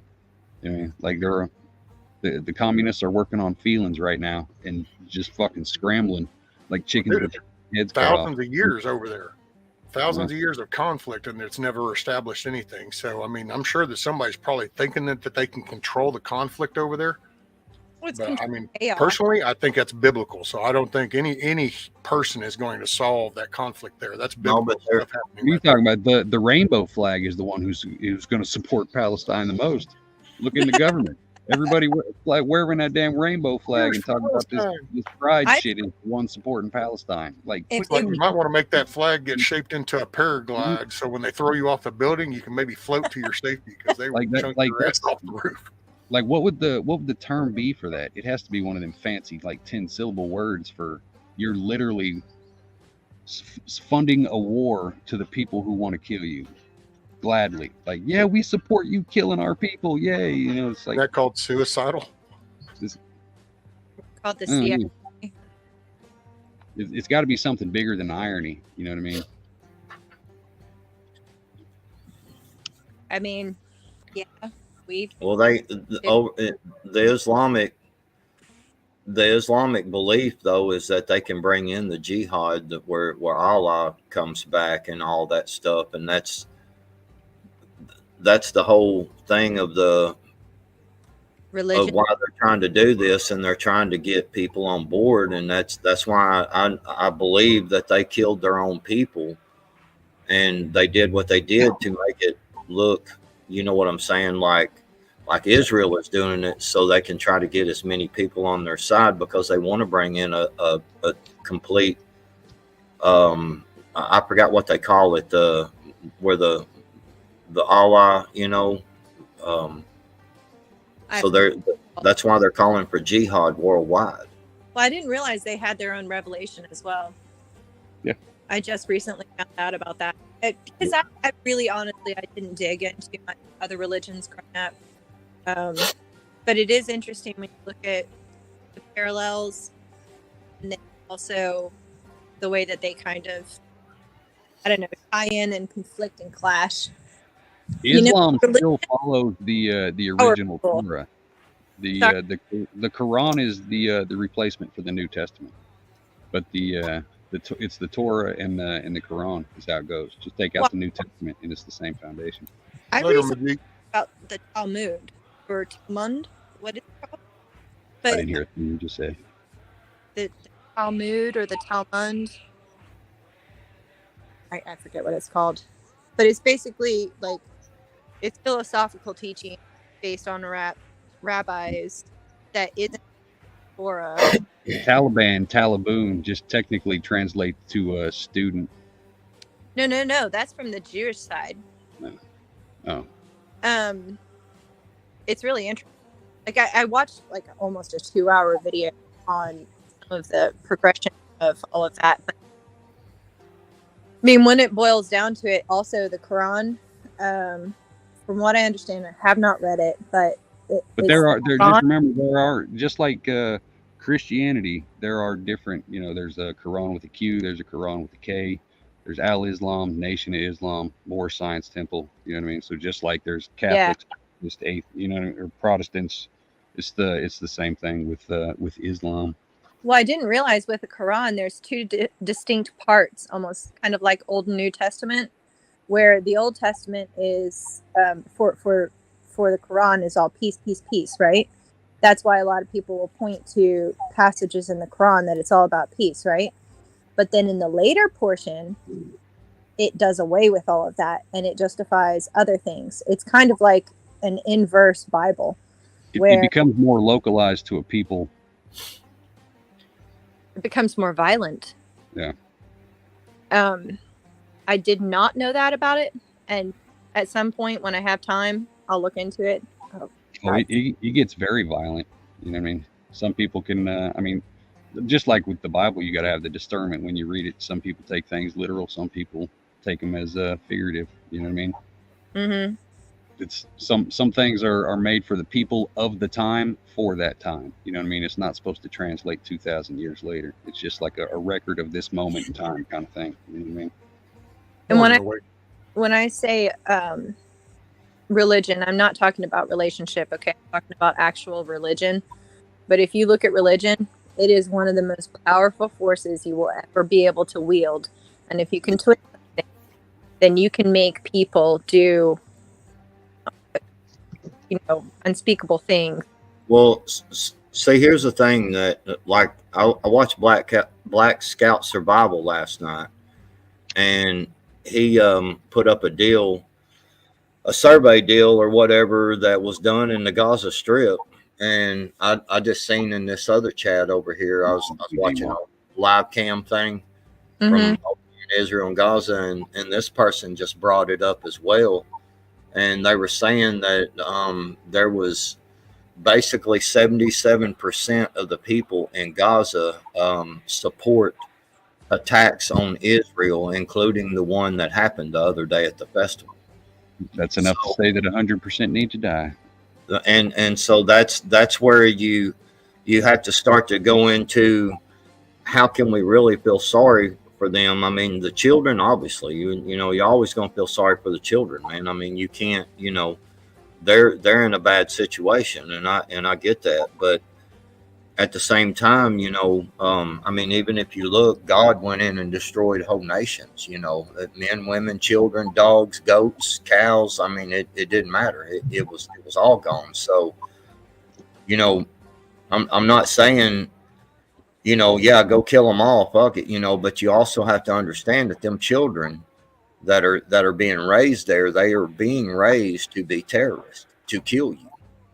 So, I mean, you have to draw a line somewhere, and you have to draw that for the greater good distinction, you know, of damn, you know, I hate to go over there and bomb this place because we're going to kill children. But at the same time, them children are going to be raised and going to be the ones flying in on them parasails, you know. That's what I was talking about earlier with the justification that was given for the Deuteronomy thing. I mean, I'm being apathetic here when I'm talking about this kind of stuff. I just try to like challenge certain lines of thoughts because it is so easy, just like it's easy for those children to get caught up in one ideal, or like North Koreans or like the Chinese having child soldier training, that kind of thing. It's so easy to get caught up in that kind of mindset that you forget to step outside of it for a second and wonder and think. I think that's important. I think that people are losing that ability because they get so divided easily, and then they say, well, what I'm saying is right and everything you say is bullshit. You know what I mean? Like, across the board. Well, critical thinking is not taught in our schools and colleges nowadays. You know, back when I was growing up, you know, when we went to school, they taught us critical thinking. They taught us about, you know, I remember even a teacher one time, he was like, you know, if you've got something that you paid $500 for, right? And you thought, man, this is going to be the greatest thing since sliced bread. Well, it ended up you don't ever use it. It just sits there. It's $500 item sitting there. And then this guy over here has got a $200 item that you figured out, man, I'm going to use that way like 1,000 times more than this $500 item. He said, if the guy is willing to make a trade, he said, is even as much as an even trade, is it not worth it? Because that $200 item, you know, is it not worth that $500 for you to use? You know what I'm saying? It's a critical thinking skills that are not being taught anymore. It's yeah, like Awaken says there, it's just indoctrination now. Yes. It's based on emotions and feelings. You know, your feelings. Oh my God, your feelings got hurt. You know, back then we were taught suck it up, buttercup kind of thing. You know what I'm saying? You fell down the stairs and your parent come over and looked and said, oh, you know, can you move? You know, you moved around and stuff. You got up. All right, you'll be fine. You know, nowadays they'll fucking call the ambulance, and you know it's a big ordeal. And you see what I'm saying? I mean, the critical thinking has been gone away from, and a lot of these college students and a lot of these people that we're seeing supporting Palestine, for instance, you know, they don't have the critical thinking skills of saying, hey, these people are terrorists. Everything you look at when you see terrorist attacks all over the world, it's always something to do with Muslims, you know, with these Palestinians or whatever. And people can't think nowadays of even their children are being raised to be terrorists. That's what they do. So that instead they go off their emotions and go, oh my God, but it's just a bunch of children. You know what I'm saying? And well, I get that. And well, it's innocent women. Well, is it? Because, you know, so all I gotta say is humanity is a little fucked. oh, absolutely. But hey, on that note, I'm sorry guys, I just saw the time. I really have to study. So I stayed way longer than I intended, but this was a fun conversation. So Listen, I think it was listen, awesome. Milkmaid, all you have to do, I've been trying to teach you this, and you just won't listen. Slice of bread, some mustard, ham, cheese, and another slice of bread. Put salt and pepper on it first, and then put the slice of bread, and that's how you make a sandwich.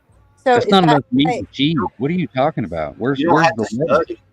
I'll remember that when you have a sucking chest wound. And no pickles, no tomatoes or nothing. Just yeah, that'll bring infection.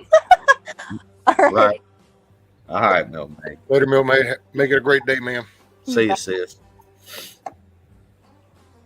I know G-Ma Merkel.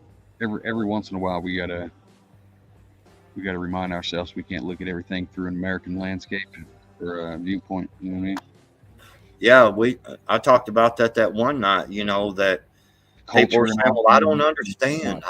I don't understand why this is going. I don't understand why that. Oh, they wouldn't do that. They wouldn't do this." Well, the problem is you're looking at all this stuff through American eyes.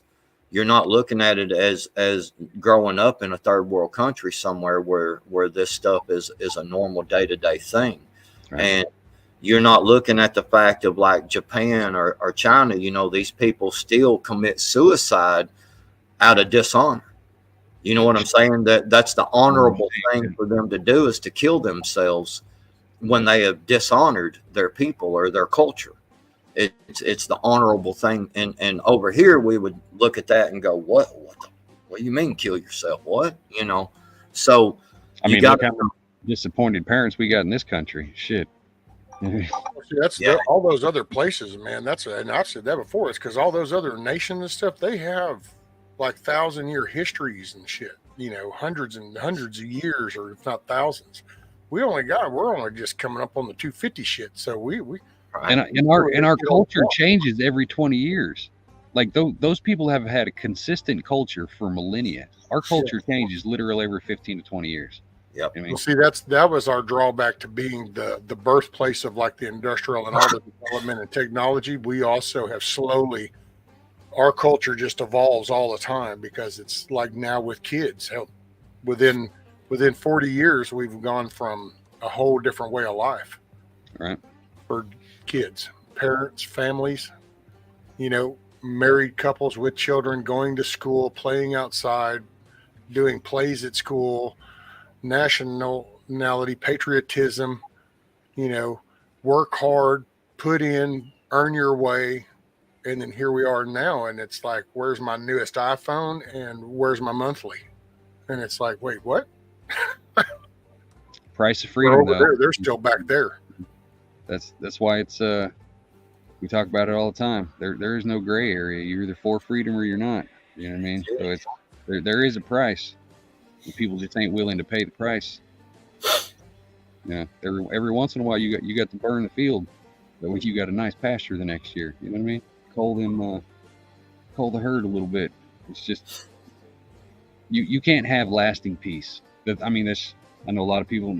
Oh, I wish for world. It'll never happen. There'll never be lasting peace ever anywhere, because there's always has to be some kind of judgment. You know what I mean? Something. That's just the way it's history, man. You know? Yeah, that's the whole thing. Man. It's America has the problem of feelings and looking at it through American eyes, and they don't understand. You know, a lot of people don't take the time to understand what they're even going for. You know, look at all them people at Harvard who are for Palestine, and man, you've got multiple what do they call them, alumni or whatever, the people who graduated there, and they're billionaires now, and they're donating money. Well, they they're pulling their funding from Harvard right now, saying no, and they're I'm- taking all them people that signed on to that letter, that Free Palestine shit, and all that. They're blacklisting all these people. They're getting all their names and shit, and now these them kids or whatever that were Free Palestine, they're going, hey, wait a minute, hold on a minute, I was just going on, kind of with the crowd thing, and Like, seeing nope. that's a problem. Nope. Yeah. And seeing that's a problem, that goes to show you have no critical thinking skills. You have no, you just follow the crowd. So right or wrong, you just follow the crowd. So you're not Yeah. worthy of a good job, Did you see that interview? Is that where you got what brought that up backwards? That interview that with that college chick at the protest, when they ask her, going, what is it? And she goes, oh, well, I mean, I don't really know. I think it was a Charlie Kirk protest about it or something. But yeah, they don't even know the definition. Yeah. They don't even know the meetings of this the Palestine fascist getting all behind all this shit. They just, which I said this back with the riots. You had a small little group, but because people are frustrated about all different shit in their life, and we've become a blame game generation. So there's always somebody else at fault. Well, all you got to do is spark that fuel, and then they're rolling with you because they hate something too. So that's how you ended up with these cities on fire and shit. It wasn't that everybody involved cared about that one thing. It's just that they hated that. I'm mad at that. It trips me out because so many of them people that went and burnt down Walmarts and looted, the Targets completely empty and burned them down and everything. And then they cried for assistance because they had burned all their shit down, and it's like, well, you dumbass, you just burnt down all your fucking stores. Where are you going to get your medication for your grandma or, for your kid that needs medication? They'll be on YouTube bitching. They'll be on YouTube bitching about the prices going up in stores and the taxes that they're having to pay, and all this. And how they're bitching about, all them items locked up and shit, and it's just like an empty box, and you got to go and ask for that. It's like, well, they're bitching about that. It's like, well, you dumb motherfuckers, what do you expect them to do? Y'all, every time you turn around, y'all are fucking robbing them blind, man. That shit. It's always under the guise. Pay for it. They destroy things, steal stuff, and hurt people and kill people, all under the guise of somebody else supposedly fucking with them. By whatever aspect, if it's the bad or whatever, it don't make a shit. Oh, the cops that are 12 blocks that way, I'm so pissed off at them. They're so unjust. They oppress me. I think I need to knock this old man upside the head and burn down his furniture store. Yeah. And it's like, wait, what? Well, that's when you can get into the insurgent argument and be like, some of those people are placed there for optics on purpose to suit people up to think that it's normal.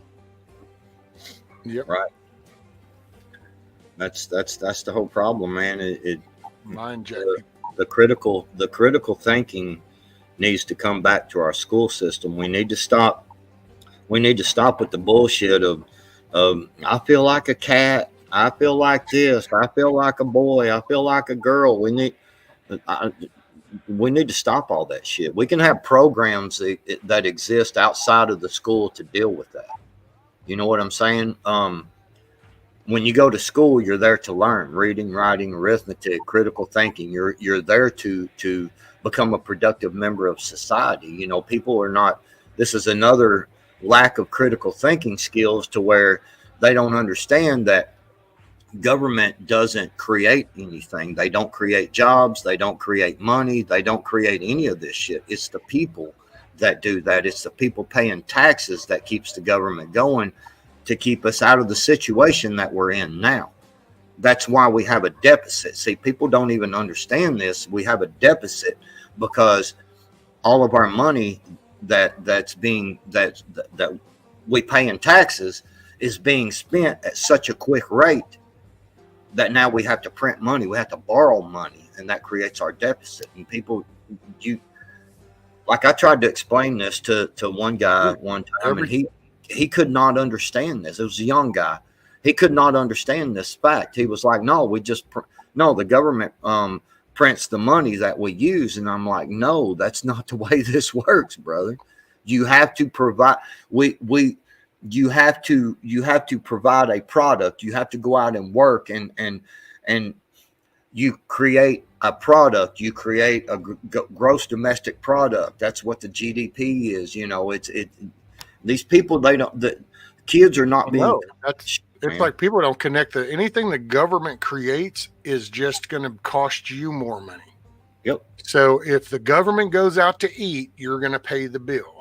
The government makes no money, but people are so disconnected from that. There's my own kids. I kind of even had to kind of keep reminding them, and it's because the outside sources that are around, if that's not the talk, then they slowly start to lose that thought. And it's like, nope, the government makes no money. It's making money off of what the citizens put in and what businesses pay and shit, and the tariffs, and that's the government makes jack shit.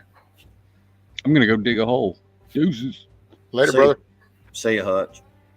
Yeah, I'm fixing to go in here and get that boy, make sure he's getting around. I woke him up earlier, and I don't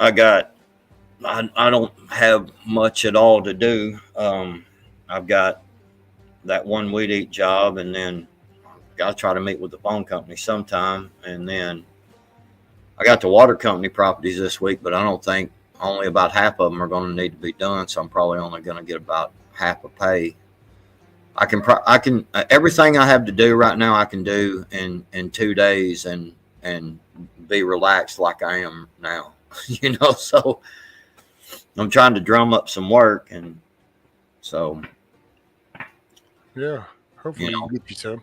I can probably finish most of what I have to, if what I have to do right now, honestly, if I got up at like 7 o'clock and got started 7:30, 8 o'clock, I could finish in one day. So I'm trying to kind of stretch it out a day or two, you know what I mean? It doesn't matter either way, I guess. But well, kind of give you a little something to do, and not then you won't feel like you're like, because if you didn't have nothing to do all day, then by the end of the day you're going to be freaking out because it's like, well, shit, I'm not making no money. Yeah, that's what I'm saying. So yeah, I kind of stretch it out over 2 or 3 days so that because I get bored and I sit here, and then I get to start looking at I'll start looking up shit, be like, damn, that heater looks cool, or damn, that looks cool, let me go ahead and order that, you know what I mean? Then I end up spending money that I shouldn't be. Right. Yeah, it is what it is. Ain't no biggie. Yeah, I think I'm probably going to go. I'm going to get vertical for a couple of hours, and then I'm going to try to see if I can get out there, and I got to move some boards around, try to finish up that other flower box, that other raised bed deal. And it's about bean time. I couldn't help it. I made some chili the other day, and I ate all that, and man, I was craving some chili again yesterday, and I was like, fuck it, and so I made me another pot of chili. So I've got some chili in there. I'm going to we got a big old pot of beans. That's what we did yesterday. Actually, that pot of beans cooked for probably 15, 16 hours, I think. It was a good old, you can always, because when you do them beans, and the longer, and it starts thickening up, and it's like, yeah, now we're getting good.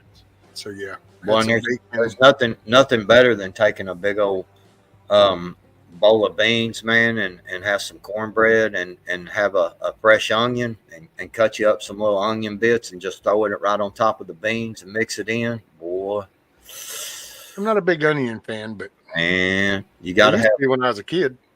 Man, I'm telling you, good old white onion chopped up.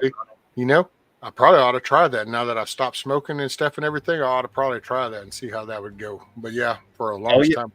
Throw you a little few pieces of onion on top and take a few bites and see what you think, man. I'm telling you, man, some fresh onion on top of them beans with some cornbread, son. A little bit of fried taters on the side. Boy, I'm getting hungry now.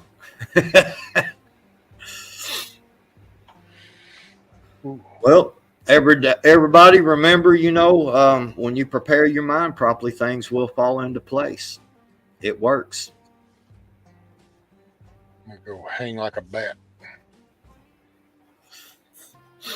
I'm gonna go act like a guy at a lawn care business and weed eat a yard. Oh, there you go. It's actually 4 yards. I probably ought to go out and do some of that myself. Or just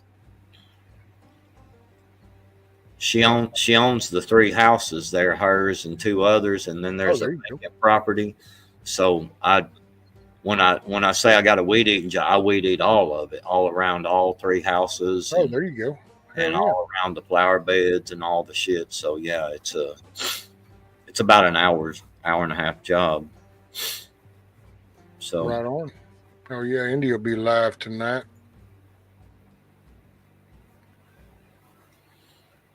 at 10 o'clock Eastern, that'd be what, 9 my time? Yep.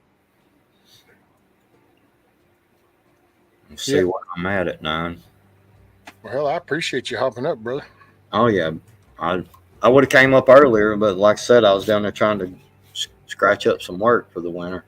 Hey. I mean, I've got maps from last year, so I can go ahead and start doing the pedestals. I saved all my maps and stuff, but there's an app or something, and I only have a few. I'll see, Andy, where I'm at 9 tonight. If I'm where I can, I'll pop up there. I appreciate the invite. Way to go, Tiger. Got the thermostat. Oh, sweet. All right, cool, Tiger. Good deal. It's going to get cold again tonight, they said. I think it's going to be another day or so, I think into Tuesday, before it starts warming back up, So you're going to need that thermostat. Hell yeah. Just saying. All right. All right, buddy. Well, I appreciate you. And everybody, I think I'm going to call it too. What are we at? 4 hours, 41 minutes. So, yeah. Kind of wonder why it's been stirring so much and my legs are just like numb as shit. And I will say, Rescue, this is the first time that I've not gotten a notification. This one was probably kind of quick. I didn't do it last night. I did it this morning because I wasn't even sure if I was going to do it. But I still, it normally alerts me when you and pretty much anybody, Hutch, Tribe, I mean, any of the people, you know what I'm saying, that normally go live, Indy, Camel Carl, I usually get notifications, but I hadn't been getting notifications lately at all. They come and go for me, and it just depends on some I don't. Like, there's so many people. Well, like your short, when you did it, see, there was nothing. But then I'll turn around. Well, matter of fact, Hutch did one the other day, the live thing or something. And hell, I think I got it like 45 minutes after y'all were already up talking. I was like, look, I came in and I saw it's like, oh, it's been going for 45 minutes. I'm like, holy shit. Yeah, YouTube's playing their games again. I heard that. I saw somebody in chat the other night talking about how a bunch of comments and stuff have been disappearing, and like when you go back and try to rewatch, a bunch of stuff is missing and gone, and people are not getting notifications again, so they're fucking around with people. Yep. So, well, it's getting closer. Things are going to get more wiggly as they get all trying to figure out how to control the narrative. Right. All right, y'all. Have a good one. I'm going to go in here and get that boy motivated and eat me a bean and head out and try to make a little more money. I got to leave Friday. Hell yeah. I know y'all are you're going to have a blast hunting, and then you go into the harvest party. That's going to be cool. Hell yeah. Yep. Well, make it a good day, brother. Keep your head on a swivel. You too, brother. You got it, man. All right, everybody. Y'all. I'm going to close it. Let's see, what kind of song am I going to leave you with?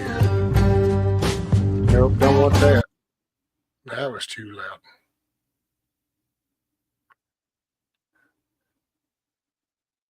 Hey, I know. Hey, everybody, make your day a good day. How's that? I appreciate y'all. Thanks for being here.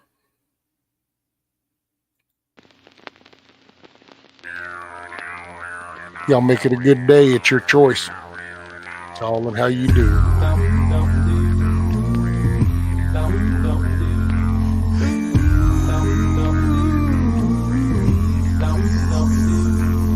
I am a man of constant sorrow. I've seen trouble all my days. I bid farewell to old Kentucky, the place where I was born and raised. The place where he was born and raised. 4, 6 long years I've been in trouble. No pleasures here on earth I've found. Oh, in this world I'm bound to ramble. I have no friends to help me now. He has no friends to help him now. It's fare thee well, my old true lover.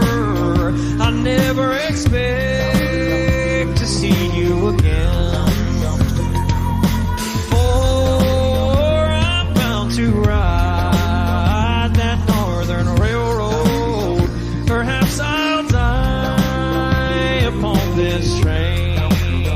Perhaps he'll die upon this train.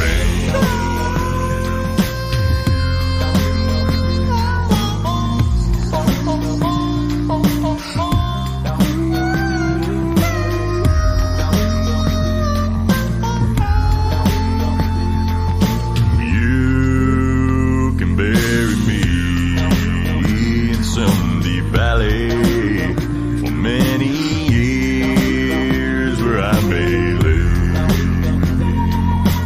Then you may learn to love another while I am sleeping in my grave. While he is sleeping in his grave. Maybe your friends think I'm just a stranger. My face you'll never see no more. But there is one promise that is given. I'll meet you on God's golden shore. He'll meet you on God's golden shore. Here we go.